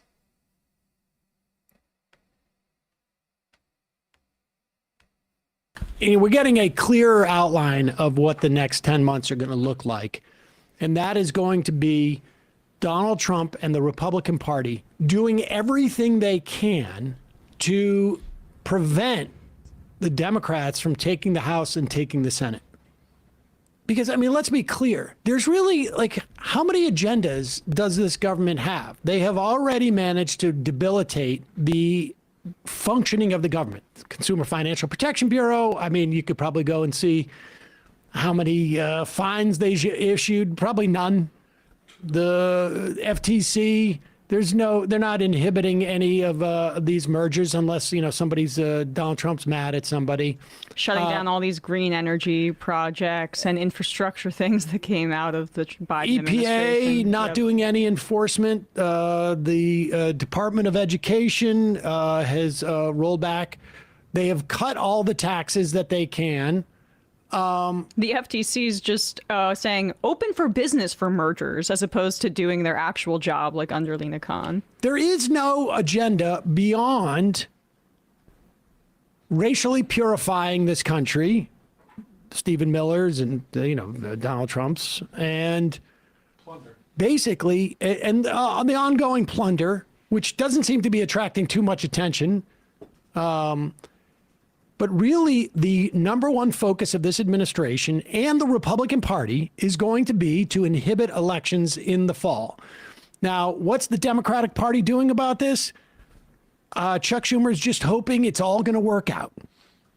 And he's spending his last days making sure that we don't cut off funding to Israel and that we support the far right in Venezuela. Oh, yeah. Yes. I mean, I honestly, I can't speak about Chuck Schumer without the bile rising inside me at the moment. But they have failed at also making it clear to the American public that this is not just a Donald Trump problem. This is a Republican Party problem. End of story. Here is Mike Johnson, who, I mean, God knows what videotape they have of this guy. But here is Mike Johnson, not just buying into the 2020 story, but like laying the predicate for federal thugs to come in and control elections in states where they think they're going to lose. Follow up on elections. The president says that he wants Republicans to nationalize elections. Do you agree with him? And do you have confidence in how elections are conducted right now, heading into the midterm? We have thoughtful debate about our election system every election cycle and sometimes in between. We know it's in our system. The states have been in charge of administering their elections. What you're hearing from the president. Can you pause it just really quickly? You don't even need to take it down. When he says it's in our system, it's in the Constitution. The states have been in charge of administering their elections. What you're hearing from the president is his frustration about the lack of some of the blue states, frankly, of enforcing these things and making sure that they are free and fair elections. We need constant improvement on that front. I don't know what the ultimate solution is going to be. I'm not going to get ahead of the negotiations here, but I think that is something that's going to be a continuing theme here. It's something that we'll continue to push, and we hope the governors will insist upon that same thing as well. In some of the states, like in California, for example, I mean, they hold the elections open for weeks after Election Day. That's just one thing that bothers so many people. Don't bring them down. They don't hold the elections open. They count the ballots. They count the ballots. Go ahead. That's just one thing that bothers so many people. We had 3 House Republican candidates who were ahead on Election Day in the last election cycle. And every time a new tranche of ballots came in, they just magically whittled away until their leads were lost. And no series of ballots that were counted after Election Day were our candidates ahead on any of those counts. It looks on its face to be fraudulent. Can I prove that? Well, no. Can you pause it? Yeah, I mean, this is stupid. Well, I mean, it's I don't. Not stupid. Well, yeah. Did you? You're a Patriots fan. You watched the Super Bowl where the Falcons were up. It's disingenuous. He's giving credence to a false premise intentionally to obfuscate reality for anyone listening. The fact is he's just describing how elections work. Ballots get counted in a particular order. Maybe one time, in some cases Republicans are ahead and then they lose. Sometimes Democrats are ahead and then they lose. That's just how it works. What was it, 27-3 or 28-3 at halftime? It's just so crazy that in the second half of that game, it's really unexplainable that the Patriots scored and tied the game and won in overtime. It's like, what? The score was 28-3 at halftime. All elections, this is a pretty common phenomenon because rural areas are easier to count because there's fewer people there, so they report it earlier, and then places with higher populations. This happens in not just America. This is a elections thing. And we know in some states too, it's mail-in ballots are not allowed to be counted, particularly in Pennsylvania, for instance, until Election Day. They can't start on those, so those are backlogged. But here's the thing. He knows this. Yeah. This is not stupid, what he's saying. What he's saying is he knows it's not true. He knows that everybody he's talking to directly, everybody in his eyesight knows it's not true, but they are laying a predicate for their, whatever it is, 40%, 45% of support, or whatever, maybe some chunk in the middle who's not really paying attention. They're just saying we've got a reason to do what we're going to do in the future. And how extreme that is, I can't say right now. But this is laying the predicate for what we saw in Georgia the other day. Feds going in, taking ballots that they're not allowed to take, frankly. That's what we're watching. We're watching this happen, and they are laying the predicate 10 months out. Okay, hold on. We're not going to watch this whole clip. I want to take us ahead a little bit past Lion Mike Johnson to, where did we get into? Yeah, I think around here.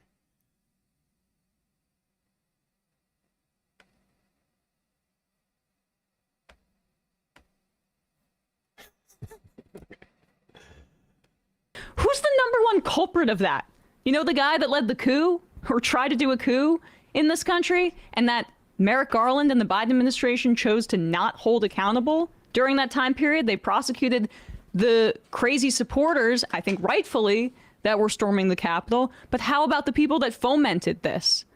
That's part of the problem here. There was no accountability. There's been no accountability for anything for decades for Republican criminality in particular. There was no urgency. We spent the last year plus of Biden's administration trying to get him to stop doing a genocide. And now we're going to see what the results are. And it's going to be scary. In states like there's a key Senate race in Texas, and I'm just thinking about Representative Castro said that reported to a local paper and said that at there are National Guard that are in plain clothes at some of these ICE and DHS operations in that state. Did I say Ken Paxton? I meant to say Greg Abbott. Either way, whatever. In Texas, point being is Greg Abbott is going to be on board with, I would say, the Trump administration's maximalist intimidation tactics when there's a key Senate race coming up in the fall. And I just want to be clear here on what the SAVE Act that Kudlow was talking about in that clip. The SAVE Act would basically say that you need a specific type of ID. It would either be a real ID or a passport. According to the Brennan Center, half the country doesn't have a passport. More than 21 million people don't have a paper birth certificate. I know my birth certificate does not have pictures on it. There are no pictures on these birth certificates I don't know if there's any. And what picture would they put on there? You as a baby? Millions of women's birth certificates, obviously, do not match their current names because they have taken their husband's names. So the SAVE Act is a way to just disenfranchise millions of people. And then the other part of that is what Emma was just bringing up.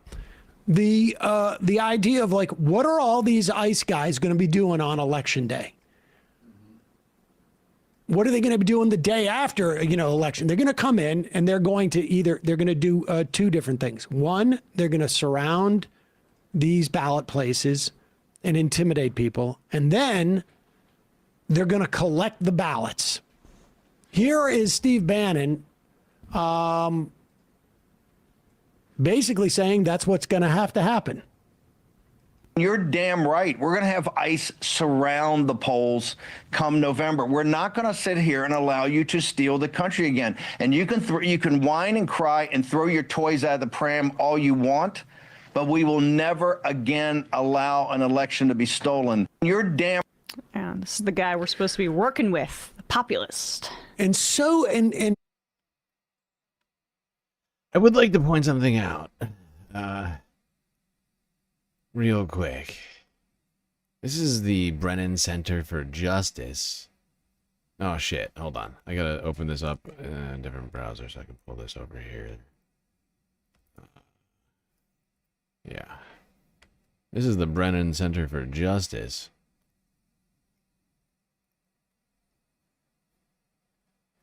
State prohibitions on guns at election locations. Several states, including Arizona, Florida, Georgia, South Carolina, and Texas, have long had laws prohibiting guns at the polls to protect against armed intimidation. Although modern elections have been overwhelmingly safe from violence, guns, and increasingly being used to intimidate voters and election workers and officials, the rise of conspiracy theories has led to unprecedented threats against election workers and officials. Groups of armed individuals have threatened election workers, counting ballots and certifying voters. Individuals have patrolled drop boxes carrying AR-15 style firearms. Several states, including Arizona, Florida, Georgia, South Carolina, and Texas, have long had laws prohibiting guns at the polls to protect against armed intimidation. In recent years, more states have joined them.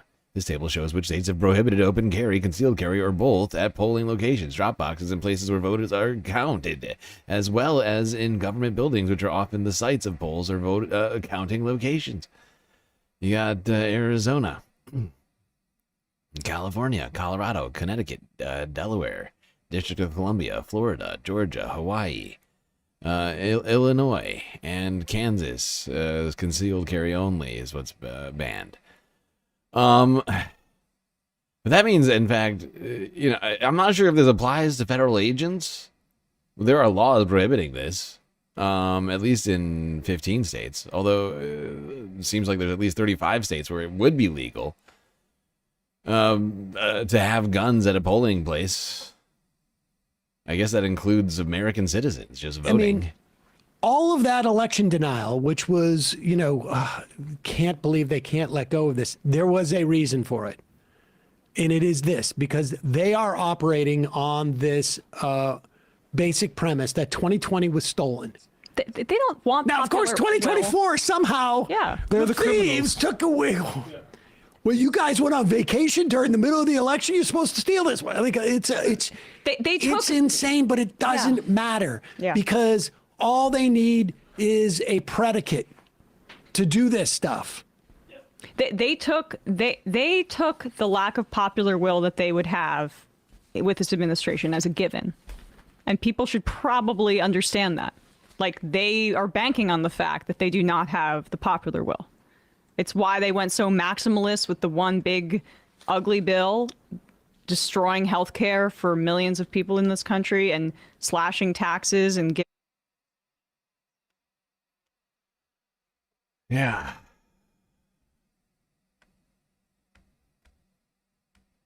Yeah, it's a disturbing thought. It should send chills through everybody's spines hearing Steve Bannon calling for ICE at polling locations. Let's see what the president had to say. Trump doubling down on the SAVE Act. And someone's asking me, you mentioned the SAVE Act being filibuster proof. How will it be filibuster proof? I will talk about that after we hear this, see this clip. Donald Trump, it's 21A, I think it was. Mr. President, what exactly did you mean when you said that you should nationalize elections, and which 15 states are you talking about? I want to see elections be honest, and if a state can't run an election, I think the people behind me should do something about it, because, if you think about it, a state is an agent for the federal government in elections. I don't know why the federal government doesn't do them anyway, but when you see some of these states... It's because of the Constitution. States' rights. I mean, it's just literally explicitly in the Constitution. Like, the Yeah. state is responsible for running these elections. There's a good question as to why we don't have a federal right to vote. But that's not really what he's interested in. Well, that's the thing is, like, should the Democrats be pivoting to fine, like, if this happens? And obviously it would be a power grab that'd be tough to maybe recover from. But there's reasons the right likes the states to have control of the elections and not the federal government. I don't know. Well, you can impose a federal right that states are obligated to respect. They can administer the elections, but if you had a federal right to vote, then the states would have to, they would be obligated. That would be the floor in which they need to provide whatever that access is. I mean, we saw it in the Voting Rights Act.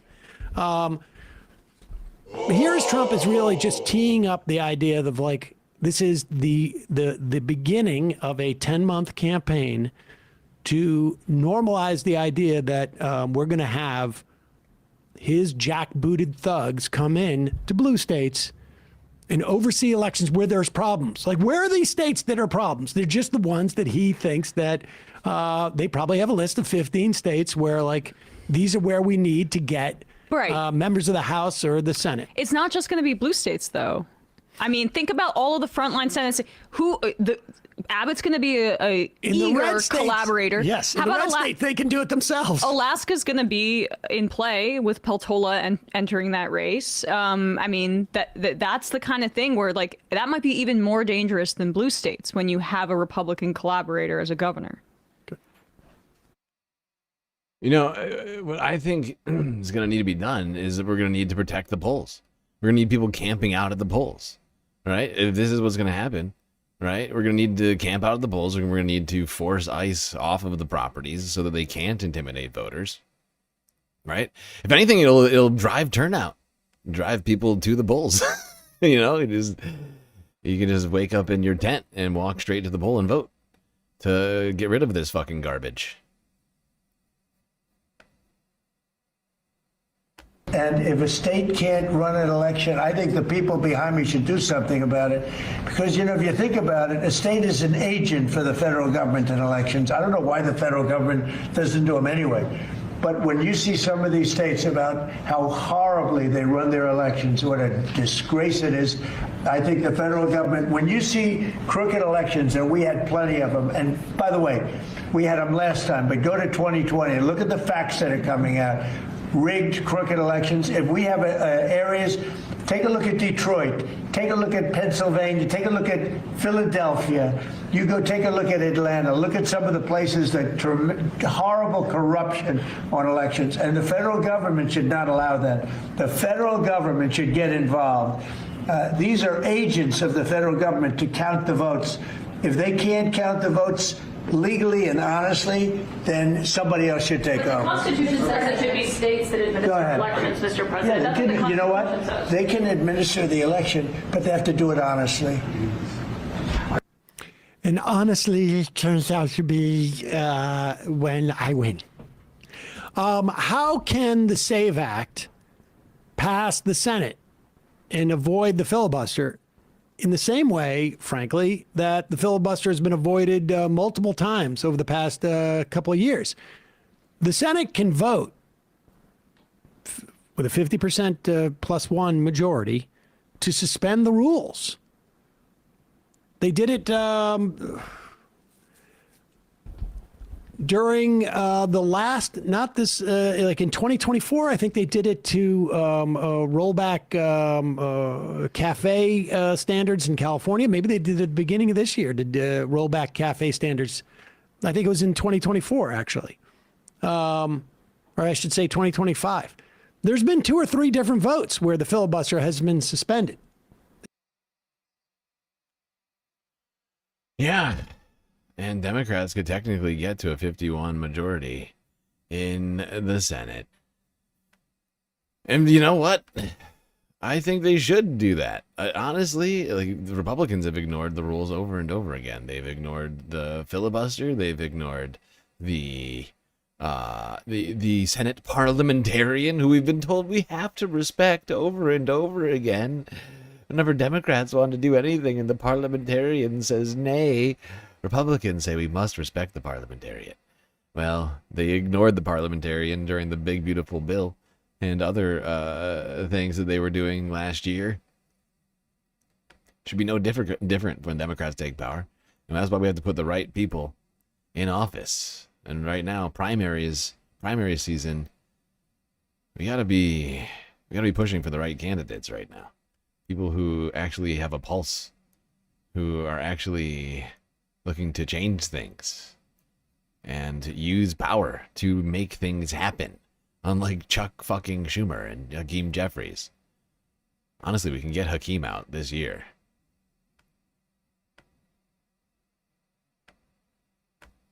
Primaries are still going on right now in Hakeem's district.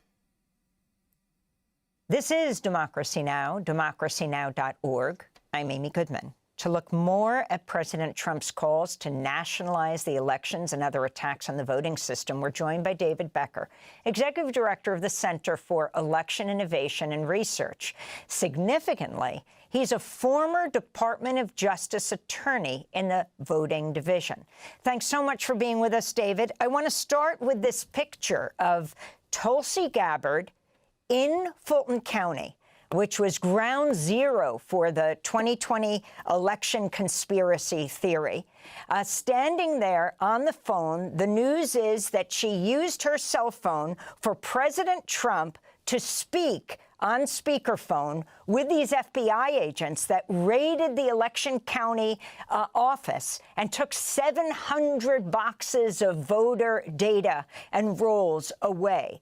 What is the significance of the Director of National Intelligence and the President of the United States speaking with these FBI agents? How unusual is it? It's incredibly unusual for any kind of search warrant. Usually when a search warrant is executed, it's executed by professionals who are experts in collecting evidence and establishing chain of custody. Remember, the whole purpose of a search warrant is to collect evidence for use in a future legal proceeding, probably a criminal prosecution. And to introduce that evidence, you're going to have to be able to account for that evidence every step of the way. But here you've got the Director of National Intelligence, who has no statutory authority to be involved in a domestic election investigation and certainly not to be present during the execution of a search warrant. Not only in the local county election warehouse, but apparently on the phone with the President of the United States at the time. And as disturbing as this is, I can almost assure you, it's much more disturbing to the very, very few experienced litigators who are still at the Department of Justice. Because if the Department of Justice ever sought to introduce this evidence at some point, this is a defense counsel's dream. They're going to call, I would expect, call DNI Gabbard to the stand to establish exactly what she was doing in that building, what evidence she had access to, whether she altered the chain of custody in any way, and perhaps even call President Trump since he was on the phone during that. This is going to make that evidence really difficult to introduce at any future proceeding, which of course is a problem ultimately for the Department of Justice. And can you talk about exactly, do you understand where these voters? It's incredible. It really is. Well, it makes no fucking sense for this woman to be there. Aside from them to turn this into a national security situation, to blur the lines between domestic law, election law, and national security. The fact is, they're trying to do that with fucking everything because they're trying to militarize everything. It is fucking disturbing. Everybody should be genuinely concerned about what they're doing with the elections right now. So my understanding is it's predominantly ballots and other documents. If it was voter rolls, it might have been printouts or something like that. I mean, those likely were old. We don't know exactly where they went. We don't know under what conditions they have been stored. We don't know what they're doing with them. And it's important also to note that the 2020 election, and Secretary Fontes made this point as well, is the most scrutinized election in world history. There has never been more litigation, more scrutiny, more review, more recounts, more audits of an election than any election in history, in world history. And those ballots in Georgia in particular, paper ballots throughout the entire state, which were recounted and recounted again, counted 3 times, 3 different ways, once entirely by hand under the observation of both parties. So we know what happened. That happened well over 5 years ago, which raises another issue because there's a federal statute of limitations about the alleged crimes that were committed that would have expired after 5 years. It's unusual that a magistrate might have signed off on this warrant. We'll have to see what happens. But my understanding is also that Fulton County has now gone to the federal district court in Atlanta to challenge this warrant, and we'll see what happens over the course of the next several days. You were a former official at the Justice Department, and this is So it's possible the FBI just did a legal, warrantless seizure of election documents, of paper ballots. They can try and gin up like election, more of this 2020 election garbage. It's ridiculous.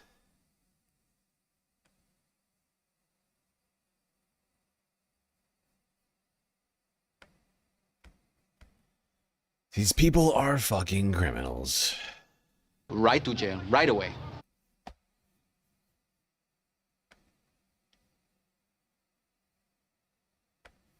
All right, let's go from talking Atlanta to the Secretary of State of Arizona.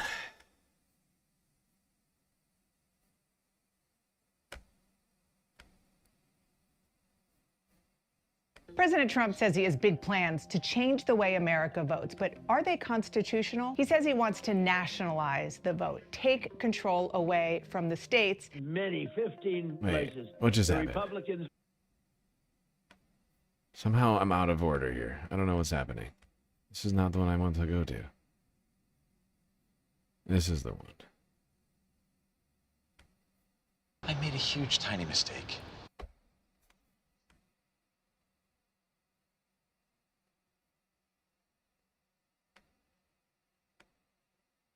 I love how completely unprompted this chatter just said, "You're welcome, Leering Center dropouts." All caps, Leering Center dropouts. You sound like a special kind of idiot. President Trump doubled down on his calls to nationalize elections in the United States as he continues to falsely claim he won the 2020 election over President Biden. On Monday, Trump appeared on a podcast hosted by Dan Bongino, who recently resigned as FBI deputy director.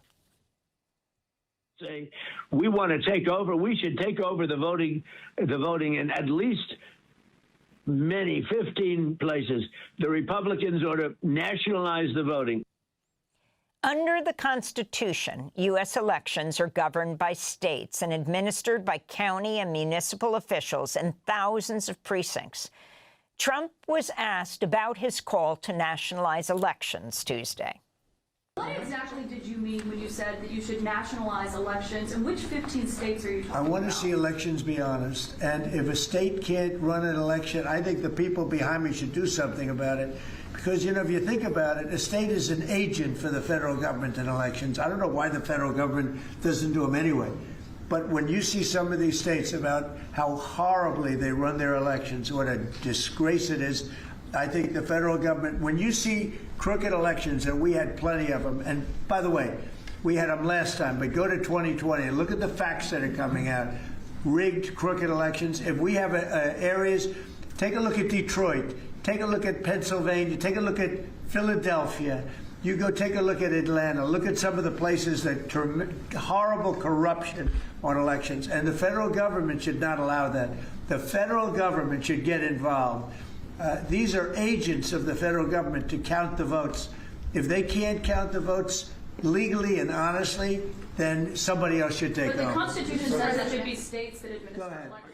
Trump's remarks come days after the FBI raided an election facility in Fulton County, Georgia, and seized truckloads of ballots and documents, something like 700 boxes from the 2020 election. U.S. Director of National Intelligence Tulsi Gabbard was present at the raid and later used her cell phone to let President Trump speak to the FBI agents, a move that has alarmed former Justice Department officials. This all comes as Republicans continue to face major electoral losses. On Tuesday, Democrat Taylor Remmett won a Texas state Senate seat, receiving 57% of the vote in a district that Trump had won by 17 percentage points in 2024. Trump has publicly expressed fear he'll be impeached again if Democrats win back control of the House in November. To look more at President Trump's attacks on the nation's voting system, we go to Phoenix, Arizona, where we're joined by Adrian Fontes, Arizona's Secretary of State.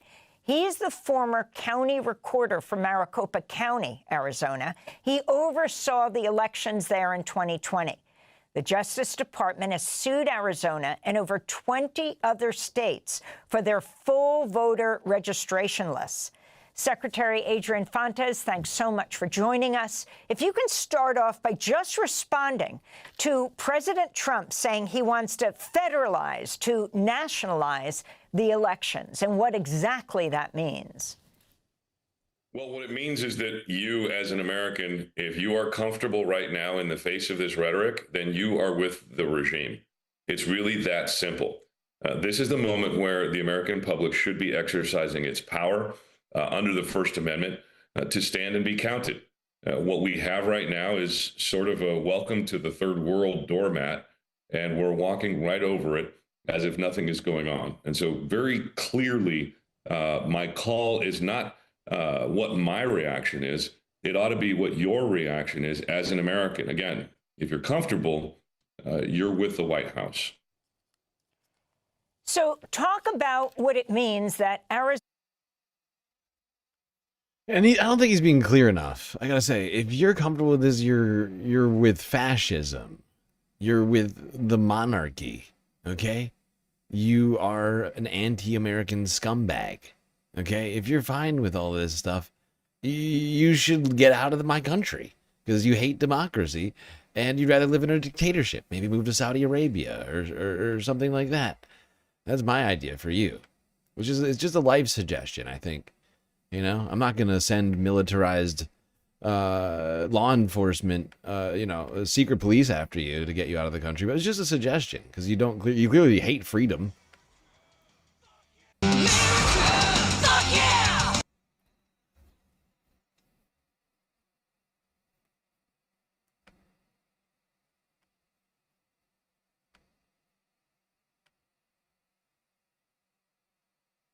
All right, well, we gotta take another break, unfortunately. And we blew through the normal break time. We're 5 hours into the stream. I would like to also point out we still have not yet completed the galactic content goal. We've only made... I don't think we've even gotten halfway through it. We're like 40% of the way through it right now. But thankfully, I'm not going to end the stream suddenly. I'm going to take it away from all of you since we didn't get any streams all week due to the fact that I had issues with my internet service provider. I'm just going to stay hopeful that perhaps people will choose to donate later in the stream. And then we'll make up for it somehow. All right, quick break. We'll be right back after these messages. Oh, jeez.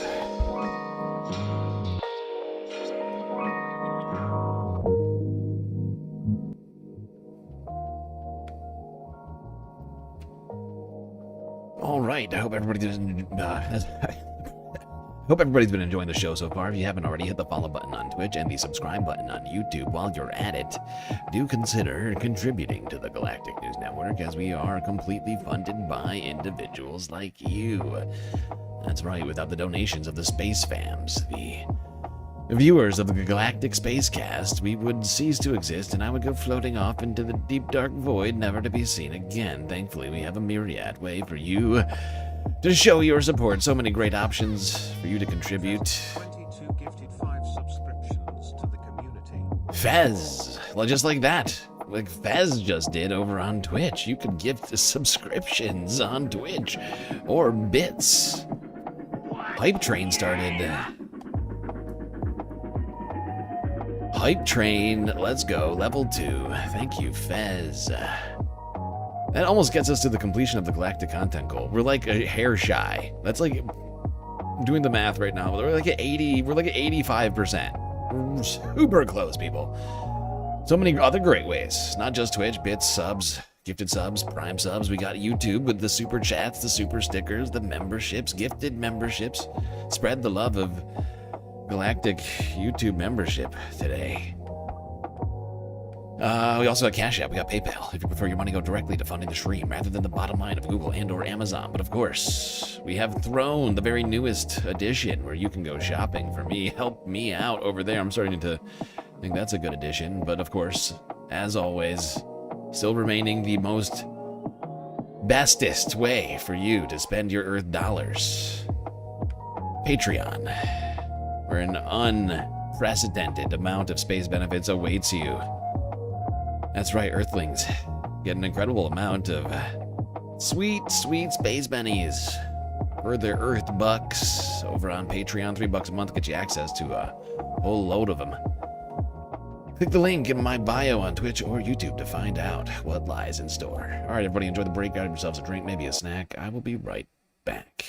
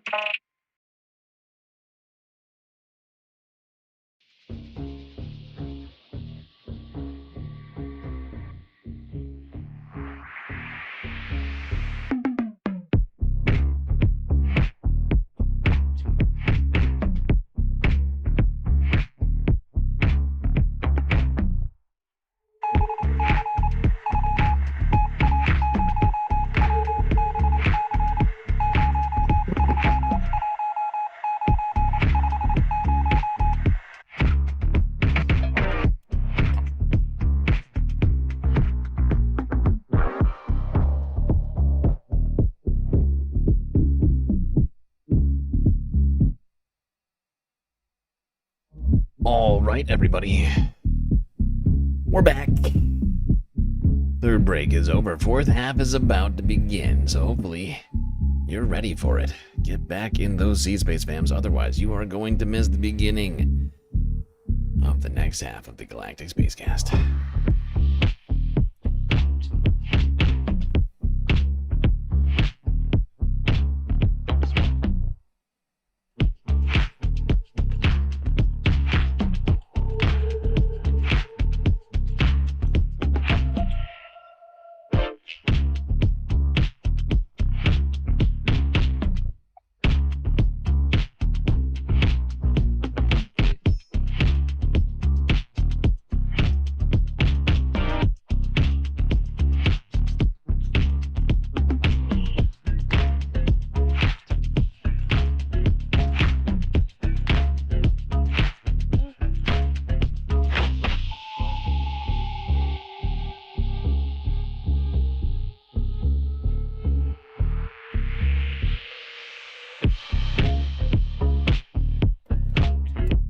No! You've forsaken me.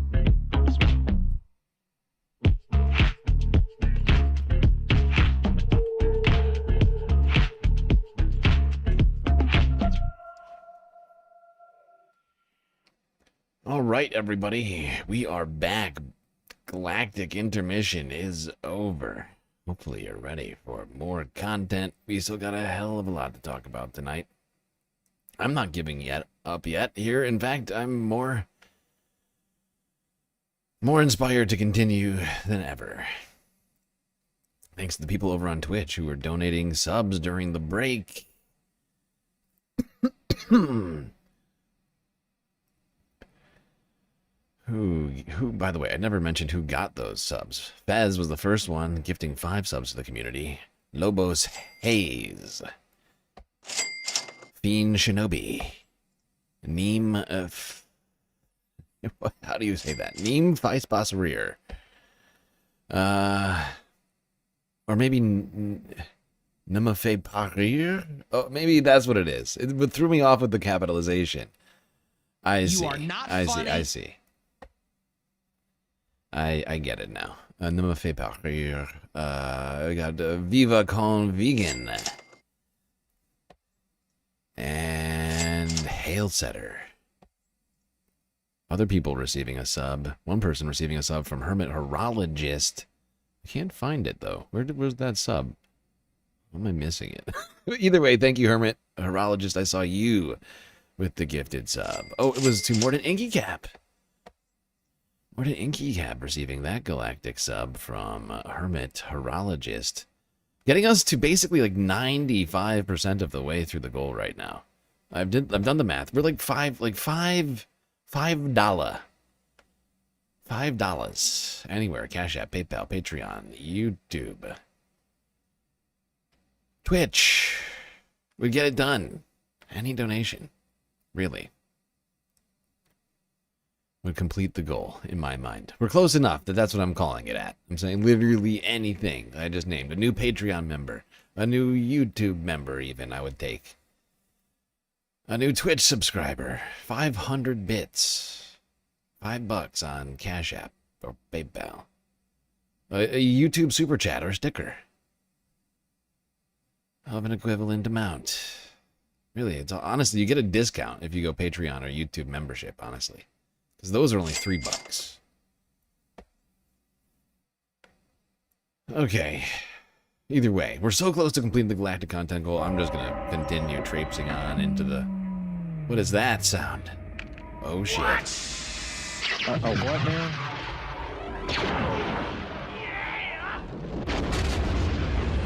Fez did it! Fez was over here gifting subscriptions to the community. Didn't even have a subscription of their own. This is ridiculous. It's ridiculous. But now you've made the right choice, becoming a galactic subscriber over on Twitch. Smart call. Smart call. And also doing this.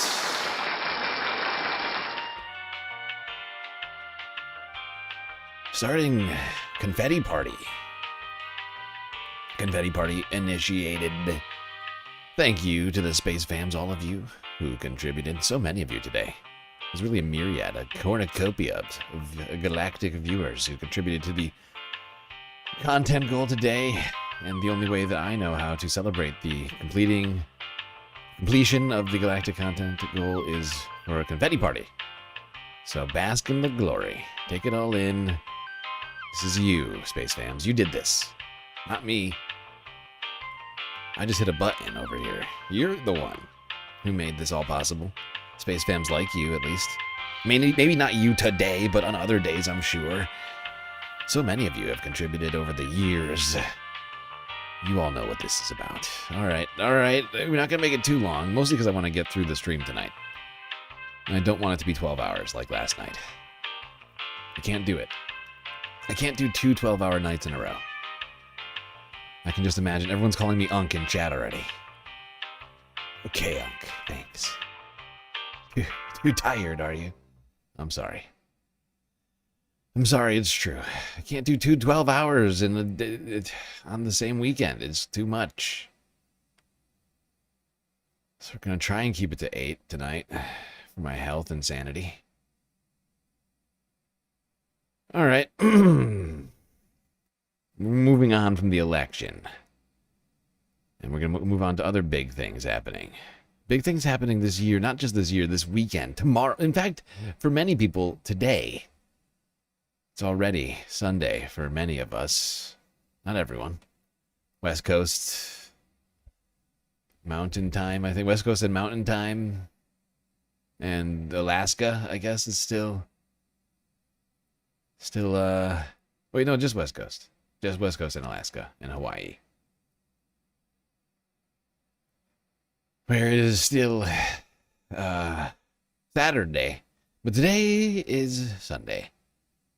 Today is Sunday. And what happens on Sunday? Well, all sorts of things happen on Sundays.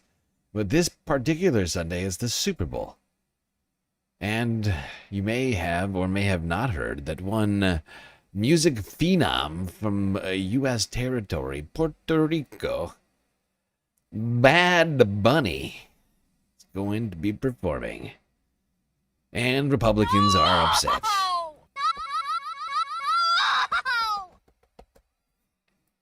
They're very upset. They're melting like snowflakes in the sun. Like a candle on the stove. They are melting and crying and pleading for someone else to perform. Oh, God, I can't. Spanish? I don't speak Spanish.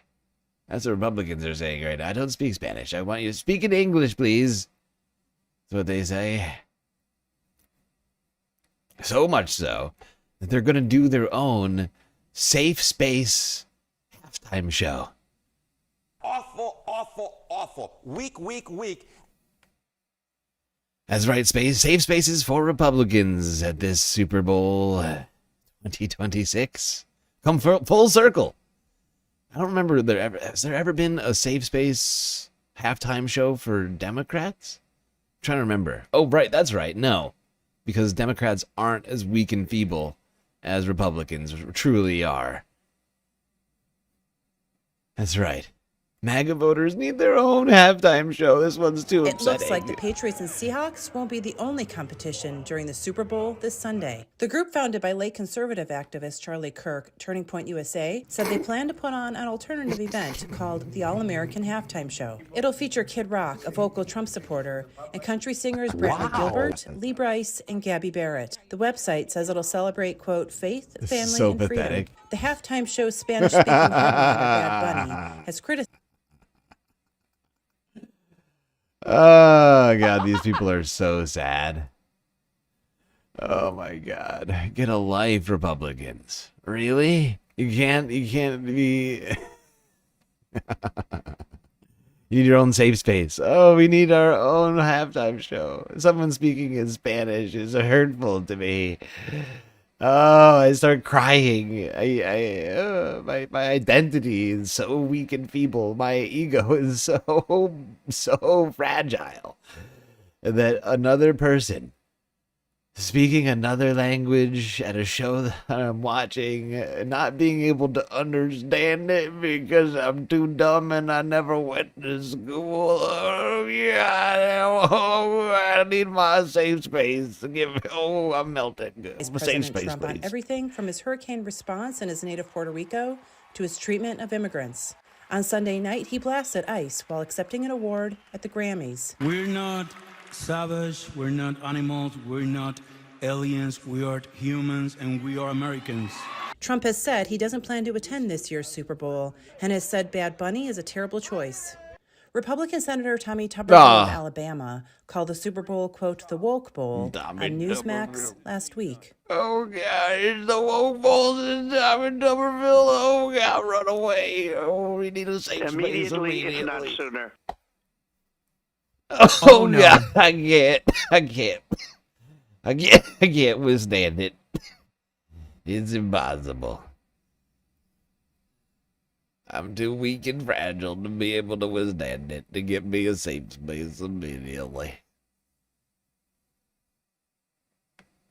I'm too feeble, don't you understand? I yell at people because I'm actually a weak man inside. The tiny pecker.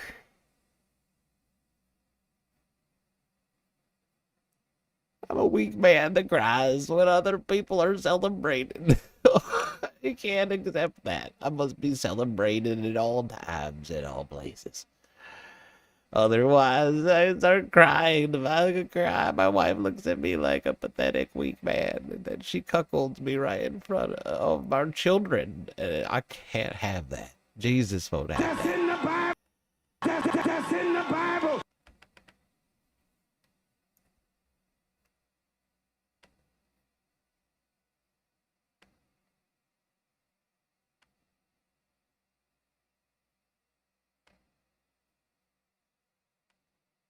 All right, let's go on to another story of the week. A Trump post. Disturbing Trump post we talked about yesterday. A completely tasteless, horrible post. Paid for with our tax dollars. Today, there is bipartisan outrage over a racist video President Trump shared on his social media platform last night. A White House official now telling MS Now a staffer erroneously made the post, but it was 12 hours before it was taken down. Also, I want to make clear that we would not usually show racist content, but will because the president posted it and to inform this important conversation. You can see this post. It depicts former President Barack Obama and former First Lady Michelle Obama as apes in a jungle. It's at the end of a video promoting false claims about voting machines and the 2020 presidential election. In a statement responding to the backlash over the video before it was taken down, the White House press secretary said, "This is from an internet meme video depicting President Trump as the king of the jungle and Democrats as characters from The Lion King. Please stop the fake outrage." Oh, the fake outrage. Nobody's actually upset, says Caroline. Oh, thank you, Caroline. That's great. Oh, nobody's actually upset by this incredibly... It's fake. Don't you see, says Caroline, the ministress of truth. Oh, thank God we have the ministress of truth to tell us the real truth. The regime-approved truth. Otherwise, we'd be upset. And we wouldn't know that we're fake upset. That's the thing. If we didn't have them to explain to us that we're not actually upset, we would all be upset. But it'd be fake, don't you see? Thank God we have the Ministry of Truth. Oh, without our Orwellian institutions, what would we do? I don't know. Now, Donald Trump refused to apologize. Claimed he didn't make a mistake when it came to this post originally, before taking it down 12 hours later. I looked at the first part, and it was really about voter fraud and the machines, how crooked it is, how disgusting it is. Crooked then I gave it to machines. the people. Which machines? Generally, they look at the whole thing, but I guess somebody did. Mr. President, a number of Republicans are calling on you to apologize for that post. Is that something you're going to do? No, I didn't make a mistake. Okay, well, he did eventually remove the post. It had been up for nearly 12 hours, but he did remove it. And I want to warn before we show it to you that it is racist and offensive, but it's important to show because this was posted on the official account of the President of the United States, right? This is what was posted there. You can see here the faces of the Obamas put onto bodies of apes, and his decision to take the post down came after the White House initially doubled down on the post itself. The press secretary, Caroline Leavitt, saying, quote, "This is from an internet meme video depicting President Trump as the king of the jungle and the Democrats as characters from The Lion King. Please stop the fake outrage and report on something today that actually matters to the American public." That is deranged in itself, right? Like, can we all admit that making Donald Trump the king of the jungle of anything is deranged in itself? This man is obsessed with making himself the fucking king of everything. In a democracy, that's wrong. And that on its face is wrong. Then you add in the incredibly racist element that all the black people in the video happen to be monkeys and apes. I think any sensible person would have said this is not what the White House should be posting, or anyone for that matter. But certainly the White House. But no, they doubled down on it. Like, actually, it's a great meme, and people are being fake outraged by it. It's just ridiculous. It's wild. But you know what? I had other videos on this, but we've talked about this already. We know that they doubled down on it. We know that they eventually took it down, even after Donald Trump said it was not a mistake and it was actually perfect. It was a perfect meme. It was a perfect meme. Someone else posted it. I reposted it. And it was great. Because honestly, we're going to talk about this more.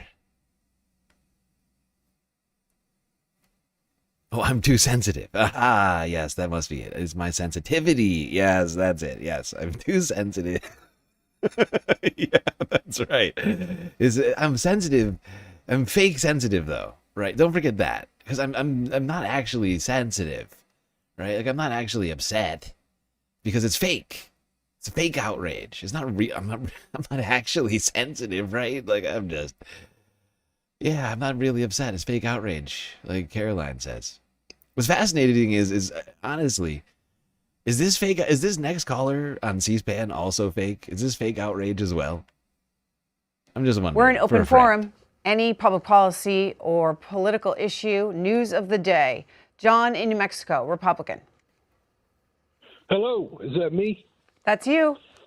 Oh, my word. I am a registered Republican. My dad was the president of American Pipeliners Association, so I came by it rather naturally. Voted for the president, supported him, but I really want to apologize. I mean, I'm looking at this awful picture of the Obamas. What an embarrassment to our country. All this man does is tell lies. He is not worthy of the presidency. He takes bribes blatantly, and now he's being a racist blatantly. They were supposed to deport the dangerous criminals. They were not supposed to go after small children, storm schools, bring terror upon, the little kids and the women and children, not just the immigrants in the school. All the children are scared. This is not a decent man. This is not an honest man. He openly takes bribes. He's pathetic as a president, and I just want to apologize to everybody in the country for supporting this rotten man. John, did you vote for him in all three elections? I did. I was sucked into the stupidity of creating jobs, and there are no more jobs in New Mexico. You should be ashamed of yourself. Things are worse than they were before. You cannot find a primary care physician. Our governor just passed some laws to try to help. If you are a young physician, we want you in New Mexico. Come here. There's a great need for you. All right. And I'll close my call. John, I've got to. Oh, she should have let John keep going. John was cooking. I'm not gonna lie. John was kind of cooking. All right, we're gonna talk more about this horrible meme. Horrible meme. We're finally there. We've made it to this portion of the Spacecast. Still got a hell of a lot to talk about tonight. This is the last of the U.S.-based discussions, generally speaking, even though we know the U.S. is going to make its way into the discussion in the Earth half. The global news half has been taken over by the U.S.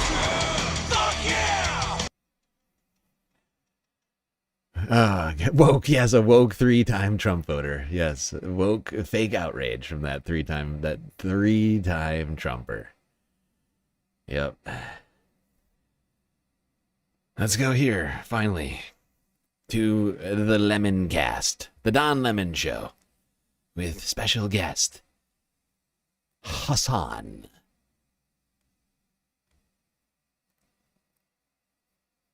Hasan is right, and I've been saying it for a while. The energy on the Democratic Party, the energy is on the progressive side. So I am joined by some esteemed guests. I'm so happy to have Hasan Piker is here. He's a political commentator, a content creator who live streams daily on Twitch and on YouTube. And I am a huge fan, and I can only learn from his greatness here in the streaming world. Also joining us is Akilah Hughes. She's a writer, a comedian, and the host of the Rebel Spirit podcast. And then a little bit later on, Godfrey is going to join us, a comedian and actor, a dear friend of the Don Lemon Show. After that, Katie Fang is going to join us. She's an attorney, a legal analyst, and the host of the Katie Fang Show right here on YouTube. Charles Coleman is an MSNBC legal analyst, former prosecutor, and a civil rights attorney, will join us in a bit. Anna Navarro is a host of The View. She's going to be on. Sunny Hostin, a host of The View, will be on as well. So thank you for joining. You have been sitting patiently, Akilah. Hasan, you have been sitting here patiently. I've had a lot of technical issues. Sorry. That's okay. So, Akilah, there's no debating what this is. Yeah, this is explicit racism. I don't think that it's even a new form of racism. It's actually kind of the oldest American racism, is comparing Black people to apes and monkeys. So I really appreciate you saying we're not going to split hairs on whether it's racist or not, because it's a waste of everyone's time. It's racist. Somebody said hello in the comments. Hi. But I think what really struck me was how lazy Caroline Leavitt's lie was today. Like, saying it's a frame from The Lion King, when The Lion King, for a very long time, most of my life, was the highest grossing animated film. I don't know a single soul who hasn't seen it. We all know that there aren't gorillas in it, and there certainly aren't palm trees that look like that. It's just so stupid. And she, really boasts about being a young mother and being pregnant and having a kid on the way. And I'm like, well, do you watch the movies your kids are watching? Because this is the most popular animated film, before Frozen, and I guess most recently Zootopia 2. So Seriously though, Caroline, we can all only hope that Caroline has like a miscarriage or something. That poor child is gonna live in just the worst household possible. Just filled with a bunch of like theocrats.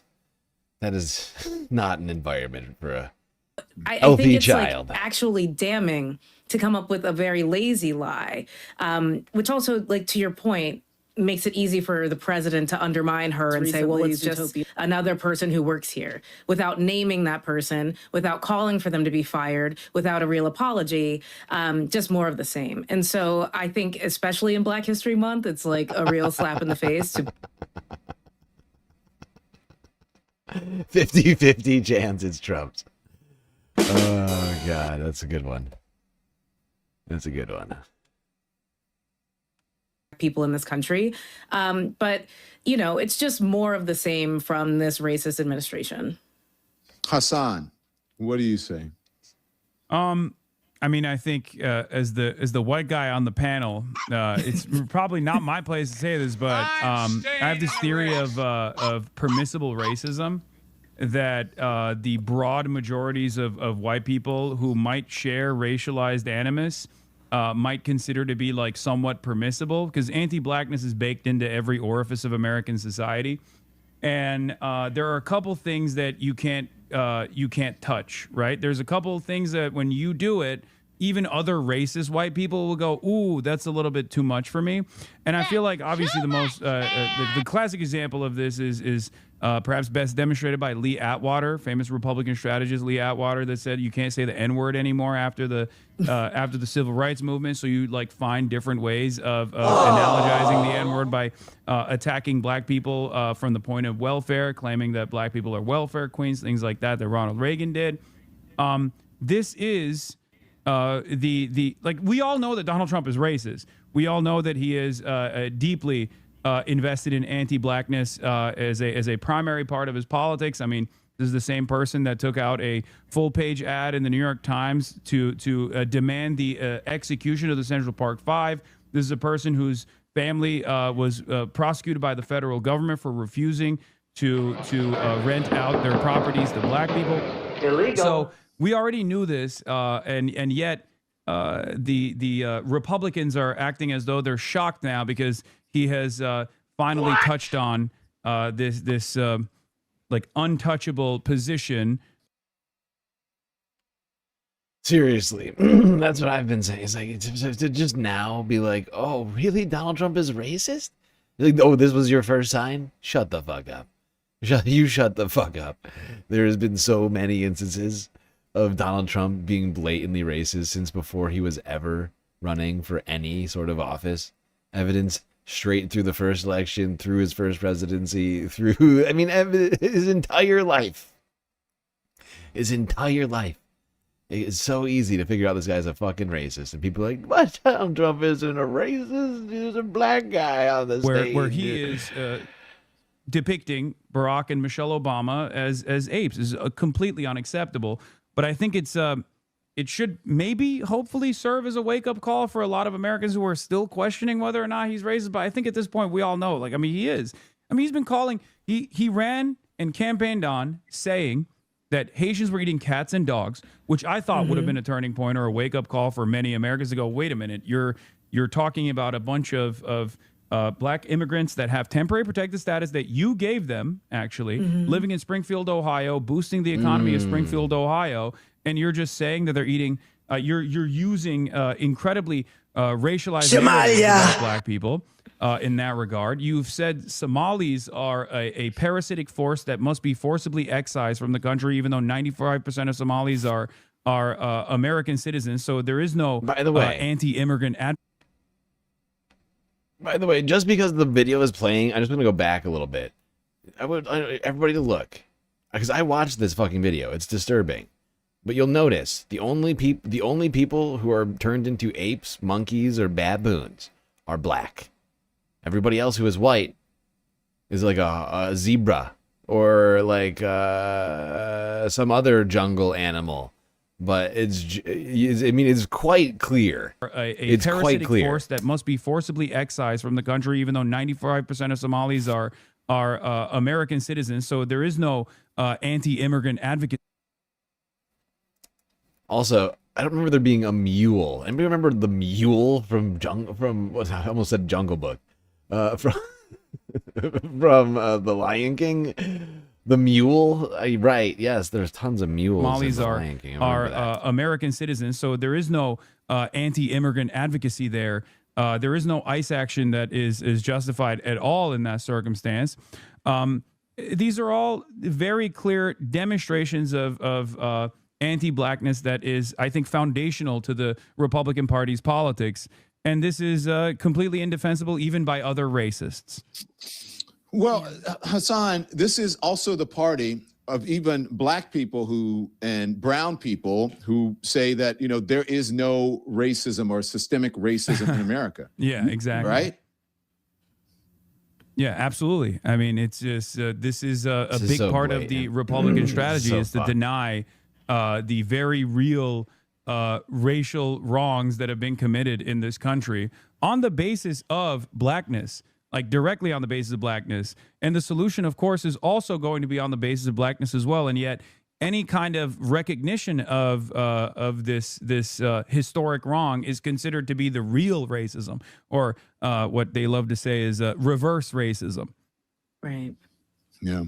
I want to bring in now Katie Fang. Katie Fang is an attorney, a legal analyst, and the host of the Katie Fang Show right here on YouTube. Katie, thank you very much for joining us. When you saw this, I mean, we've got three folks. I know Hasan said he's the white guy, but Hasan is you know, he's not the white guy. If you guys know what that he's means. not exactly Harry, but he's not. Yeah. He's not Henry, but it's all right. And this is a diverse panel of people who come from backgrounds that are not part of a larger culture.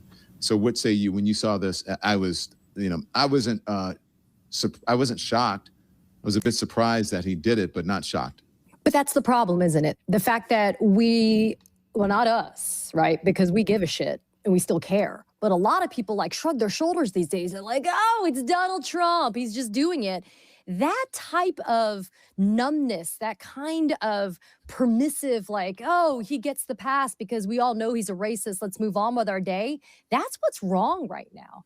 That kind of window of what they call it, the Overton window. I think that's the phrase, right? This idea of normalcy has now been shifted so far away from what is decent that there are several of us I was getting shit today because people are like, well, you know, there's other stuff going on. I'm like, no. This frames the way that everything is rolling out in this country these days. I had an amazing conversation with our good friend Danielle Moody today, and she calls it the economy of racism. And she's right? Mm-hmm. Because if you look at it, racism is a part of everything. That's what Hasan said, right? It is so imbued in the DNA of what is happening in this country right now that we look at this and it's horrific. And, you know, Caroline Levitt can give this like half-assed explanation in defense of it. And then are we just supposed to move on in the news cycle when they... She's right. I mean, the currency, I mean, look at it. Someone's literally monetizing this, right? Like they have a watermark on this video so that they can claim like ownership of it. Like they're proud of this video and they want to make money from it. This racist ass fucking video. Blame some unidentified staffer who, by the way, they didn't say was fired. They didn't say that they were sorry that this person hijacked a Truth Social account, which Trump himself says that only him and Dan Scavino have access to, right? Like, come on, we're not idiots. But when you do this and you just allow it to move on in the news cycle, I'm grateful that we're continuing to talk about it today and on your show, Don, because I do feel like it has become so ingrained in what we anticipate and expect that I think people are now just kind of letting it go, and we should never let it go. So, look, you mentioned Donald Trump saying that only he and Dan Scavino have access to the account. This is him saying it, and then I want the rest of the folks to weigh in because there's a timeline here, and I don't think it would be that hard to figure out who it is, considering Donald Trump said this. Here it is. You know, it started off with Dan Scavino. I said, Dan, how do you work this thing? And I started dictating. I began by dictating to Dan and a couple of other people that we had, but they weren't Dan. And I'd dictate something, and all of a sudden people started following. And then on occasion, like about once every 3 years, Dan wouldn't be around because he was Ozer. I couldn't get rid of this guy. I call him the most powerful man in politics because he's the only one that has my number. He could say, I don't like you, voters. I don't like you at all. I'm fed up with you. I can't stand you. And that's the end of my political career. Dan's the only one that can do that. Where are you, Dan? Most powerful man in politics, I say. The most powerful. Why is some low levels... I know he can press it. Linda, he's got the number. Even Linda doesn't have it, although I give it to you. I trust you implicitly. I'd give it to you. But Dan could say something horrible. He could say something very sexually oriented. And that you know would end it, okay? That would end it. These people are But perverts. He hasn't done that, and he won't do it. I saw your face, Akilah. The thing is that he's telling them, so there's always a video with these folks, right? Yeah. I mean, it started in the very beginning with the grabbing by the pussy video, and that was locker room talk. But every time they say something, every accusation is a confession. Finally, what he said did happen. It wasn't sexual. It just turns out to be racist, or at least a little bit more racist than the stuff that he posts on a daily basis. But I don't know, is this even the most racist thing that he's posted? Honestly, it's a fair question. It's honestly a fair question, and I actually struggle to quantify what's the most racist thing. I think this is like, I think the image, I think what it is that it denigrates a very, like, a venerated person of color, right, in American history.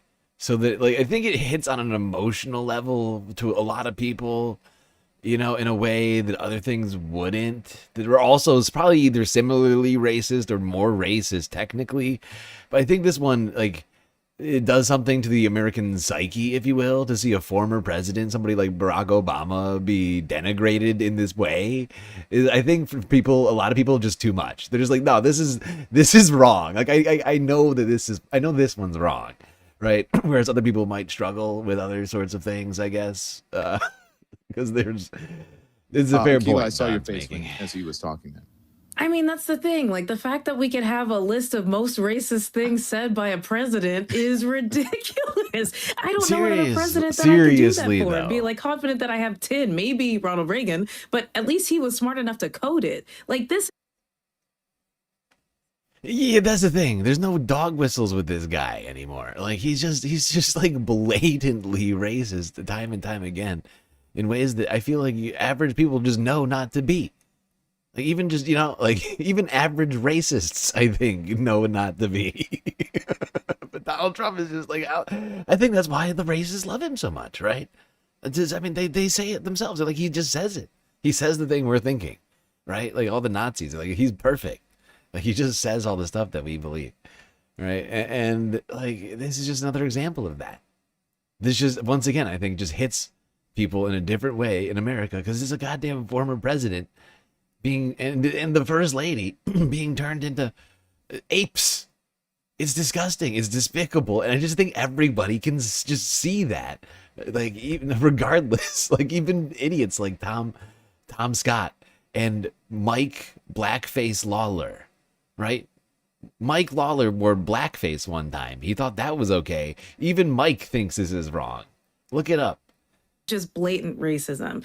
I think what shocks me about this entire situation is just how they're really relying on the idea that people are so horrible these days, that they would allow this to go unchecked, that people will just continue on. I mean, I love the Olympics. The opening ceremony for the Winter Olympics just happened. And I was like, wow, what a celebration of humanity across the globe. And this for the first time, I think, in my life, watching Team USA come out, who I am rooting for, I was just like, I feel bad for them. Like, it sucks that this is what they have to represent. And I wish that Dan Scavino would just end Donald Trump's career already. If he has that power, use the power, Dan.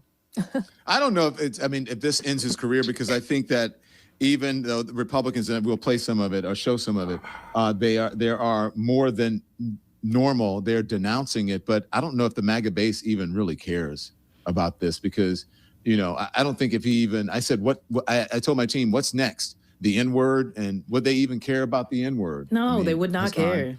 No, I don't think they would. Let's be real. I think, like, in the absence of any sort of real material change that Donald Trump said he was going to bring, right? Because he ran on and won on a historic unpopularity around the economy, right? There were a lot of people who were frustrated with the way things were going. They experienced a year and a half of negative real wage growth under Joe Biden, and they never forgot about that. And they wanted to, I guess, that paired up with the racialized animus, wanted to vote for Donald Trump once again. And now that he's not delivering on that agenda, the only thing he can do is weaponize ICE as a Gestapo force on blue cities, punish Democratic leadership all around the country in any way, shape, or form he can, and really beef up the white nativist anti-migrant strategy, and also engage in. Right, he's completely lost the populist aspect of his campaign, and that was the economic message where he talked about inflation a few times, right? And now he's just leaning into the worst aspects of his base, right? The worst possible, most despicable people, the most racist, most hateful, violent people who want to see violence enacted upon blue cities and migrants, right? And just brown people, right? Like, that's basically the people that he's got left, because everyone else is like, fuck this. unvarnished, vulgar white supremacist sentiment like this. So there is an expectation from the base that he does this, but it's a I guess the advantage here, or the silver lining here, if you can even find one, is that that base of support is diminishing. It's like around 20%, I would say, of the diehard ultra MAGA loyalists that want this, I like to call it vice signaling from the president, because they have nothing else to look forward to. So they want groups of people to look down upon. That famous LBJ quote comes to mind, right? And that's precisely the only thing that these people are clinging on to. So I say, I mean, let go of that 20% base that is purely reactionary, and try to focus on organizing around the rest of the country with the 80%, specifically around issues that pertain to their material realities, and hopefully launch a stronger opposition against Donald Trump to the best of our ability, and continue engaging in community defense. To that point about his supporters, Hasan, I often, you're a better man than I, because I often see you on these panels fighting with these people, and I can't do it. But you're connected to the folks in the manosphere, and you have people like Andrew Schultz who are now saying, "Oh, this is awful," and he's trampling on the Constitution, or shitting on it, or whatever, or wiping his, what? I'm paraphrasing here, but it's a quote kind of like that. Didn't they know? And how is this playing in the manosphere today? Because I haven't had a chance to check it out. I think there's two different angles on the manosphere side. Obviously, the expected result of Donald Trump's popularity waning has caused a lot of people who weren't like super diehard invested in the ideological movement that he represents to pull out. Because for some of them, it's just clout, right? They were like, oh, Donald Trump represents clout. I get clicks. I get a lot of eyeballs. I get a lot of attention. That's good. I'm also privileged enough not to care if he wins, right? And they're reconsidering that calculation now that he's unpopular. There are also some who were, I guess, somewhat apolitical, or present themselves as apolitical, even though they're clearly not. And one of the things that I've seen, at least in the manosphere side of things, has been Donald Trump's dealings with Israel in particular. That has actually caused a big fissure. For some, it has actually led to a... I'm just going to pause that because I want to go back to what the question was with Don's... Because Don was actually, I mean, I'm not saying that Hasan's not completely answering the question, but, well, I guess maybe I am. But because I feel like to some degree, Don was asking about, like, did people actually think that, like did they actually believe that Donald Trump was going to solve things like the economy or whatever else, right? Or that he wasn't going to do, like, the dictator stuff. And honestly, I think a lot of people either are just so much more checked out. Like, I think there's a lot of people out there who are sure, yeah, to the right, but also to the left, I think, that are just genuinely checked out of politics because they're sick of it. They're sick of the media. They're sick of the politicians, right? They're sick of the media that doesn't hold the politicians to account, and the politicians themselves who are continuing to not get anything done for them and for their material conditions, and solving things like corruption or whatever else, right? And I think there's just a fuck ton of people who are just sort of set in their ways, who aren't even looking into anything at this point. And like, they hear this or that thing randomly, but they're not watching the news, and they're checked out, and they're doing whatever, because there's a million things you can distract yourselves in this world with, right? Other than politics. Like, you could avoid politics almost entirely until it shows up on your doorstep, right? And I think I think there's a huge number of people like that who have been voting Republican, voting for Donald Trump, and have basically tuned everything out. I think that's part of the explanation of how that many people could vote for him, because they didn't know what he was running on. They just heard a few good things. They're like, that great, let's do that. Better than whatever we're doing right now.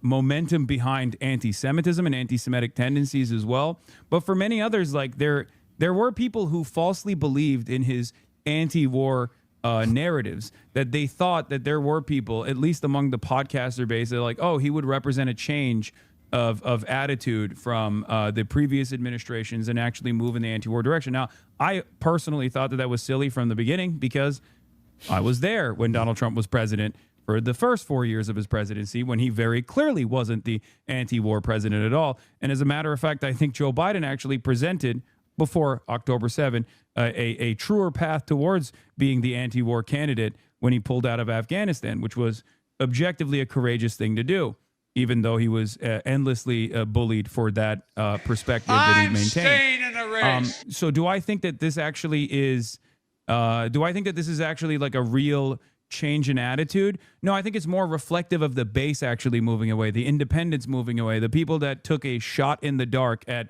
Donald Trump, who were privileged enough to believe that Donald Trump could represent this seismic shift in establishment politics, who very quickly recognized that he is not representing this change at all. People who thought maybe if he deports enough undocumented migrants, the criminal undocumented migrants as Donald Trump presented it, which was built around a lie to begin with, but that's a whole different story,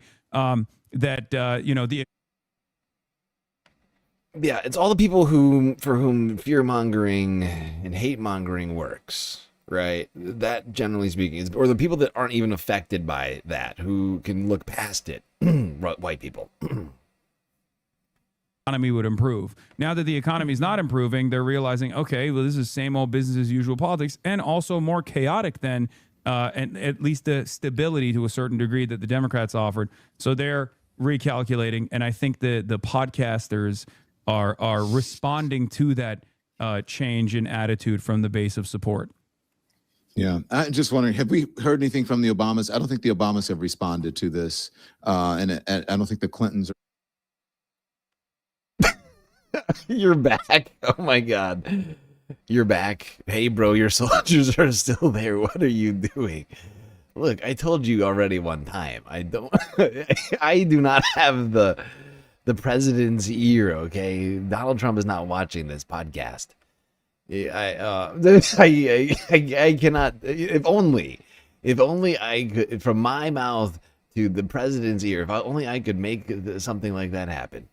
Remove all of the aircraft carriers from the Gulf, the Persian Gulf, and the Red Sea, and get them out of the Caribbean, right? Like,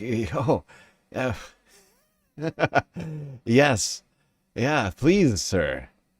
Please do those things, since you're listening right now. Everybody else has responded to this, but Democratic leadership now, they're responding. Now, I want to play this.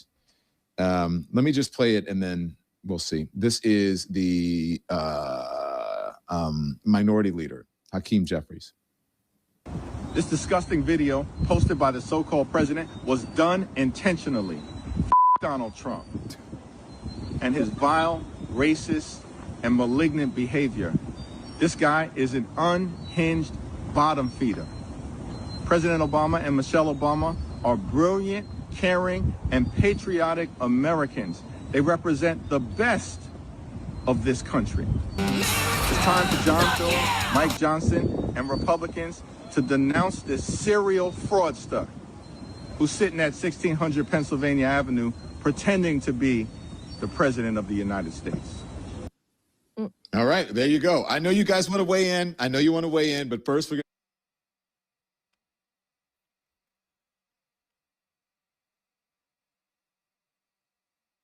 to... Lemon is a Hasanabi head now. Lord Lycanthrope. I don't know. It would seem so. I mean, he's got him on the pod right now. Yeah. It would seem so. Or maybe Hasan is a lemon word head. from our sponsors. And first up, everybody's going to get in, but Hasan really had a reaction there. So stand by. Let me say something very plainly to everybody here today. There's a lot, that we discuss, okay? A lot that we discuss on this show. And we talk about all of the bad things that happen, and stand by here. We talk about all of the bad things that happen and all of the things that we, that we discuss. Audio. You're blocking the sometimes it ticks right people off, sometimes it doesn't. But this is something that I think we all are going to need some help with, and many Americans are needing help with right now. So let me just say this, because February can be a lot for a lot of people. A lot of people are dealing with issues, especially now with this administration. Everywhere you look, like this month, there are going to be flowers, candies, couples, and this feeling that everyone else has their life perfectly figured out, the perfect relationship, the perfect timeline, the perfect story. But here is the truth. Most of us are still figuring it out. When I first started the Don Lemon Show, I thought I had it all figured out. and everything was just going to come. I didn't think it was going to be easy, but that was harder than I thought. Scripts, cameras, branding, merch, 1,000 decisions every single day. And when you're building something from scratch, your to-do list can start to run your life. So what changed everything for God damn you, Don.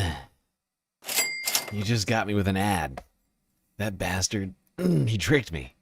He tricked me. Incredibly rude. How rude.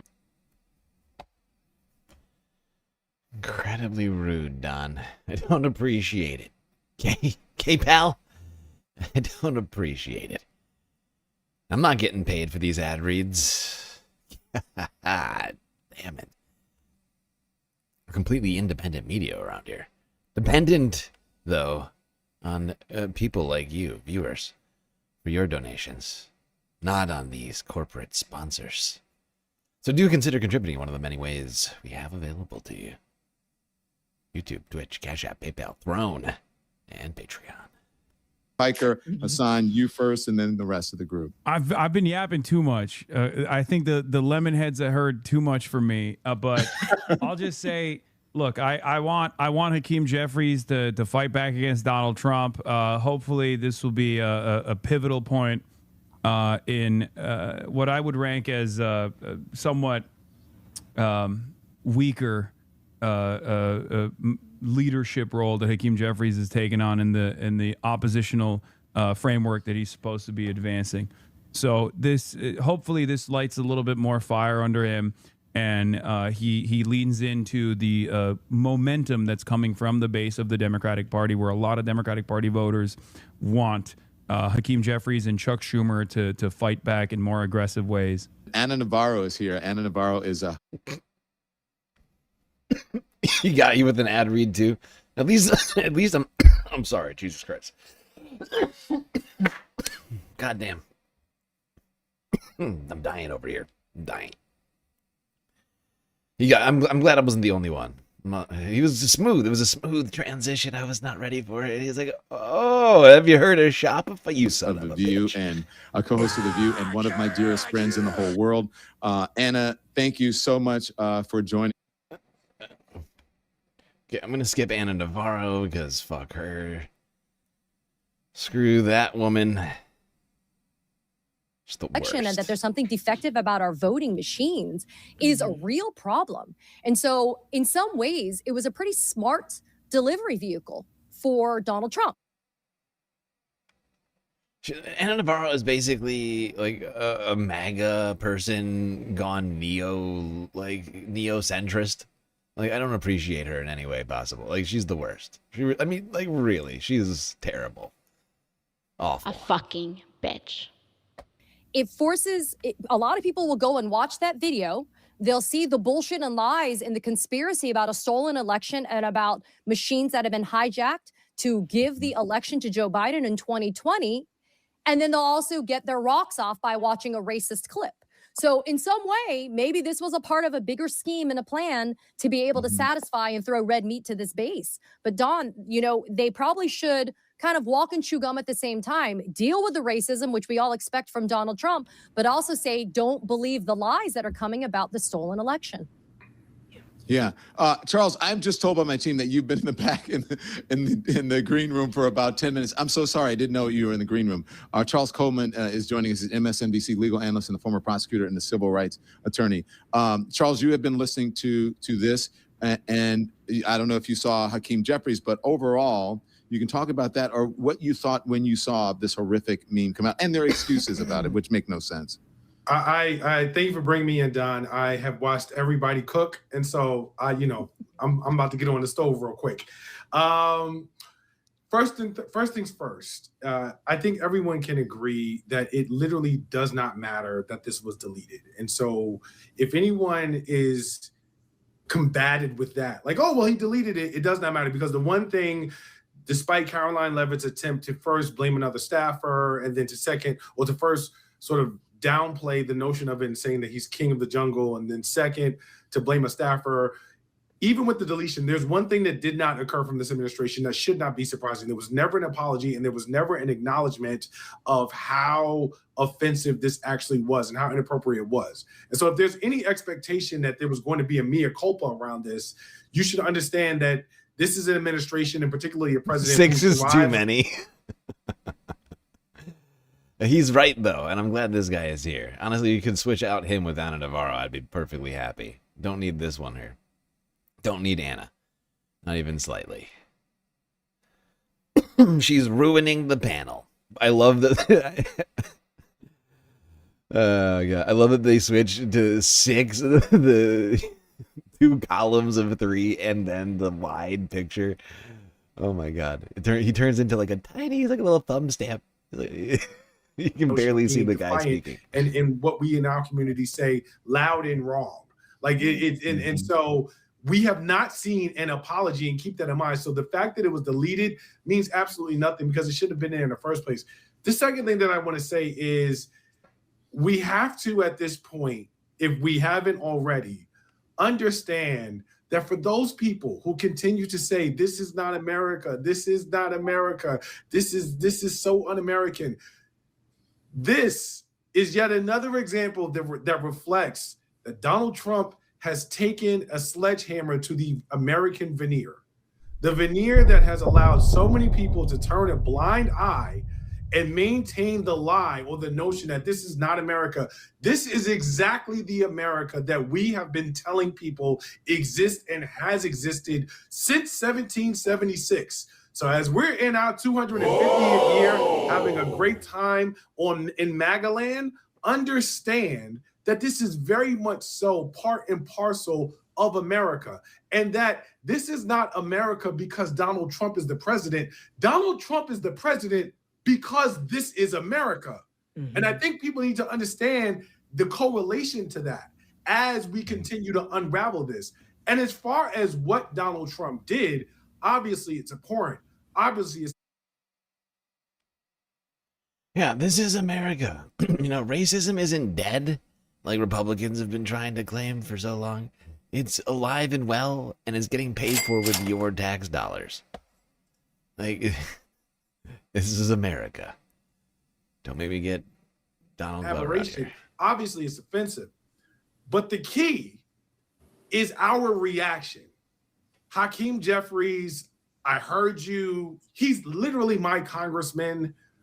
What I want to know is, will there be a demand at a minimum for a formal apology? Where your F Donald Trump energy, where is it going? Because I appreciate the fact that this seems to have lit a fire under your ass. I don't know where that fire has been, but ultimately, if I'm going to see you and Democrats and Chuck Schumer and Senate Democrats as anything other than unserious in this moment, I want to know what you're going to do. What are your demands in terms of pushing back on the president? Because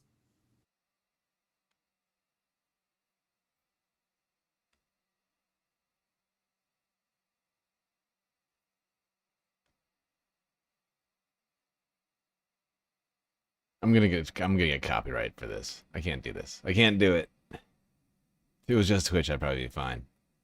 I can't fuck around on YouTube. Don, the most important thing in this moment that I submit is not what the president did, nor how the White House responded, because the White House's response was a function of what they saw from the public. When Tim Scott comes out and says that this is something that is the most racist thing that he's seen from this administration, then that says everything you need to know about the fact that this administration understood I really missed the mark on this in terms of my supporters backing me up. And so the deletion has nothing to do here in terms of the level of importance. It is truly the unrelenting response that must come from the public, because anything less normalizes this in a way that gives license not to Donald Trump, but to all of his acolytes and sycophants out there who would otherwise seek permission to further denigrate Black people and people in America who are not like them. And that's why response in this moment is of paramount importance, and it must be unrelenting. Tim Scott put out this tweet that we'll put back up. Tim Scott saying, praying it was fake because it's the most racist thing that I've seen out of the White House. The president should remove it. That was earlier. Susan Collins responded to him by saying, Tim is right. That was appalling. Okay, that was very strong, Susan Collins, whatever, a strongly worded note. Republicans They're cucks. They're all cucks, especially Tim Scott, too. Like, when he says this is the most racist thing he's seen out of this White House, like, yes, there's truth to this because it's like, it leaves no room for doubt what he is doing. But like I repeatedly said, I mean, he campaigned on saying Haitians were eating cats and dogs. J.D. Vance went on national television and said, sometimes you have to lie about things to get people to pay attention.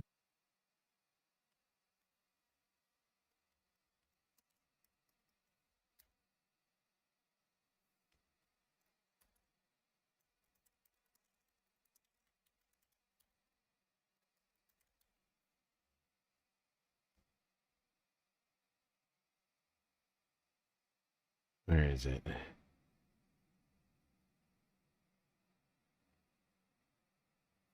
Huh, doesn't show up when I do that. I guess I'll just go to this. Check this out.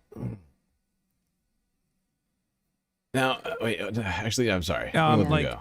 I think right now is an opportunity to organize, to utilize the anger and the resentment that a lot of people feel on the ground. And realize that if nobody else has us, we have one another's backs. And Don, you were on the ground in Minneapolis. I'm sure you saw that momentum. This is not just a base of support amongst the activists of the Democratic Party. That's one of the things that I have seen, at least in all of my protest coverage, that there is a unified front that is building right now that is even expressing their discontent with the Democrats that will not do the right thing and actually hold Trump to account and gum up the works of his fascist tyranny to the best of their ability. So I think outside of the Susan Collins and the Tim Scotts expressing their discontent. Yeah, there was one other Republican, Mike Lawler, who came out and he was saying that he was disturbed by this. Now, Mike Lawler did blackface a while back. Here's a photo of it. And actually, I'm trying to find, I just realized where I can find this really easily. How did I not think of that? My own YouTube channel. It's very dumb. A very stupid thing. It's a very stupid thing, I thought. My mind is stupid, okay? My mind is stupid, but my brain is smart.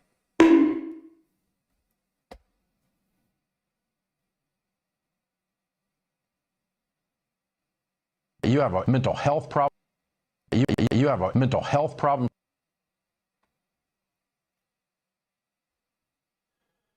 On my own channel.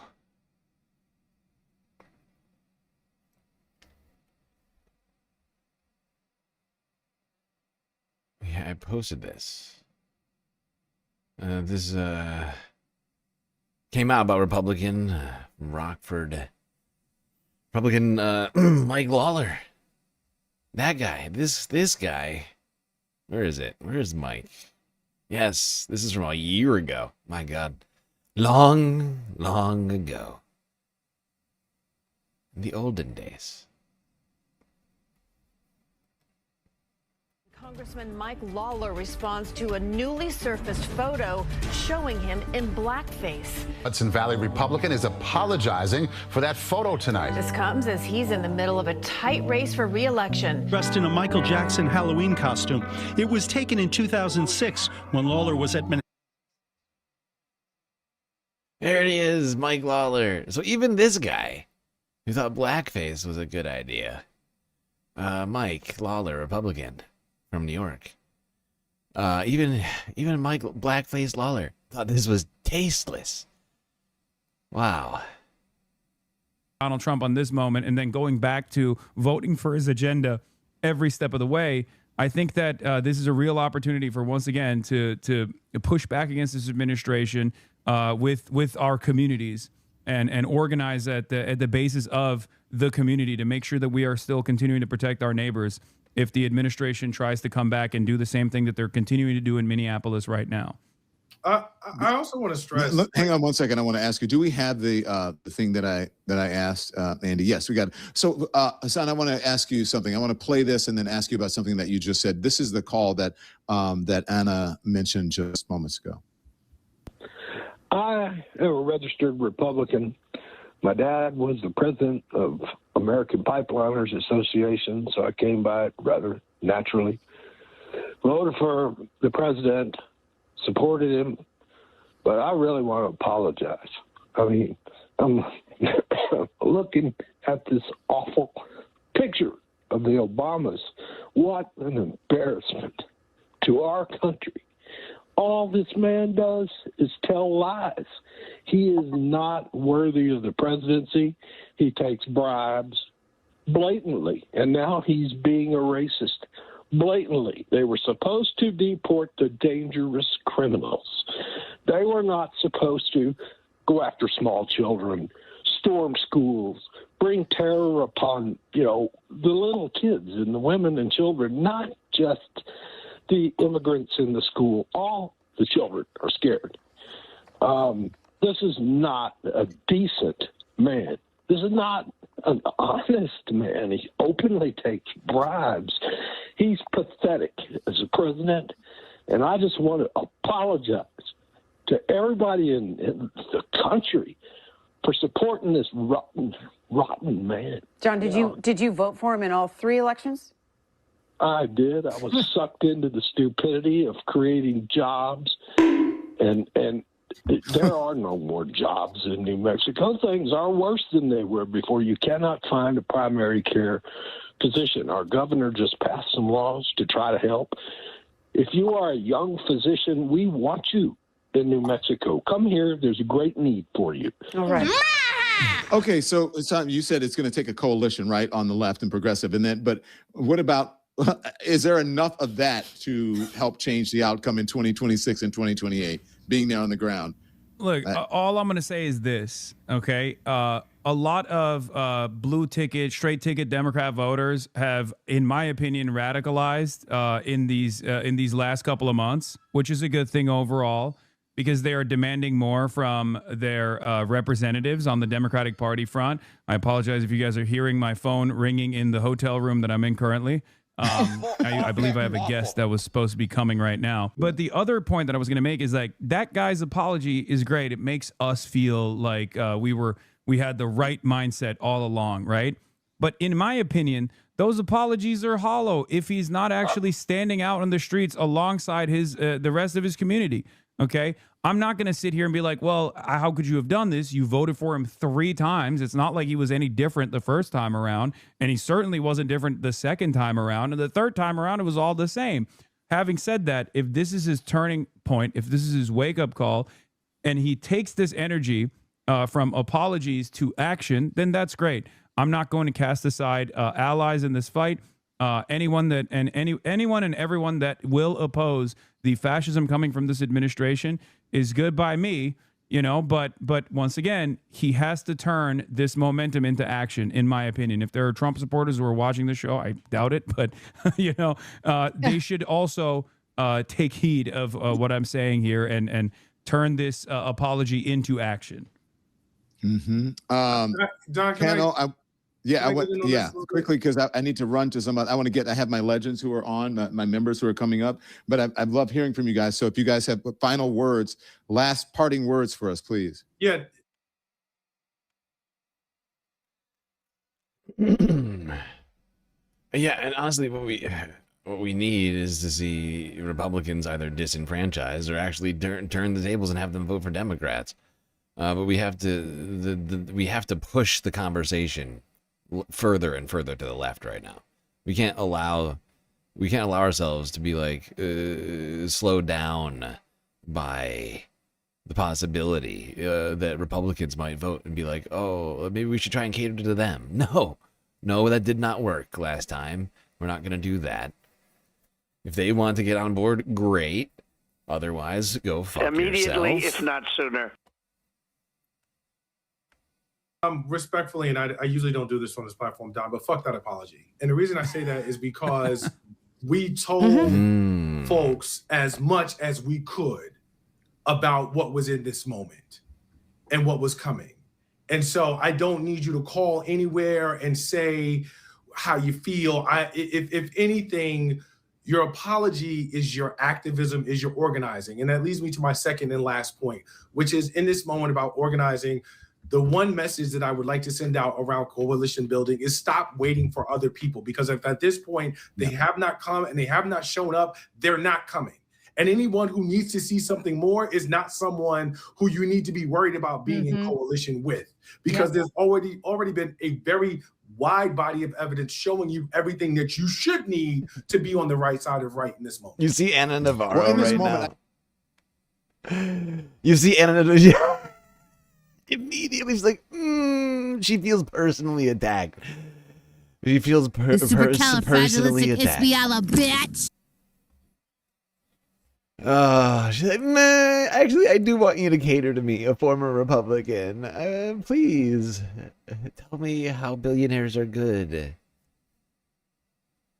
Go fuck yourself, people need to realize, especially those of us who came from cable news, people aren't looking for both sides, because they know that there's one side is objectively awful. Yeah. And I think they're sick of people saying, well, you know, this, and you got to listen to this, and doing panels on, you know, MAGA voters and all that. I just think that people, Hasan is right. And I've been saying it for a while. The energy on the Democratic Party, the energy is on the progressive side.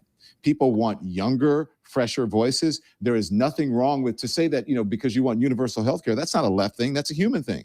To say that you want a living wage for people, they should have a decent minimum wage, a decent salary.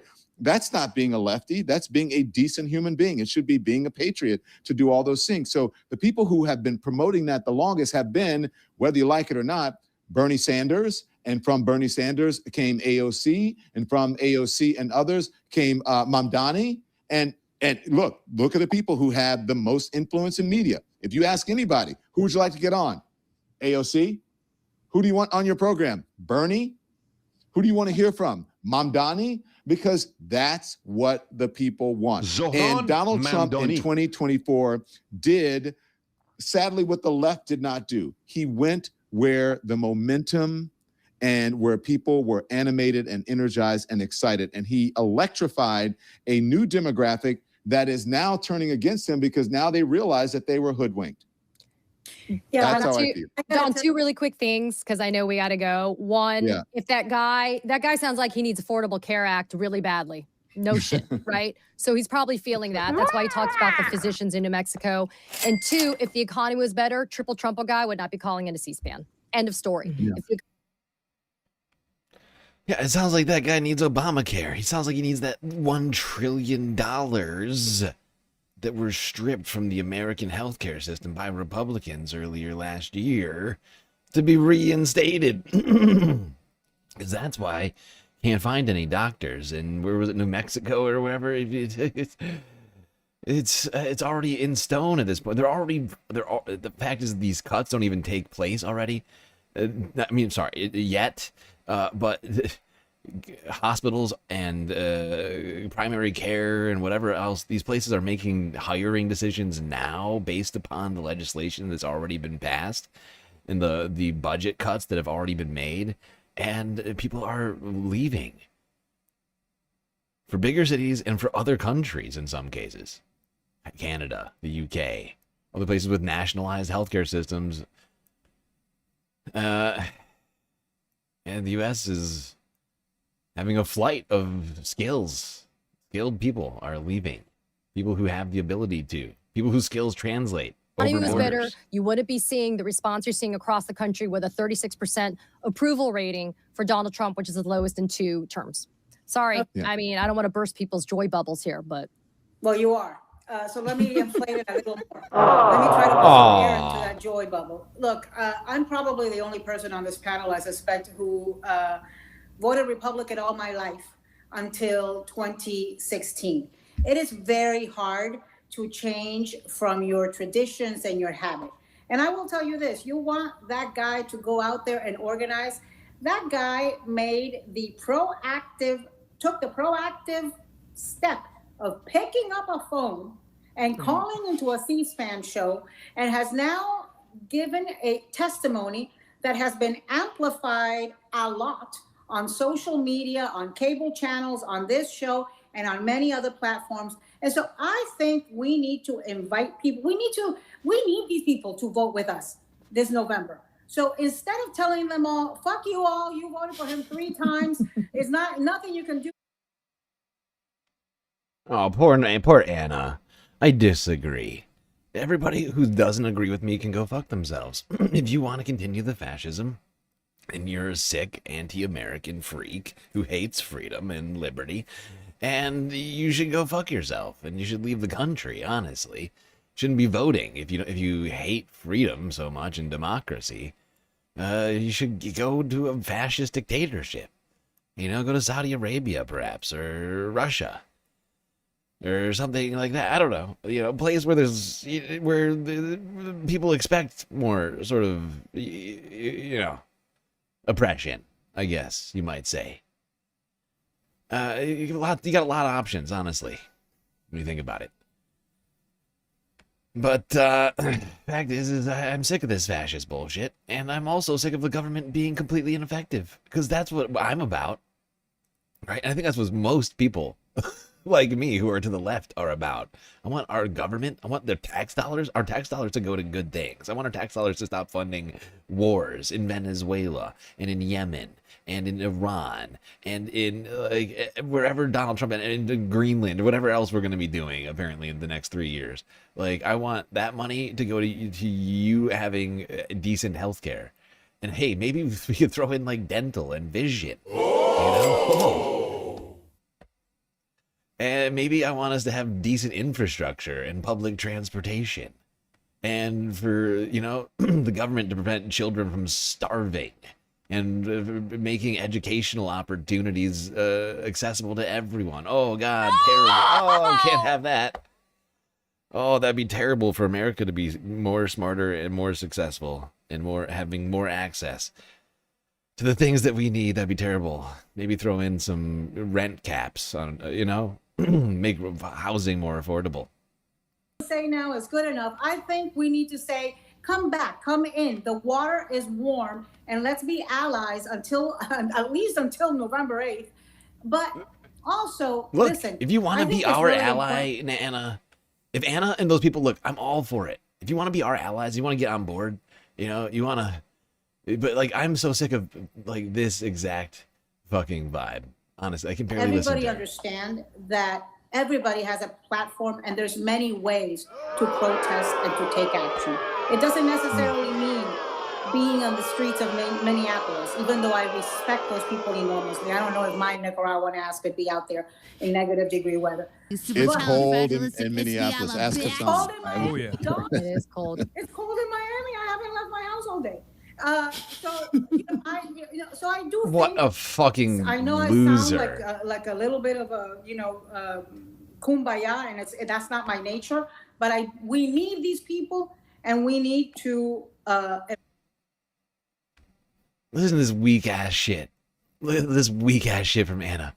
I'm out in Miami. I'm out in Miami, ho. It's so cold here in Miami in Florida. Oh, God. Oh, it's 50 degrees. I can barely leave my house. So, get the fuck them out. and amplify these people who are having second thoughts and who are regretting their vote. There's a lot. Look, she's welcome. Here's the thing. Homer, I hear what you're saying. She's not welcome. I get what you're trying to say. She is welcome. She's welcome to vote for Democrats, okay? She's not welcome to contribute to the fucking narrative, in my opinion. Or she's not welcome here. She can contribute somewhere else. She's contributing at the Don Lemon guy, but I'm here to tell you I'm not interested. All right? That's how this works.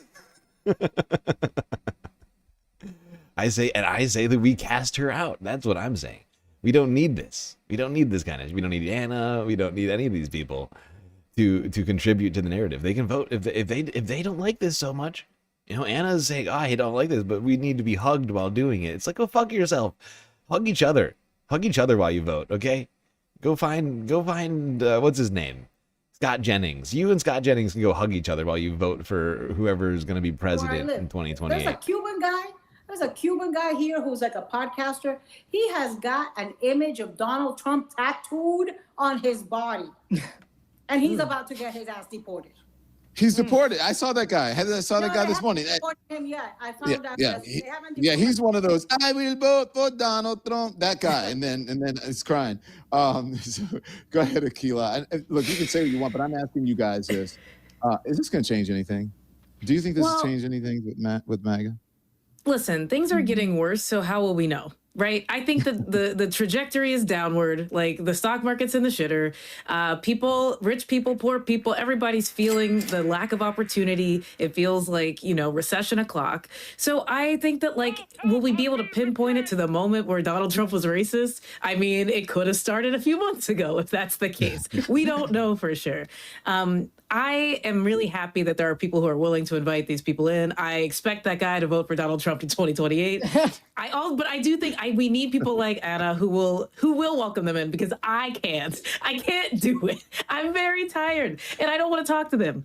But I'm glad that he picked up the phone, because I think, C-SPAN doesn't really get huge hits often, but they do stick like grits when it's an older person who's a little bit seasoned, who clearly has, reluctantly made this phone call to be all right, finally, I can say it. I was wrong. I'm sure tomorrow he'll feel differently, but it felt good today to have that guy say monkeys is a step too far. Don, you gotta give the discount code for that thing to match you with a therapist. Can I say something? I know I've said a lot, and I'm sure people are tired of hearing from me, but no, we're not tired. Actually, I've been trying to get you on forever, and Jen Welch told me to give you shit about not coming on. Not having. I know. I'm sorry. She told you right. That's right. Go on.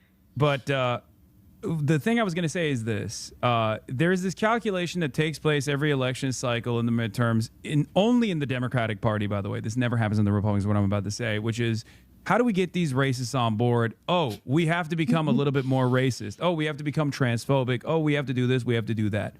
No, we want those voters to come and vote for the Democratic Party, or to vote for the most progressive politician that's available. We want them to do that.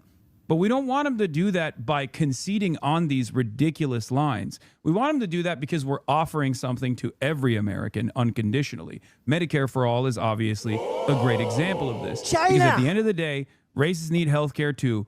Racists need a roof over their heads too. And if they have that roof over their heads, and if they have that health care, maybe it's going to be a little bit more difficult for them to act out on their racist desires. Or even if they don't, it doesn't matter, because they voted for the non-racist option or the less racist option in that election. So my argument always is, instead of trying to bargain with them, and instead of trying to concede on these culture war narratives, offer them something to vote for the first time ever, instead of taking a defensive position and allowing the Republicans to dominate the conversation. This was a major issue in the last election cycle as well, and I really hope that this is a opportunity for restitution from the Democrat. Sorry, I just missed what I'm totally on board with it. Hasan is spitting right now. I just missed whatever he was saying though, because of that sneeze. That was one. It must have been some serious space dust up here. Good God. Woof. That was a forceful one. I tried to avert the sneeze from the microphone. I don't know how much all of you heard of that. This was a major issue in the last election cycle as well, and I really hope that this is a opportunity for restitution from the Democrats. I'm specifically talking about the Democrats and what they could do in the upcoming election, in the midterm election, and what they should be doing already, because there is a reason for why the Democratic Party's disapproval rating is also incredibly high right now. There's a tremendous amount of discontent towards the Democrats as well, and one must ask the question why. And I think that's because people are frustrated with their inability to address the things that Donald Trump is saying and doing. Whoa, I'm trying to listen to Hasan, but all I can do is I'm looking at something. I'm just realizing something. What happened to the wrenches? Why is MIDI a shield? You're shields instead of wrenches now? I kid you. What? What? A what now? What? What? I'm broken inside. What? They've taken your wrenches and replaced them with shields? This is ridiculous. Who made this decision? I didn't approve this. I'm highly offended. Nobody asked for my opinion on this. Good God. And mount a serious defense against everything that Trump is doing, which sometimes means playing hardball, which sometimes means continuing the government shutdown, for example, when the momentum is in your way, when the momentum is on your side. It sometimes means playing hardball and not conceding to some of the demands that the Trump administration will say yes to, like with respect to ICE, instead of immediately launching an opposition towards the base of support that's saying abolish ICE, instead of turning around and saying, no, we're not going to do that. The moderate position here is to reform ICE, to say, you know what, we should abolish ICE. That we should go back to the previous standard that we had when the Department of Homeland Security did not exist. It's a 23-year-old institution in this country. We act as though it was around since the beginning of time, but you know, immigration at the end of the day is simply a paperwork violation, and it should not have this incredibly militant response. That you can go back to the INS and Border Patrol. Look at Anna Navarro. Anna is seething. Look at her. Look at her right now. She is seething right now. Oh, Hasan, I hate you. She's like trying to avoid squinting, like the rage. The rage that must be coursing through her veins right now. She's so upset. Oh, how dare you say that you don't like me and need me, Hasan? I want a hug. Look at her. Look at her right now. She's so upset. Every single frame, she looks pissed. You can just go to look at every single frame. I'm just gonna keep going. Look at her face. Oh my God. Every single one of them. Look, Customs being three separate agencies rather than under this mass state surveillance apparatus that is very clearly being used to not only dominate our migrant neighbors, but also American citizens as well.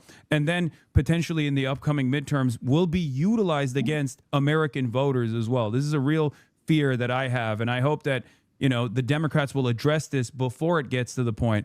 And they don't launch an opposition that is a day late and $1 short. Thank you all. Thank you, Hasan. I appreciate it. Thank you all. And look, these are the guys I just want to introduce. Where did these people come from? Thank you, Hasan.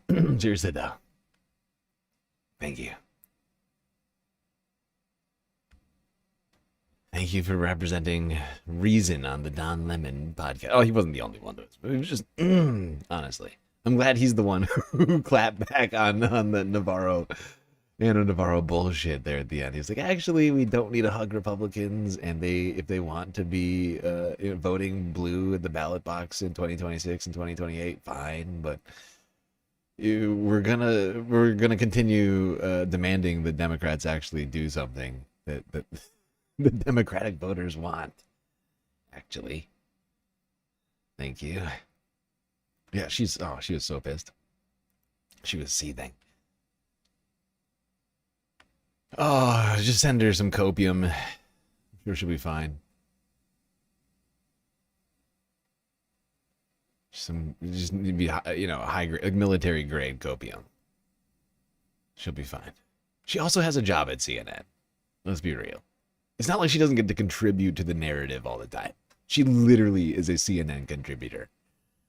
She's always going on those stupid fucking Abby Phillips what do you want to call those round table burst with Scott Jennings and all those other idiots. Although I've noticed they haven't been doing that show lately. I've not been seeing many clips from that. I wonder, that show get canceled? Maybe she'd lost her job at CNN. That's why she's on the Lemon Pod. The Lemon Pod. I love that the Don Lemon has Hasan on. It's great.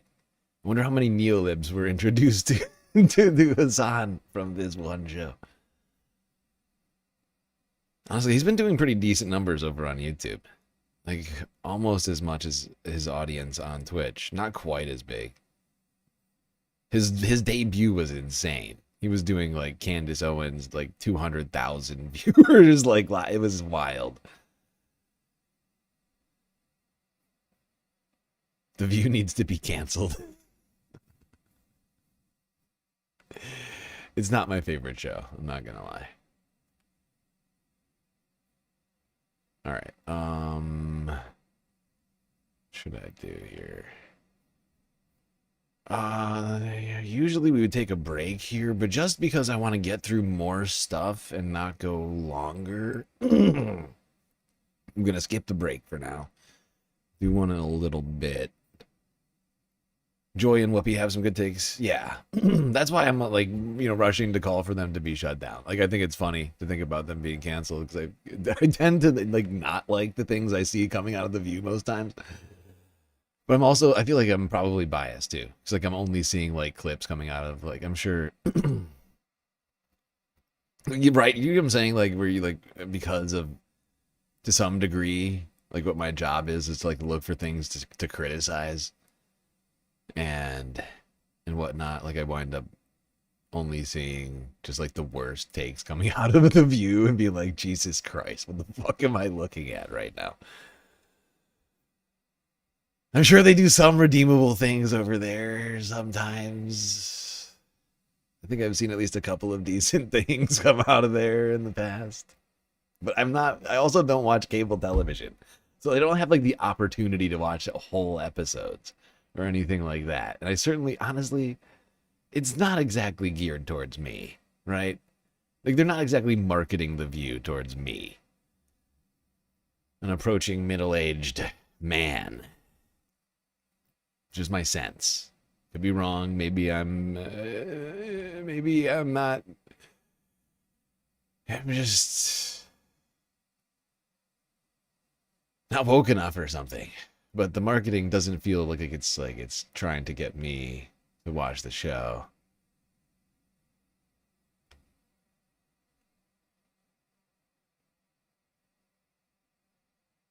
God, I'm getting fucking old. I've seen too many decades at this point.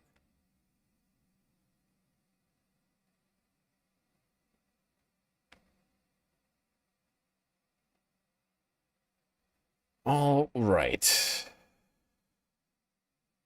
Now, all week, much of America has been getting obliterated by cold, snowy weather. For some of that, ABC's got us covered. We begin tonight with dangerous weather. 27 million Americans on alert for snow in the southeast, and more than 175 million facing a brutal Arctic blast. The snow is getting heavier in the... You thought I was still under 40? I am still under 40. That's what I'm saying. I'm approaching middle-aged. Yeah. But how old do you think people live to be exactly? I'm not gonna be. I mean, I would be incredibly lucky if I lived to be, like 80. I feel like. Could be wrong. Maybe I'll live to be 100. Maybe I'm not even nearly middle. Maybe I got a super long time, maybe, Maybe I'll defy physics. Carolinas with gusty winds. Some areas near the coast could see whiteout conditions. Crews struggling to clear the roads. The severe weather also causing major travel disruptions. More than 2,000 flights canceled today. In Southern California, dense fog contributed to a chain reaction crash. Dozens of cars in the pileup shutting down a major highway. And Tennessee calling in the National Guard to remove debris. One of the states still cleaning up from last week's deadly storm. There's also a coastal flooding threat for the southeast. Our weather team is standing by with the forecast. But first, ABC's Christian Cordero leads us off from Virginia Beach. Tonight, another powerful winter storm slamming the east. Snow blanketing parts of the Carolinas as residents from Georgia to Maryland battle wind gusts up to 70 miles per hour. Places not used to this kind of weather. Virginia Beach is among those under a winter storm warning. We don't see a lot of snow here, so really it's about 3 or 4 days of almost around-the-clock prep work. The 1-2 punch of winter weather causing dangerous driving conditions through the weekend. Oh, damn, dude. More than 2,000 flights my God, they're canceled. so lucky that didn't make it. They're so lucky that didn't turn worse than it did. Oh my God, there were so many fucking trucks behind this other truck. Lucky those guys were not following close behind. Smart thinking. Look at this. Oh my God. Can you imagine you're just barreling down the freeway and that happens in front of you? Fuck me.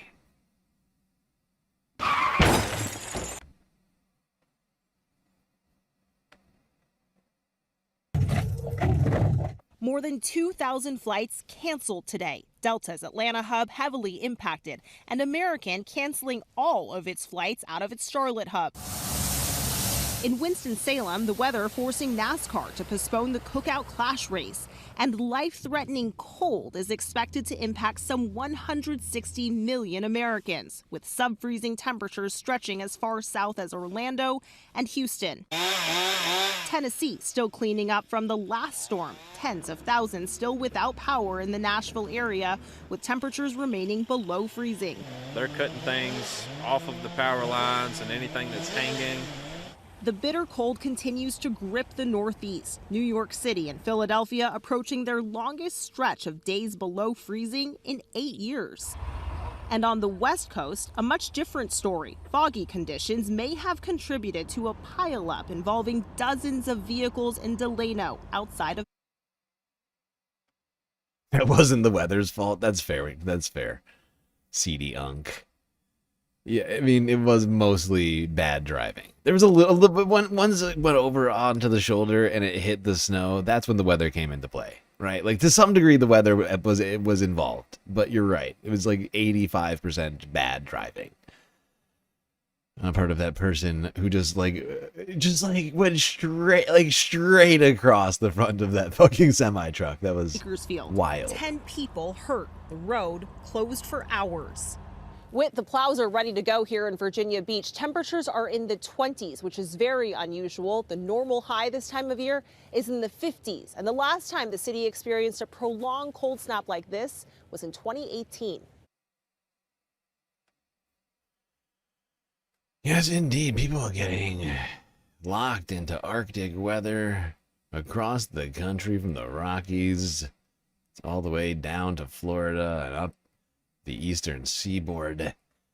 Of course, we are still doing a part 2 of the Galactic Weekending report right now. So it's like that story was from like 5 days ago or 6 days ago, I think. And this was a post from 4 days ago off of the North Carolina coast in the Outer Banks. Look at this. This is a wild scene. Metal says hi. There it goes.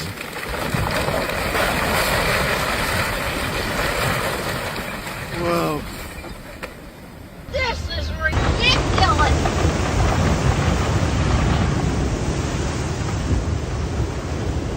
Oh my God. Can you imagine being in there? Hopefully nobody's in there, but this guy's in his home. Who's to say somebody's not in there right now? This guy's back like 10 feet from that house. All right, maybe a few more feet. But do you see what I'm saying? Like in terms of like this guy's also on in danger of being swept out to sea. Can you imagine? Yeah. Oh my God. Whole thing just comes crashing down into the water. Well, it's a boat now. I guess we're going the Atlantic Ocean. Did you bring your paddle, honey?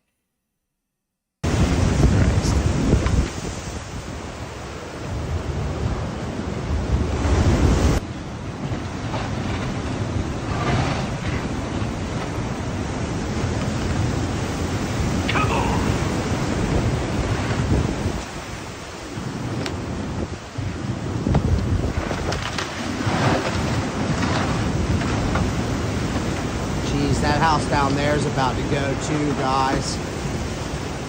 Holy moly. And then that house is about to go.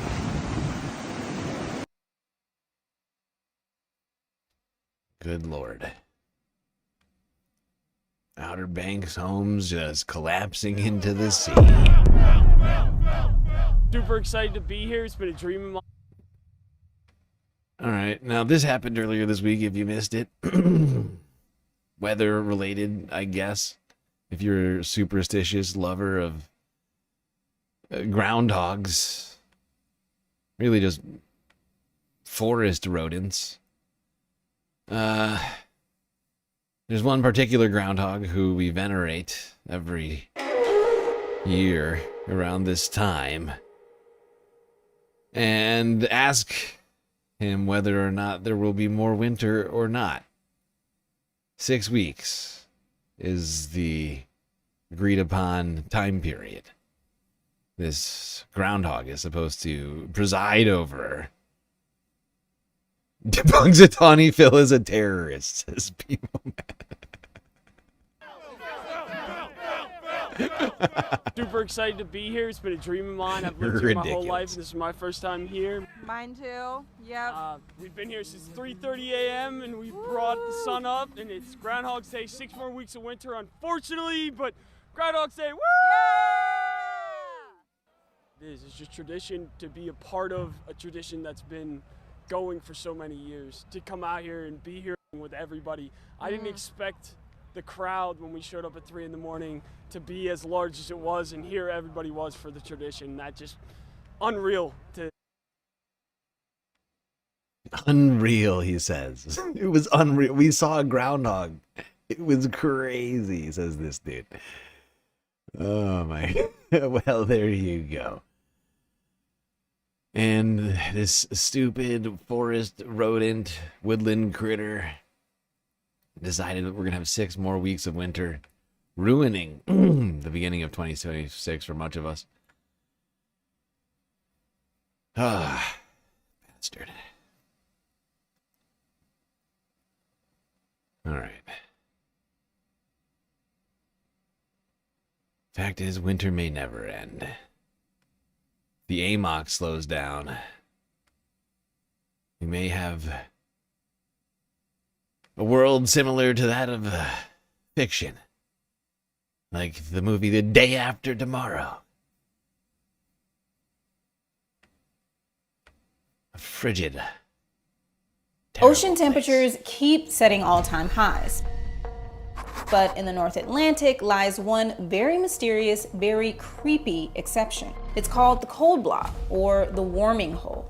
And according to climate models, it shouldn't exist today, which means we're missing something. So one researcher got to wondering, did the cold blob exist the last time the planet was this warm? And if so, what happened after it appeared? Our study is actually probably provides hints regarding our very near future.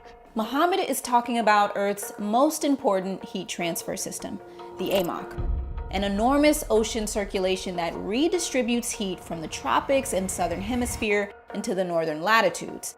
And this global heat transfer is responsible for regulating weather that we rely on to function as a society, especially temperature and rainfall patterns. And the appearance of the cold blob could mean that this vital Earth system is on the brink of collapse. But it might not be so simple. It turns out that there's a hot debate in the scientific community about the AMOC. And in this episode, we're going to get to the bottom of it. Because although there is debate, what most scientists agree on is that an AMOC collapse will change our world dramatically. Once the climate warms enough, we can hit a tipping point where very suddenly and very catastrophically, this AMOC current could collapse. If not sooner. The AMOC brings warm, salty water from the Gulf to the North Atlantic, where it sinks, bringing cold, deep water as far south as Antarctica.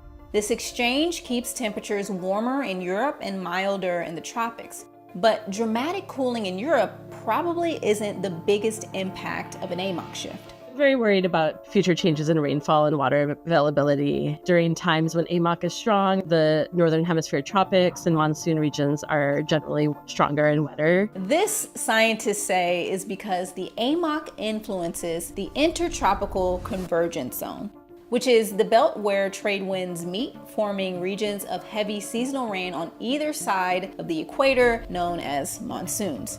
It's really hard to imagine how many people a sudden shift in monsoons would impact. Over half the world's population are impacted by them. And so really understanding how those could potentially change is really critical. That's because as the AMOC slows, the northern hemisphere cools. That cooling shifts the tropical rain band south, and the monsoons effectively miss regions that count on them for up to 90% of their yearly precipitation, directly impacting food security for over 2 billion people. So with so much on the line, what does the scientific community say? There are a number of studies that really suggest that the risk is much larger and much closer, actually, with lower levels of warming than we have previously thought.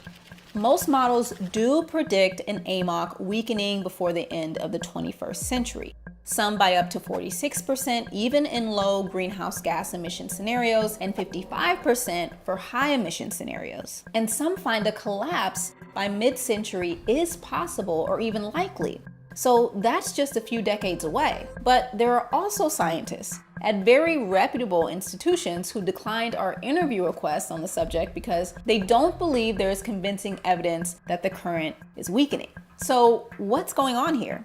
Well, the AMOC is hard to study. It's variable from year to year, so even though a slight slowdown has been observed in the last 2 decades when scientists began directly observing the current, there isn't enough data to determine a trend. And even this slowdown isn't particularly clear. But there is a third way to study the AMOC, and that's by looking at paleoclimate data, or the study of Earth's past climate. Paleoclimate, in my view, is really critical to understanding the future of Earth's climate, because humans have only been recording climate with instruments and satellites for decades to maybe like a couple of centuries at most. Using clues buried in snow, ice, marine sediment, and one very unexpected place, which we'll get to in a bit, researchers can put together an incredible history of Earth's past climate by literally measuring cores of the Earth. But getting the data for paleoclimate research is easier said than done. We visited a scientist at Oregon State University who studies ice cores found miles below the surface. This sample came from about a mile deep in the Greenland ice sheet. Since ice is so thick, there are thousands of samples that have to be measured, and all of them are cut by hand. Once the ice is cut, it's taken to the lab where each sample is measured. After we cut the ice samples, we put them in a little flask. That flask is mounted to our vacuum line, and we pump out all the air, we close it off, and we melt the ice. Christo is measuring the methane concentration in these ice samples, trying to understand past AMOC collapses. To do this, the ice sample is refrozen so that the ice is at the bottom and the air is at the top. He then measures that air. Once we find the methane spike, we know exactly where we are in time. By cross-referencing paleoclimate records, scientists are able to confidently reconstruct past climate events. There's a one-to-one relationship between all these different things: greenhouse gases, temperature in Antarctica, temperature in Greenland, rainfall in the tropics. When the current is on, we know that the monsoons in India and China are very strong. This means there's going to be more wetlands in those places, and wetlands are exactly the thing that produce methane. That's the relationship between methane and this AMOC current. It runs through. Yes, indeed. We keep spewing out more and more methane, unfortunately, as a species, as well as the Earth itself, because as the climate warms, different geological methane deposits, right? Like in the Earth, there's deposits of methane, both on land and under the oceans, in the Arctic or Antarctic. And the warmer it gets, the faster these things hit tipping points that cause them to release into the atmosphere, which become huge climate events, like the thawing of the Siberian, other things like that are happening right now. And while it is disputed, like Maya just mentioned, between scientists based upon, the measuring of the AMOC itself, But the fact is, there's other ways to look into it, like paleoclimatology, as was mentioned. And if you use paleoclimatological methods of study, like they are doing, as it relates to methane, it becomes clear that we are, at least clearer, that we are at a potential tipping point right now as it relates to methane emissions on the planet. Similar levels to the last time the AMOC shut down.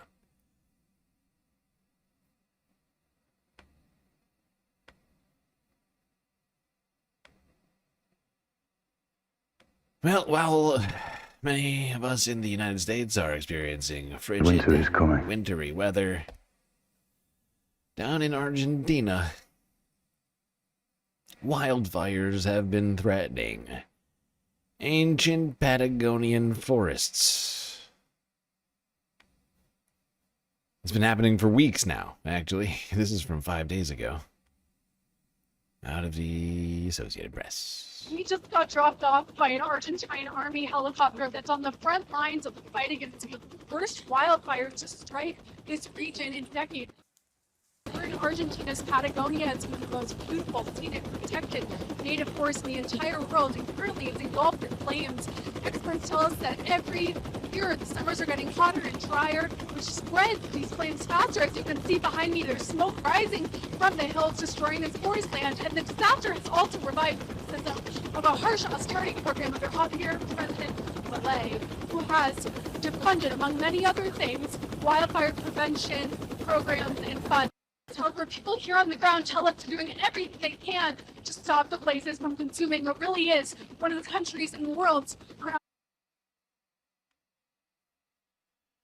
If you didn't quite hear her, she mentioned that Javier Milei, Argentina's Donald Trump impersonator and president, defunded all the wildfire prevention. And they're now dealing with one of the biggest wildfires in their history. Seems like a bad time to do that. But, I mean, he's just doing the same thing Donald Trump's doing in the United States. We can expect there to be a very catastrophic wildfire event between now and the end of Donald Trump's presidency, and for that wildfire event to be handled poorly. Considering who's running FEMA right now, and the defunding of all of these like prevention programs, it's almost a guarantee.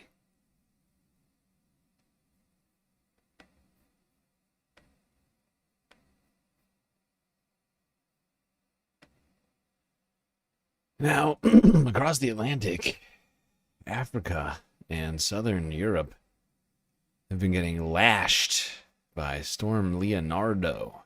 Morocco, Spain, underwater last few days. Start here. Why on Northern news? Morocco is underwater with weeks of relentless rain forcing almost 50,000 residents away from their homes. The province, about 190 kilometers north of the Moroccan capital Rabat, is one of the hardest hit. Water from the Lucos River has flooded large parts of the city, displacing nearly half of its population. Low-lying neighborhoods were inundated with rapidly climbing water levels. Streets submerged as rescue teams evacuate residents, and this is amid ongoing flooding. Authorities have sealed off the area, permitting only outbound traffic. Electricity has been suspended in several neighborhoods, and schools have been ordered to remain closed.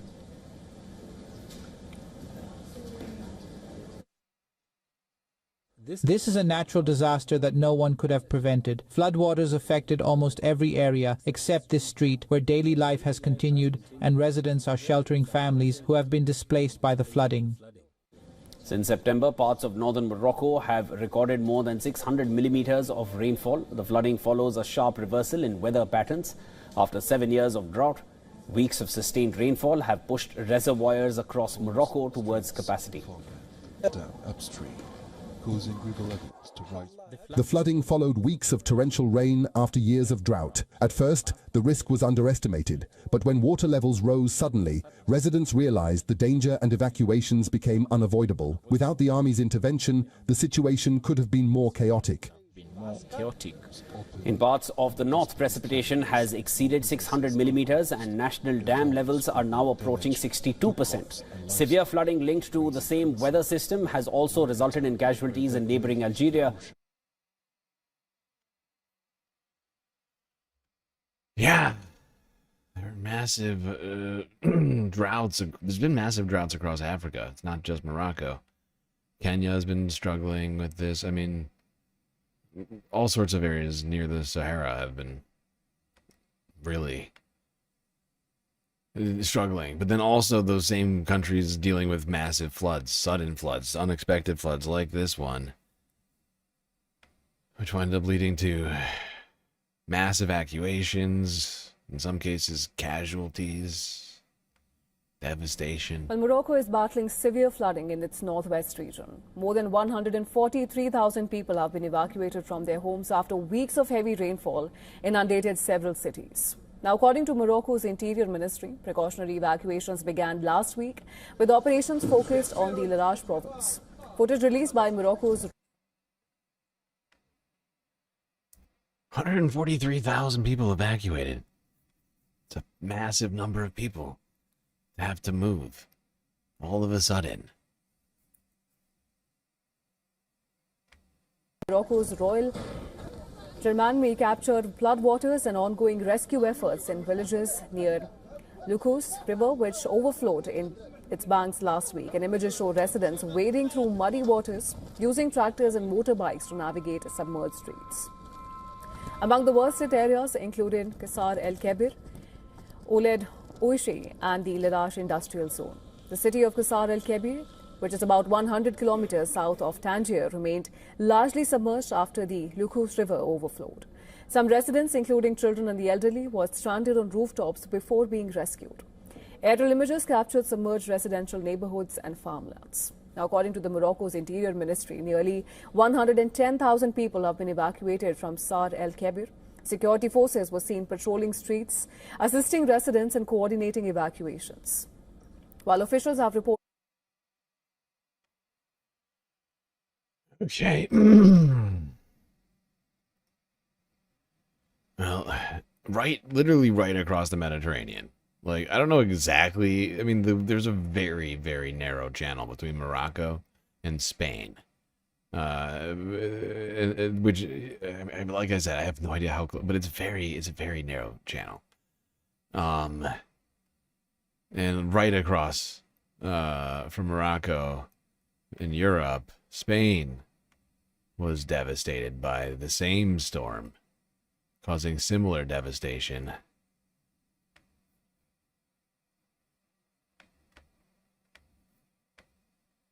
This is Reuters from 3 days ago.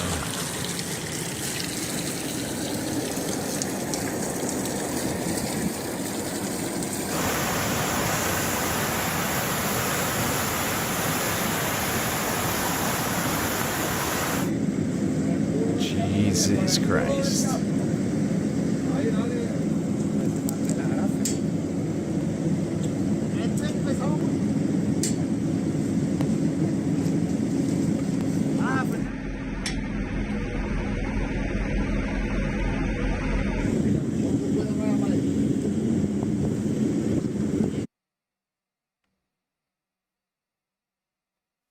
We got more in Spain here. This is from 2 days ago. Our correspondent who joins us from there, Sarah Morris. Sarah, the situation in both Spain, where you are, and in Portugal, I mean, it's been really critical, hasn't it? This is a critical situation, Stuart. We've got news that one man in his 60s in Portugal has actually died. He was basically swept away as he crossed or tried to drive across an area in the Serpa municipality. Christ. And here in Spain, across the border, the authorities are looking for a woman who was out walking with a friend near the Torbilla River in Malaga. And and she is missing. These are critical conditions because there are basically rivers engulfing, overflowing, engulfing buildings, sweeping over cars. Here in Spain, the worst hit area has been Andalusia and places like Ronda. As you mentioned, 40 centimetres of rain. The weather forecasters say that is the sort of rainfall that they have received in a day that would fall on some cities in a year. As much rain in a day as usually falls in a year. Jesus Christ. Just devastating. Horrifying. Alright, I've got more footage of this. I'm just realizing I'm moving so slow right now. I'm gonna have to end the stream soon. Because I really can't. It would be irresponsible of me, I think, to go long. I woke up so late today. It's why I started the stream so late today.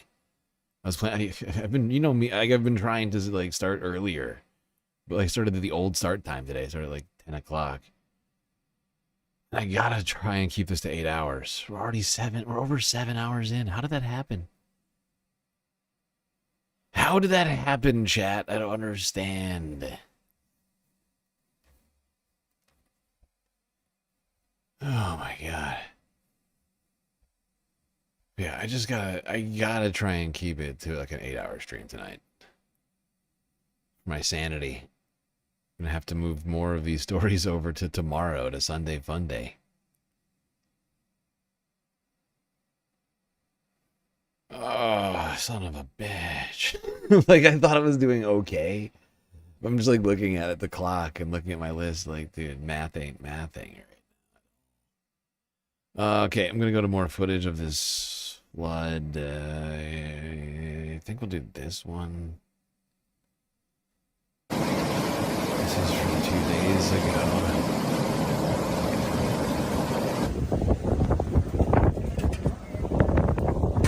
Wow, look at the size of that boulder.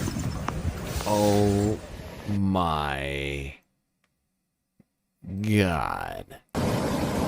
Look at the size of that boulder. Look at that thing. It's like, look, it's like 2 times the size of this car. Oh my god. Oh my god, it's huge. On February 4th, Storm Leonardo brought prolonged and exceptionally intense weather conditions to Spain, marking one of the most disruptive storm events in recent years.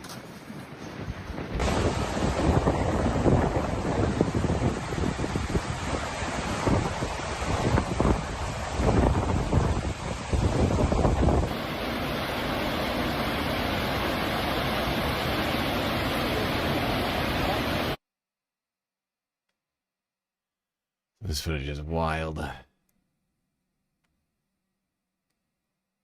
I'm just gonna keep going through these videos quickly rather than going back to the office to announce them right now, just for time's sake. This is the AP. What is this? I can't read that. No, you're moving. You're making. Ah, you ruined that. Good God. I assume this isn't a river and instead of a city street, but I'm just assuming. Not a lot of evidence. You can kind of see a street down there somewhere.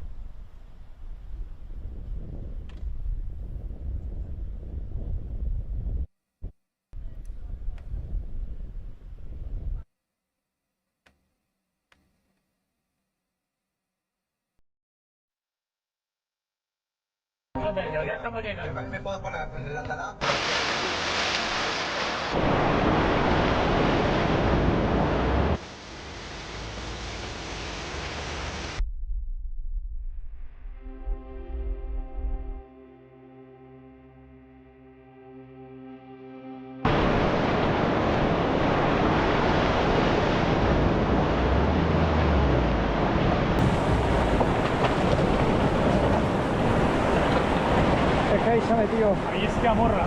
Ya, pero va a amorrar porque se ha metido más para allá. ¿Ya? Sí, estupendo. Vámonos. Y ya, todo bien con llave. Aquí.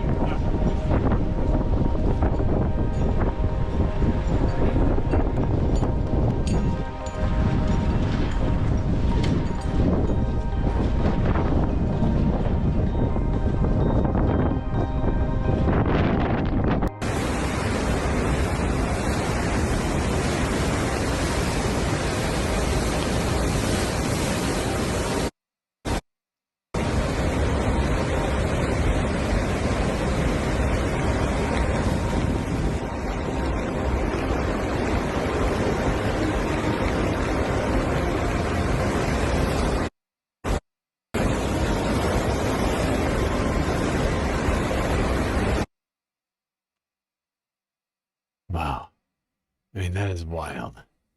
You know, let's all remember the trees don't grow in moving water. Certainly not deciduous, whatever you want to call it. Like trees like this do not grow in moving water.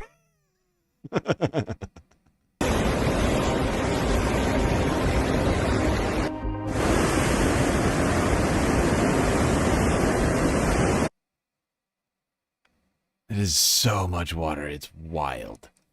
This shit is insane.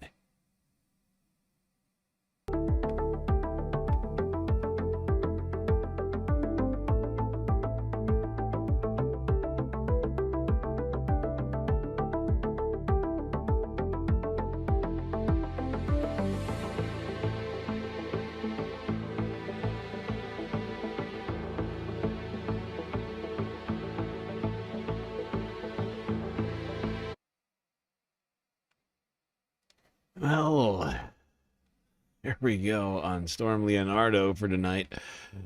It's not just Morocco and Spain who are having a difficult time with the winter right now. Gaza.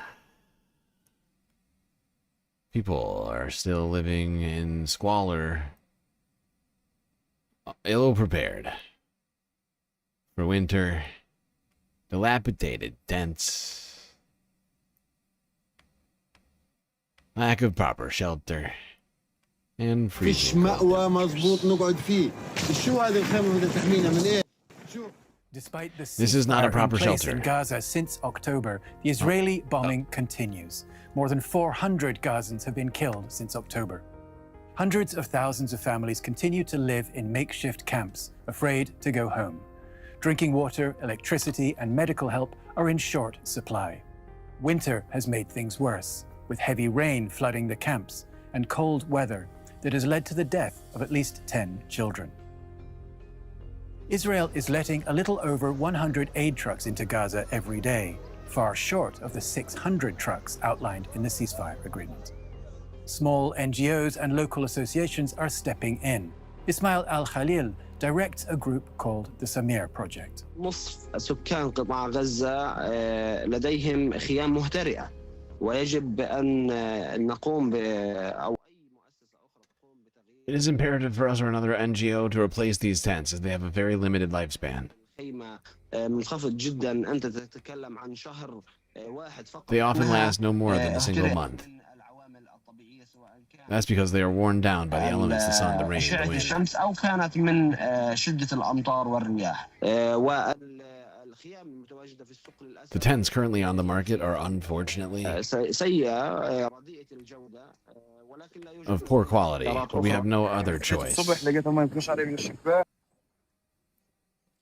I woke up in the morning and found rain leaking through the window into the tent. The tent has all of its stakes pulled out. We buy the tents at exorbitant prices, 500 shekels apiece. That's $200 Cold to and the lack of healthcare $250 per increase unit. the risk of disease. The Samir Project has set up medical clinics that treat up to 650 patients a day. We are receive around 100 cases of pediatric clinic. All of these cases are divided between upper respiratory tract infection and acute gastroenteritis and acute bronchitis and hepatitis A virus. The group operates in areas close to the so-called Yellow Line, the uninhabited buffer zone between Gaza's residents and the Israeli army. My headphones just fell apart. Help.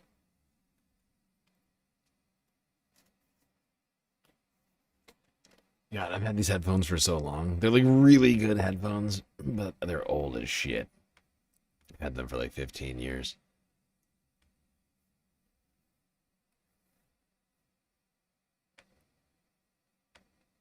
They're like studio recording headphones for music.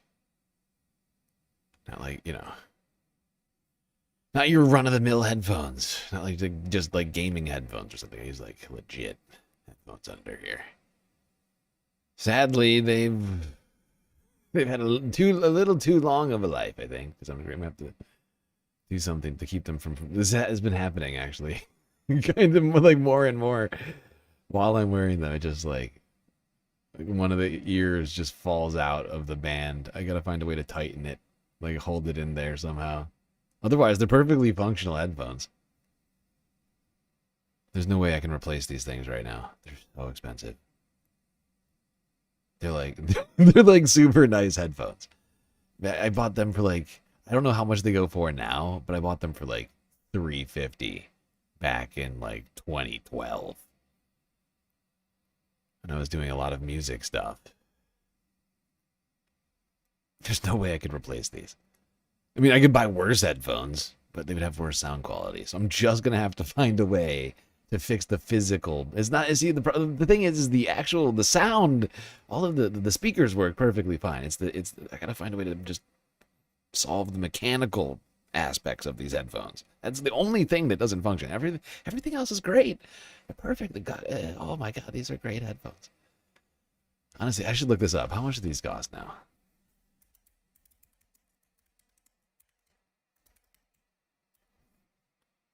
Right, sorry. Yeah, that's not how you do that.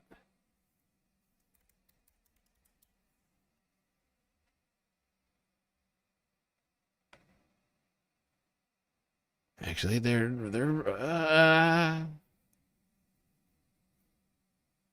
I'm not sure. I'm not sure how much you can get these for. I don't think they don't make this model anymore.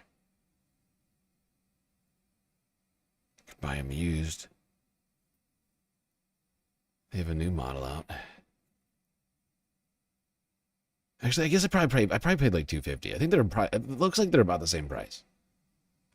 I think they're about the same price. They're like $300. It's a lot of money for headphones, though. It's a lot of money for headphones.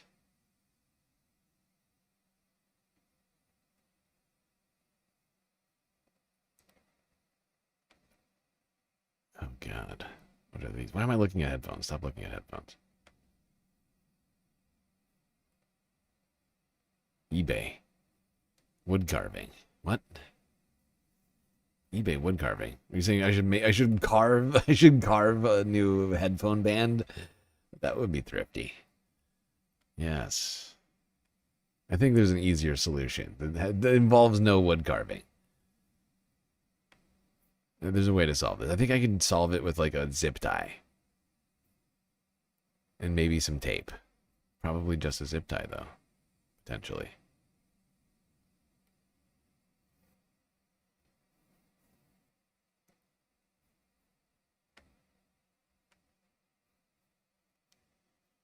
All right, I'm just going to keep trying to... I'm not going to take any more breaks tonight, okay? We're going to do the Galactic After Stream like normal, but I've called it. I'm calling it. We got 45 minutes left. So I'm calling it 8 hours tonight. I just need to get my schedule into something reasonable right now. And I want to be able to do a decent, legitimate Sunday Fun Day stream tonight. And it started so late. It's already 6 a.m. I just need to call it shortly. Do we do space news? I think I'll save the space news for tomorrow. I'll do some of the Earth news that I had planned for us. Welding. Welding? I think it can be less drastic than welding as well. I think we can avoid either welding or any sort of woodworking. I think this could be done much simpler, everyone. I think you're all overthinking it right now. But I love that you're thinking about it. I love that you're thinking you're thinking outside the box. I appreciate this. I appreciate your input. The brainstorming. It's great, you know, sort of community inputs. Phenomenal.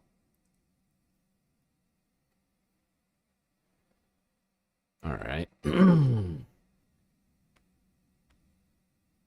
Let's go here. To Reuters from Wednesday. I think this was. Colombia's Gustavo Petro, who Donald Trump has been incredibly critical of. He's said all sorts of shit about like how Colombia was next In fact, after invading Venezuela, Donald Trump said that Colombia was next, as well as the fact that he's been blasting boats in the Pacific off of the coast of Colombia, extrajudicially murdering Colombians.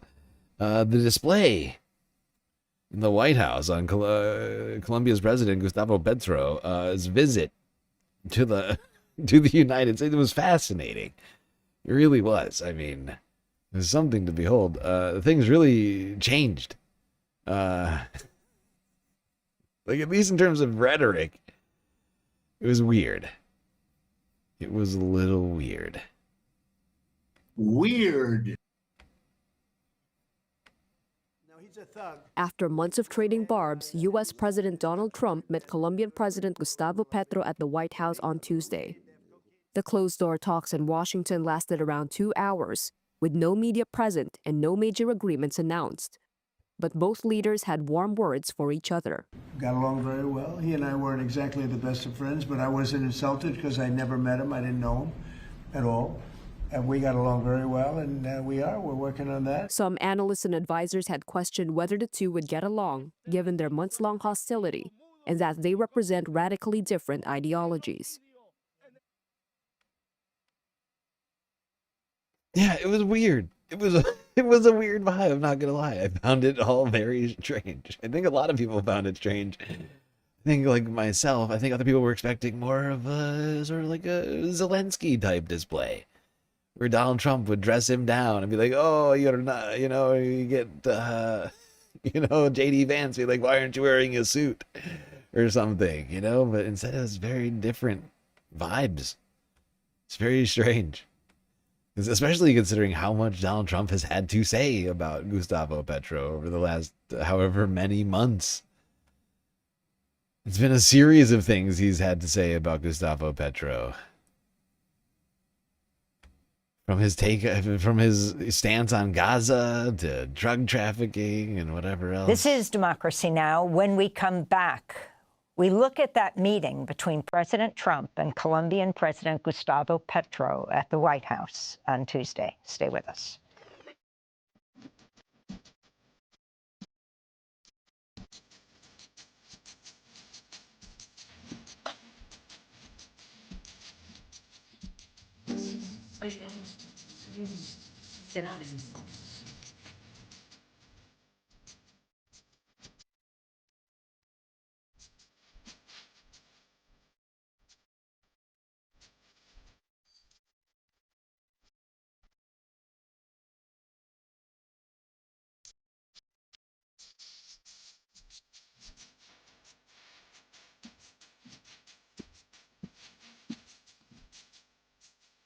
Again, Leela Downs performing Manu Chao's Clandestino for Democracy Now!'s 25th anniversary 5 years ago.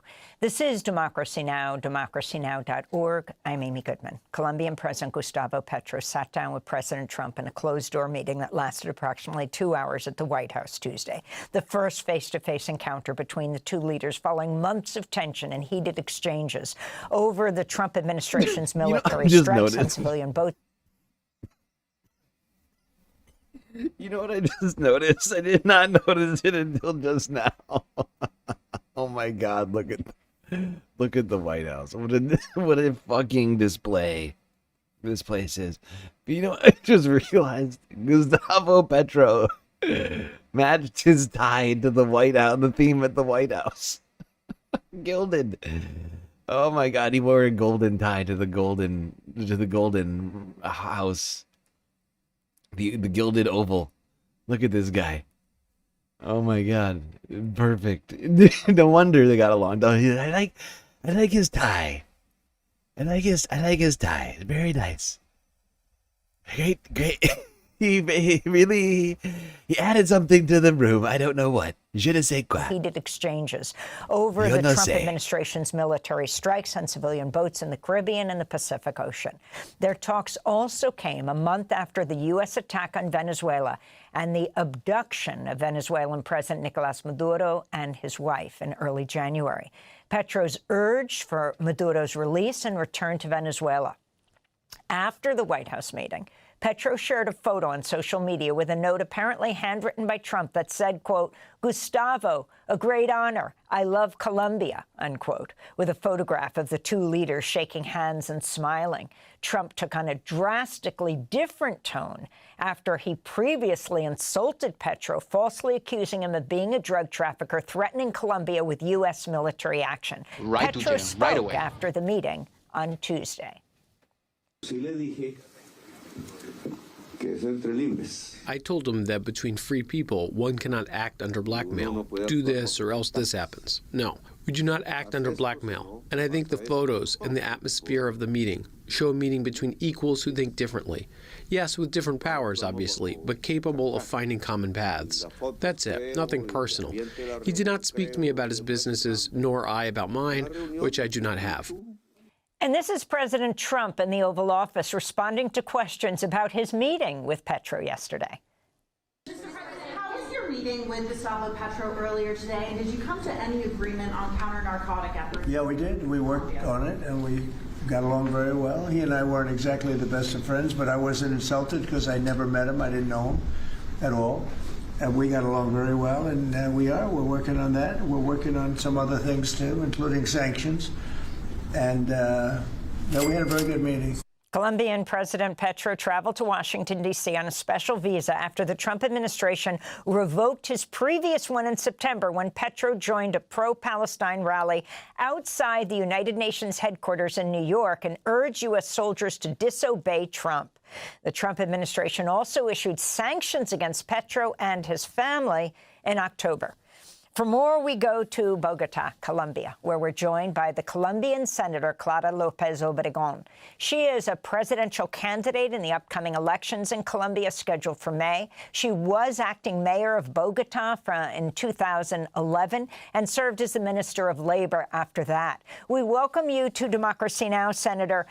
If you can start off by talking about what you understand took place yesterday in the Oval Office. It was a closed-door meeting. You had President Trump viciously attacking Petro. You had Petro demanding the release and return of the Venezuelan President Maduro before this meeting. And then it was all smiles afterwards. We almost thought it was a replay of President Trump meeting with the New York City Mayor, Zohran Mamdani. What I see is a very important repositioning of coercion and diplomacy in the Latin American context. I think President Petro was able to reframe precisely with that quote that you just passed regarding our common commitment to liberty, to freedom, from which he could establish a common language to establish very controversial issues which definitely separate us, like climate, like migration, like Venezuela, like sanctions. So I think that in a very asymmetrical position, President Petro was able to elevate through moral principles, through force of character also, and an ethical stance, a more equal interchange with President Trump in his Oval Office, which is obviously the center of power, not only of the United States, but of the world. What do you think, Senator Clara Lopez Obregon, is the path forward on issues like drug trafficking, energy trade, military intervention, the U.S. strikes in the Caribbean and the Pacific, and continuing to detain the Venezuelan president, not far from where we are right now, in a Brooklyn detention center, both Maduro and his wife? Yes, this is a re-edition of the Monroe Doctrine, but not as an ideological cover for intervention in our countries, but as an instrument for coercion, depending on how good the alignment is of each country with the United States interests. our response has to be getting together. Latin America, unfortunately, has been unable to structure meaningful and permanent instruments of collective action. So each country has to negotiate on its own from a position of weakness. And I think that what we have to construct in view of all of these new coercive actions and violence, international violence through military intervention and sanctions that the United States has recovered as an exercise of control, the only alternative that we have is what we call the geopolitics of the weak, getting together, coordinating our diplomatic actions, and using international law in a strategic way. I think that we have to recover the moral narrative of international law with connection with Europe, with the United States, with all the progressive sectors of society. Yeah, but the United States has withdrawn itself from all of those things. And it's causing our allies to be rightfully, perhaps greatly concerned. You know, about things perhaps they were not concerned as much about before. Talk about that a little bit. Let's go here to TRT World. From, I think this was Monday? No, sorry. Yeah, no, Monday. Let's talk Arctic security. If you're confused why we're going back this far in the news, is because still the week ending report, part 2. Yesterday I tried my best, but I was left with a long list today. I was left with an 80 video list that I had not yet gone to, as well as I added another, somehow I also added another, why not just add 25% more videos? Just throw in an extra 20. So I wound up with 100 video list today. So we're not even going to get through this whole list. I'm skipping a couple in here. But I'm doing my best. I'm doing my very best to get through all this. I'm trying to keep this to a reasonable length tonight. Yesterday's 12-hour really took it out of me. And it's freezing cold down in my Earth apartment.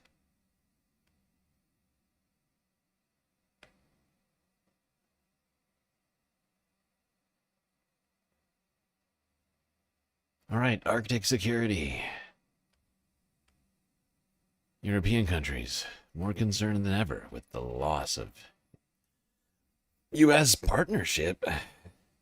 It is a beautiful but vicious landscape, inviting, unrelenting, and the focus of global discussions around security. Greenland's Arctic terrain has found itself at the center of disagreements between NATO allies. You know what Denmark did recently to boost up security in Greenland? They added one more dog sled. It's true. They thought that was a great move. Denmark may disagree. The Danish military's dog sled team is known as the Sirius Patrol. It monitors Greenland's vast, frozen northeast, a vital but almost impossible job given the scale and nature of the terrain. Almost 1 million square kilometers of icy crevices and snow-topped mountains. The reason why we are using a dog sled and dogs rather than a snowmobile is that the sled and dogs are durable. We can operate for a very, very long time over enormous distances in the extremely isolated environments. This can be done efficiently with dogs and a dog sled. However, a snowmobile would quickly break down under these conditions. US demands to acquire Greenland had talked about national security, but precisely what they wanted in the Danish autonomous territory isn't clear. Denmark has been bolstering security there of late, though, including as part of the Joint Arctic Command with NATO.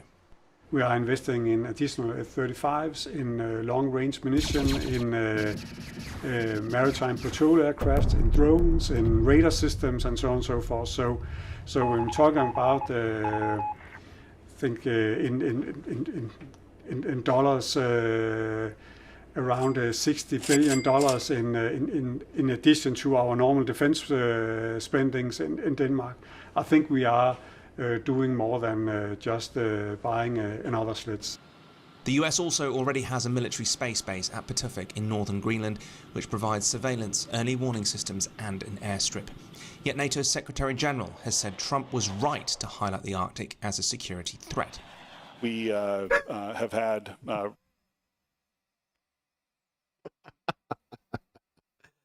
don't know why I chose that time to read chat at that moment, but that was fucking hilarious. Donald Duck, you just got shut down by Nightbot. Oh, that's so sad. Oh, God. Mo and Noab doesn't love us anymore. Oh, God. That makes me real sad.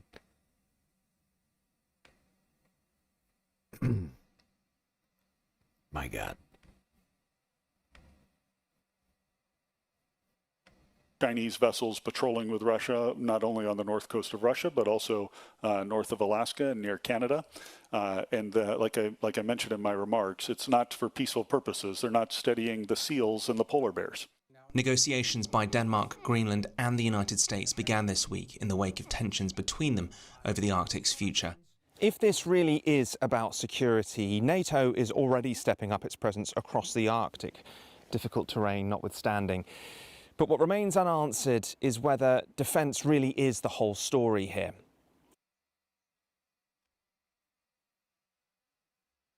Yeah, or is it a delusional madman with desire, or just the desire to grab territory? The 21st century Napoleon. Is it that? I think it's that. I think it's number 2. I think it's door 2. I don't think it's security. Speaking of security, the UN is as insecure as ever, at risk of financial collapse. Imminent, according to leaders over at the UN. The world order is falling apart. This is from Sunday. Last Sunday. The Secretary General has, as you know, repeatedly made clear the problem both of non-payment of Jews by member states and the related problem of the UN being forced to repay member states for budget expenses that it does not budget money that it does not spend, so those two factors have put us on an unsustainable trajectory. Although more than 150 member states paid their dues last year, we ended 2025 with a record $1.56 billion in outstanding dues, which is more than double that of the previous year. So unless either the payments come in or we're not compelled to spend, to return the monies that we are not able. Now that sounds bad. Honestly, I thought that we were having a problem with deficit financing over here. We're $400 short right now on our deficit for the month. Meanwhile, the United Nations is $1.56 billion in the hole. That sounds bad. Risk of imminent financial collapse, according to UN representatives. Does sound bad. Oh, here's one UN country. Oh, actually, yeah, let's go to France, a UN member. I don't know if they've paid their dues yet. But one Frenchman, don't know his name, had an experience back in the United States. This is going to lead us into another story. Had an experience back in the United States with immigration and customs enforcement. Oh boy, here we go. Well, joining me on set now is Julien Pereira, a 26-year-old French citizen who had more than his own run-in with ICE. Julien was detained for a month. Hello to you, Julian. Thank you for coming in. This happened back in 2025. Before we get into your experience, tell us about why you're speaking up about it now. So honestly, I tried to speak about it like around July or June. I don't think it was such a big topic here in France. It was already quite a topic in the US. But seeing what's happening right now in Minneapolis, I thought it would be good to see, we see what's happening outside. We can see that on Twitter, everything, but I'd rather speak about what's happening inside too. Yeah, and share your story. This happened in, was it May of 2025? March. It started in March. So tell us a bit about what happened, first of all. So yeah, I was offered a job. I did all my bachelor, my MBA a few years before. You were living in the US for 8 years. Yeah, in total 8 years. Yeah. So I got offered a job switching from a student visa to a work visa. Yeah. We did everything correctly, as I thought. And one day my employer called me and he's like, hey, we had some issue with your visa. You need to leave today. The day, if you stay until you need to leave the country immediately, today. right? If not sooner. Today.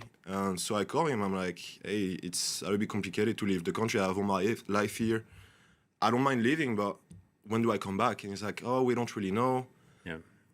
So he tells me France is not possible because the timing is too tight. So we decided. Because your lawyer also said, yeah, get out of the country. Exactly. My lawyer, my employer. So I'm like, okay, I'm trying to take a flight to Montreal. Yeah. Which is not possible on the same day. We need to have like a special visa. Okay. You have to do it one day before. So my last option was to drive to Montreal, and that's where it all started. That's where it all started. And so what happened next? So I tried to drive to Canada, drive all the way to the border in Champlain, New York. And for some reason, I don't really know why, Canada denies me. Because they're like, yeah, we don't have proof that you can actually leave the country after. So I tried to... So you can't stay in the country, but they're not going to let you leave the country. Exactly, yeah. So they put me back on the border of the US, and that's where I started to talk to CBP, the Custom Border Patrol. Right. And that's where they detained me. And how did they handle that incident? Were they calm? Was it polite? It was very, very cold. You know, they're just doing their job, I guess. Right. You know, but they didn't let me talk to my lawyer, to the consulate, to anyone. So I tried to explain my situation. I'm like, guys, like I'm just trying to leave the country. I'm not trying to come back. I want to stay legal in the country. I don't want to do anything wrong. And they didn't really honestly care about it. Did they tell you what was going to happen next? Yeah, so they put me in a cell for like 3 days. They handcuff you before then? No, so 3 days, no phone, nothing, no contact. And not even with your family? Very little, just to tell them, hey, I'm detained, and if you can please call the consulate for me. Right. Okay, so yeah, they detained me for 3 days, and they're like, okay, we're gonna have to wait for the judge to tell you it's either you're gonna fly home or we're gonna detain you to ICE. And what were the conditions like? In the cell for 3 days with the CBP, pretty rough. No bed, light was going on, no windows, just you're lost pretty much. Pretty much no food, no shower. And until this point, you had never broken a law. You had no criminal case. I always pay my taxes. I always renew my visa on time, my work permissions. I always made sure to, And did be a good citizen. anyone there seem sympathetic with your case? Yes, some officer, but they just said this is procedure. This is procedure. CD Young, can you take this seriously? Okay. This dude fucks for sure. Wow. But this guy was just detained wrongfully, and you're talking about, this dude fucks. How rude. Good God. Can you take this seriously? For the love of God. That's in the Bible. Take this serious, please. Please. You perverts.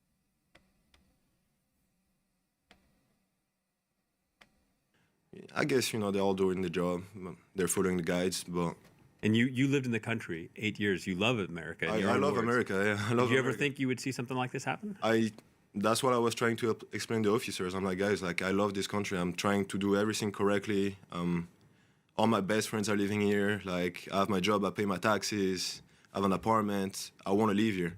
How did it make you feel, the fact that they like an animal, very much, Right, but... They're following the guides, You're a Frenchman. France has its own strong. Yeah.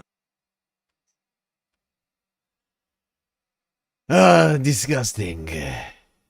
Disgusting. Disgusting and probably illegal.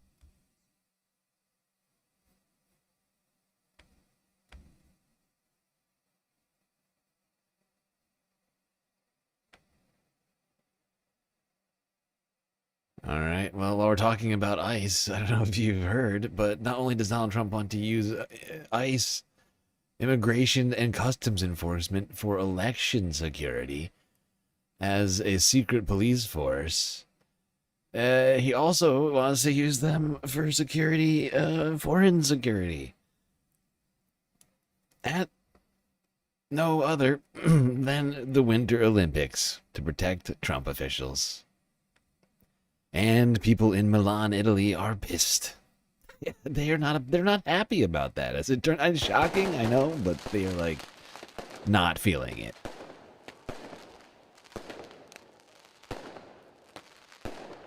And they're protesting.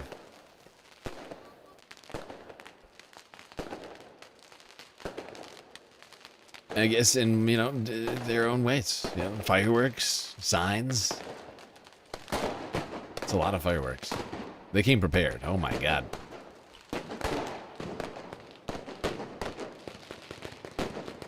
These guys and gals really came prepared. That's a lot of fireworks.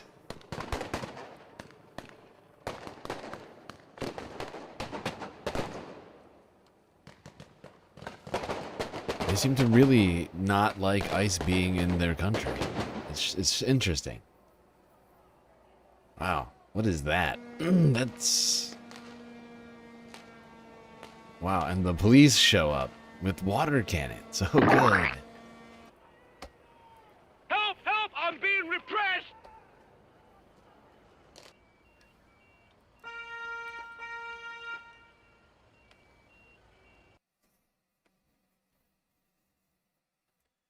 Okay, I think that's where I'm... Oh, I can't do that. I gotta at least give you... I gotta give you a heads up.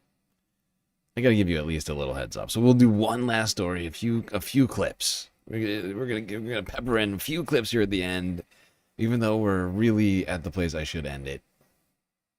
Great job, everybody, for making this fun. Final story of the night. We're gonna flip it and reverse it. Go back to France real quick.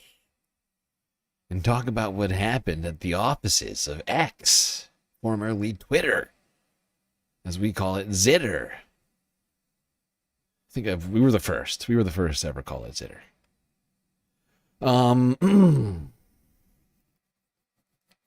Now, the offices of X were raided in France, in Paris.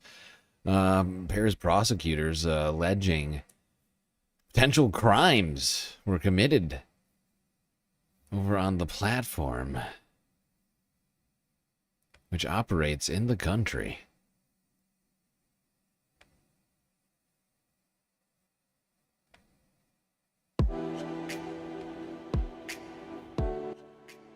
Paris Prosecutor Cybercrime Unit raids X. The Paris Public Prosecutor's Office said that Cybercrime Unit searched X's office on Thursday as the social media platform and its AI chatbot Grok face increasing international scrutiny over the creation and dissemination of sexualized deepfakes and non-consensual nude images.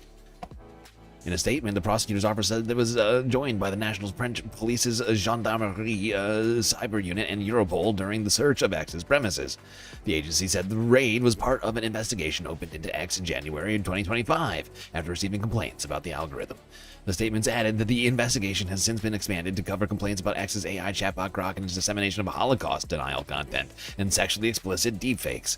The prosecutor noted that the investigation also covers other criminal offenses, including the possession and organized distribution of child sexual abuse material, something Grok has been accused of generating. The prosecutor's office said it has summoned both Musk and former ex-CEO Linda Yaccarino to appear for voluntary interviews, quote-unquote, on April 20th. Quote, in their capacity as de facto and de jure managers of Platform X at the time of the events. Ex-employees have also been issued summons during the week of April 20th to 24th to be heard as witnesses. The prosecutor said the voluntary interviews are intended to allow Musk and Yaccarino to present their version of events and any potential compliance measures they plan to implement to address the complaints. The Paris prosecutor's offices said first announced it was investigating sexual. Oh, God damn it. God damn it. Fuck you, Forbes. How fast do you think I read, Forbes? Jesus Christ, they move so fast sometimes. I hate them. You get the point. If you don't, let's go to this next video. Oh, boy.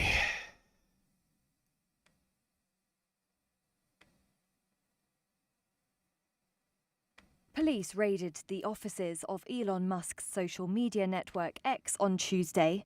The Paris prosecutor's office said it had ordered the tech billionaire to face questions in April related to a widening investigation into the platform.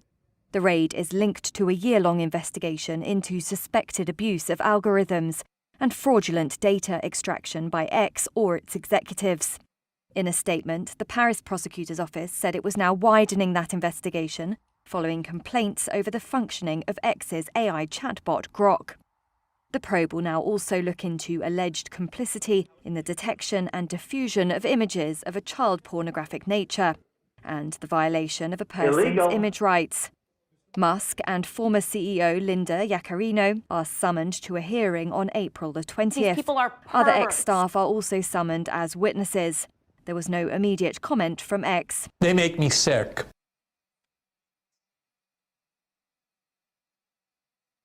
French prosecutors have carried out a search in the offices of Elon Musk's X in Paris. Officials say it's part of an investigation into the social media platform.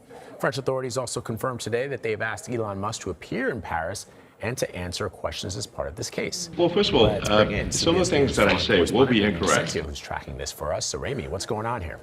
Yeah, Vlad, prosecutors are looking into whether X basically broke French cyber crime laws. And today's raid is the culmination of legal investigations dating back to last year in January. And there are several allegations to this. One of the biggest is about child sexual abuse material. These are photos and videos, and whether X was complicit in spreading those. Another is about whether X circulated AI-generated images based on real people that were also sexually explicit. And then there's another about X's You're hurting the and whether kids. that pushed this illegal content to amplify it to even more users. So if so, prosecutors could argue that the system was designed by humans, by Elon Musk and his teams to do that, and then potentially could hold them criminally liable. Now, Vlad, you mentioned that Musk was summoned to answer questions in Paris, but it's not just him. It's also X's former.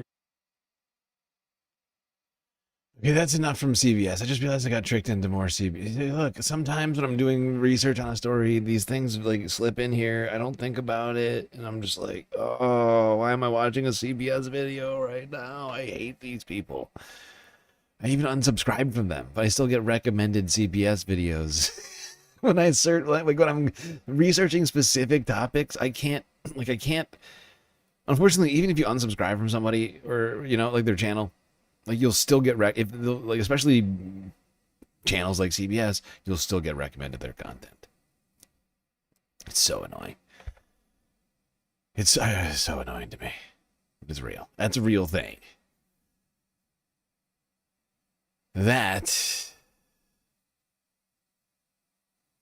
is a real thing.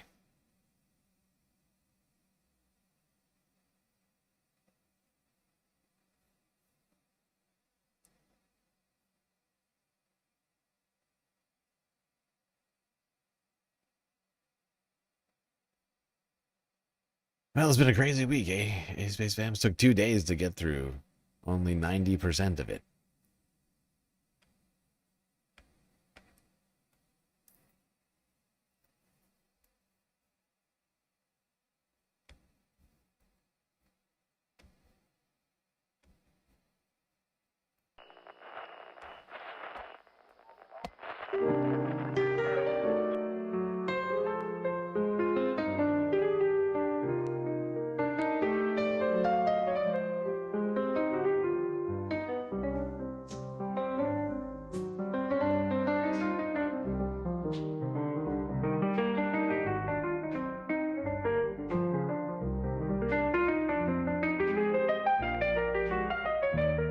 Well, we got through another stream. It was quite long and also difficult, but thankfully we had each other to get through it. It's gonna be it for me tonight. Till I see you next. You stay classy, Galactic Stream Nation.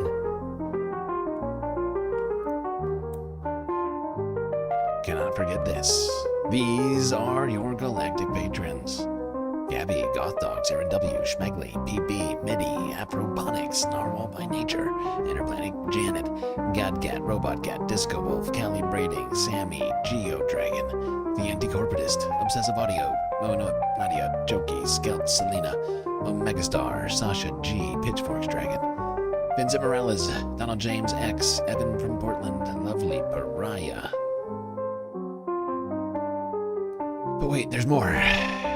Mish, Becky, D Cypher, Icebreaker, Columbia, Riga, New York, Will in Detroit, Sisyphean Task, BC, Free Palestine, Hermit Horologist, HBX, Manda, Lori Lunchmeat, Carl, Gaslightocracy, Paige Larson, Frizla, Benny Hanna, Dark Sparkle, CJ from the Six, The Reference Frame, and Glitchmaster. That's right, all these people here have helped produce the show, which your eyes and ears just got done enjoying. You can too for just a few US dollars a month on Patreon.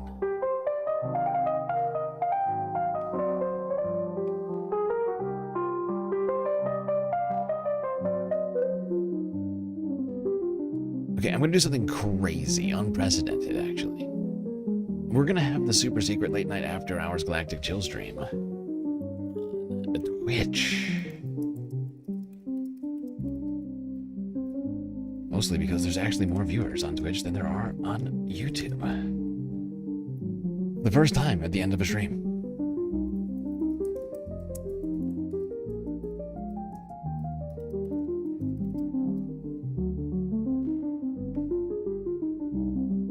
So YouTube viewers, you're gonna have to go and follow us on Twitch. Oh my god, that's crazy. I feel like I'm taking Oh god. This is ridiculous.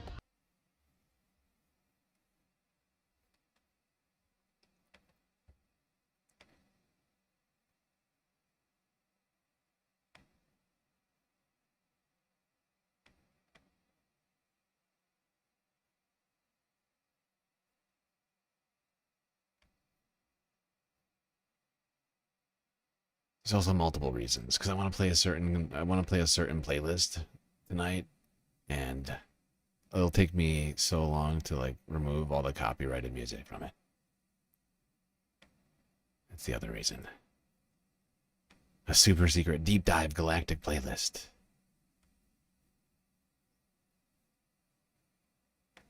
An updated version that doesn't even exist yet on my channel. Because actually, I put a playlist for 2026.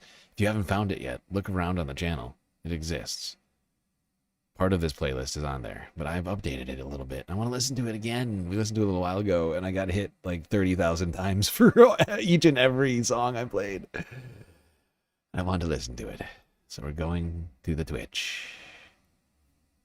That's what I say. That's a real thing. It's happening.